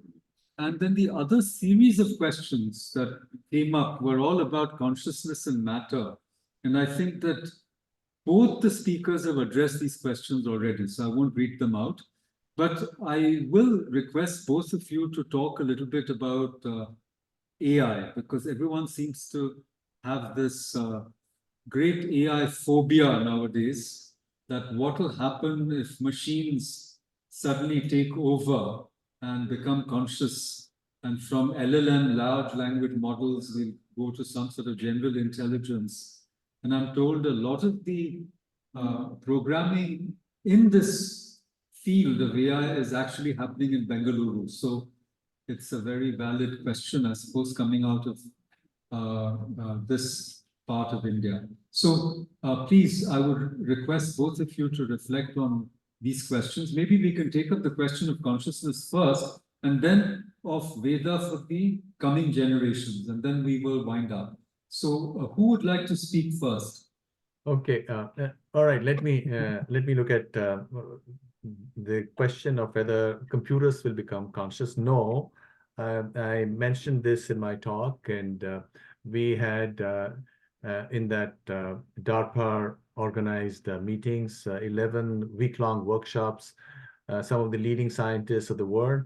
And those who were not strictly from the computer science community and who were also aware of physics and quantum mechanics We're certain that computers will never be conscious. But I think there are many, many arguments which indicate that computers cannot be conscious. There are arguments from so many different fields, including from logic itself. You have Gödel's incompleteness theorem, logic. There are paradoxes of logic, and there is this result from computer science theory that a machine, when given a task, given a new task, cannot predict as to how long it will take to solve that task. Now, minds don't have that problem. We can always, no matter what task we are doing, we can always stop and come back and see what we are doing. Now, but having said that, it's also true that most of what human beings do is computational. So most of what we do, we can be replaced by machines, and that's going to happen. That's unstoppable. These machines will not be conscious, but literally at everything we'll cede control to machines. Like what happened during the pandemic in the US. The bureaucracy is also a machine. Subhashji, I won't interrupt, but I just want to say that the problem is not machines becoming conscious, but to distinguish between consciousness and pseudo-consciousness, cognition and pseudo-cognition, because it is seen as if they are conscious. They are not conscious in them. That is the real problem. Okay, no, that's perfectly fine. I totally agree with that. I think human beings will cede control and authority and decision-making to machines, whether they're whatever you want to call them, even if you don't call them pseudo-conscious. Just look at history. Bureaucracies take charge. Or in the pandemic, the bureaucracy in the US decided that you cannot use any treatment. Just you have to do this shot in the US. And look, in the US, since they didn't use common sense, the fatality rate was 10 times those in Asian countries, US and the US and Europe. So this will happen, and the world is on the threshold of the most astonishing change, because the world population is falling, and that fall will decrease faster. It's already happening. South Korea fertility rate is 0.71. So these are currents or forces of history, and machines will not be conscious, but machines will be guiding a lot of what is happening. And as populations fall, there will be huge strains on society. There'll be wars. There will be, at the same time, there'll also be potential for fundamental change. It could also usher in a new age of wisdom. David? Well, I would have to say that the danger, well, first of all, machines, consciousness is not quantifiable. Consciousness is not divisible, and consciousness is inherent, self-existent, always there. It's not something that you can come to consciousness in the ultimate sense. The real danger today is human beings becoming machines. Human beings losing their consciousness and intelligence to the machine, which is very good at organizing data. And there's also educationally. Human beings learn through imitation, and that which you examine or look at the most becomes who you think you are. If you're looking at a computer or a cell phone, if that's your main object of attention, you become a cell phone. You start to think like a box, and today people are losing their depth perception and depth thinking because they're looking at two-dimensional surfaces, and reality is getting reduced to that, so they can get caught up in name calling, superficiality, black and white. There is no artificial intelligence. Intelligence has to be organic. Intelligence has prana. But the machine can take over a generation or people who emulate the machine as as giving them the truth, or giving them the teaching, or knowing what is going on. So the mechanization of human life, the artificialization of human thought, And now with the some of this AI, it can create plagiarism of all type. You don't need to learn. You just need to know how to put a few ideas or plagiaristic quotes in and give it, and it will say something for you. So unless humanity goes back to nature, I always tell people every night, go out and look at the stars, the sky, reclaim your depth perception, have it in the morning. Otherwise, you lose yourself. Mind needs space. And you are right. Mind is a mechanical thing. Mind is a part of Prakriti. It's karmically conditioned. It follows biological imperatives, social imperatives, psychological imperatives. It has a reflection of consciousness, so it can be easily controlled or dominated by a computer or a machine, and then add to it the pharmaceutical drugs.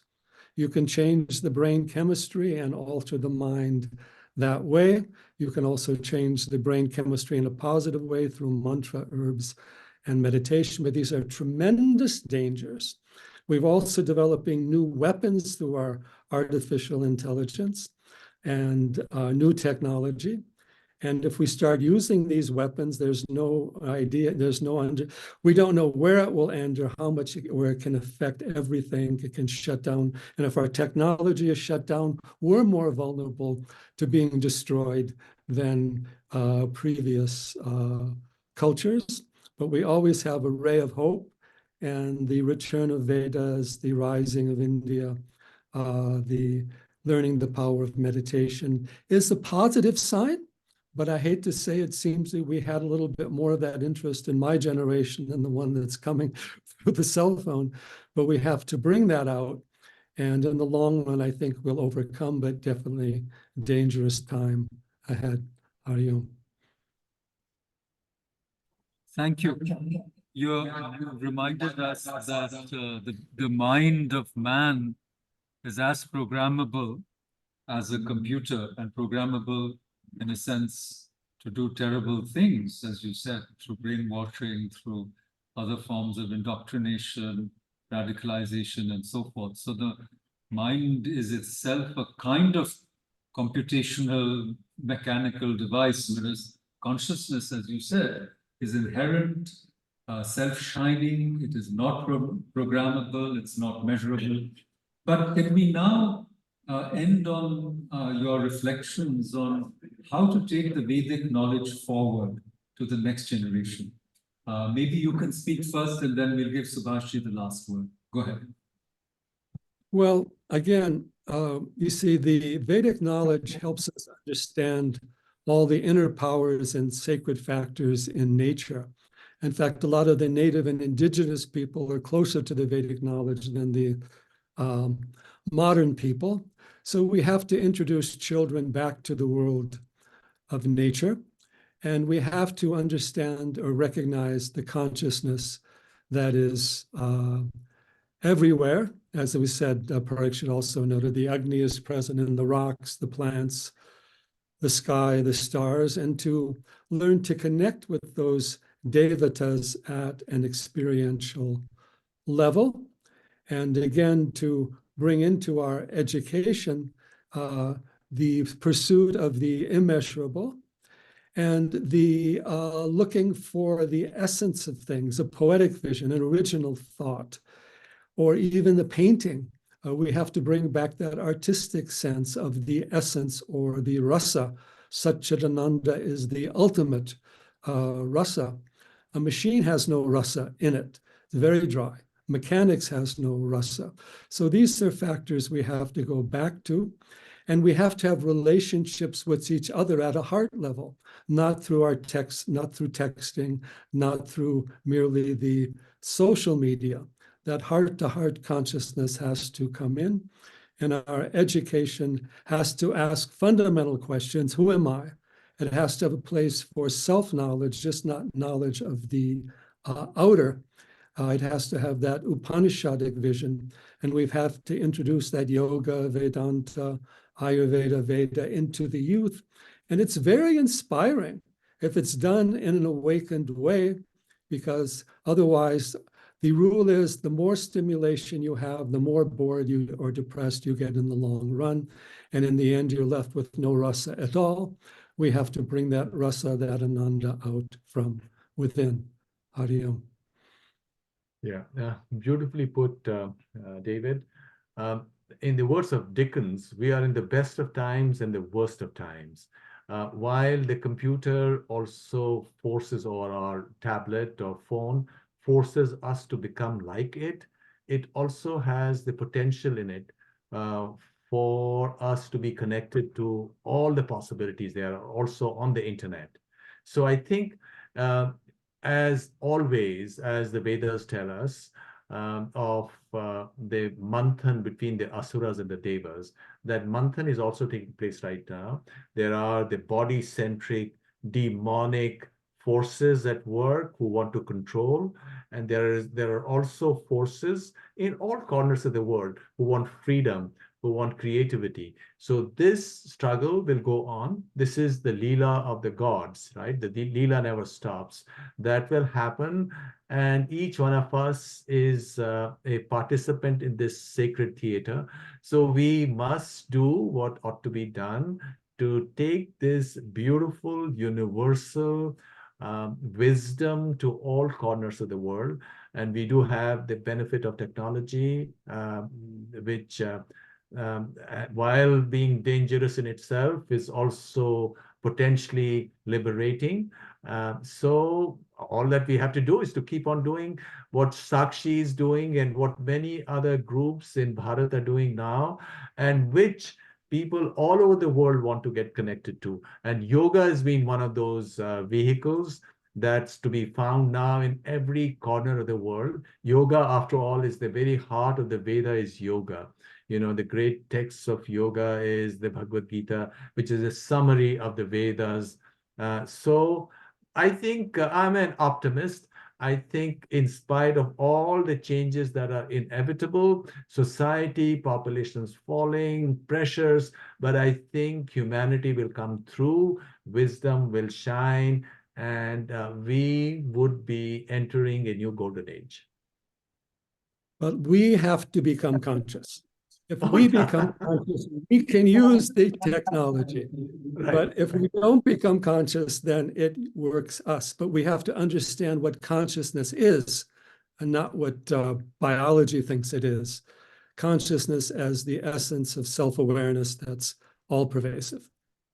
And just to add one more point, which addresses this question that Makarand asked some time ago, why aren't Western scholars giving credit to the sages of India, the ancient and the modern ones? That's because they just don't get it. They're looking at it from an objective perspective. They are trying their best. They are very sincere, but they just don't get it. You can only feel sorry for them. They just don't get it. I'm not talking about all Western scholars. We have the great Vamadev Shastri here, but I'm talking of academic scholars. They really don't get it, with exceptions there as well. They see the outer, they don't have that understanding of consciousness beyond the mind. In fact, mind is always limited consciousness, half unconscious, half material. Well, actually, mind is not even conscious. Mind is always flitting from one thing to another. It's only in objects, the world of objects. And consciousness is that freedom. Consciousness is not a thing, as you've said. It's a dance where you're holding opposites, like the dance of Shiva. And we have to teach this. And I think that is the great challenge of our times. How do we take it to the next generation? I think people at Sakshi and at other places, they are sitting down. Our American Institute of Vedic Studies in Santa Fe has done its own great stuff through its platform. But there's no stopping. We have to have Udyam. Everybody has to join. Like a warrior, it's a Kurukshetra. This is the modern Kurukshetra, where you have the Asuric forces, and the Asuric forces are vast. And the Daivic forces are probably limited, but that is the beauty of this contest. And that's where we must join this battle with all the energy, with all our commitment. And I think it's a wonderful thing. And as Jivan Mukta, once you know it, you're also successful at other things that you must do in your life. and be leaders in normal things as well. And I think that's what where everybody must go. You see, the Asuric forces are the outer, the physical, they're quantifiable. The Deva forces are not quantifiable, so even if they're one, they're everything. So they have that advantage. If we become conscious, we become infinite. We go beyond the Asuras. But if we don't become conscious, the realm, the outer realm must control. Thank you. I think that's a beautiful note on which to call this evening to an end. That is, we should all become more conscious. And today we have used technology, Zoom, we are in different parts of the world to become more conscious and also to become more joyous, to become more joyful, because I think machines have yet to learn to become joyful.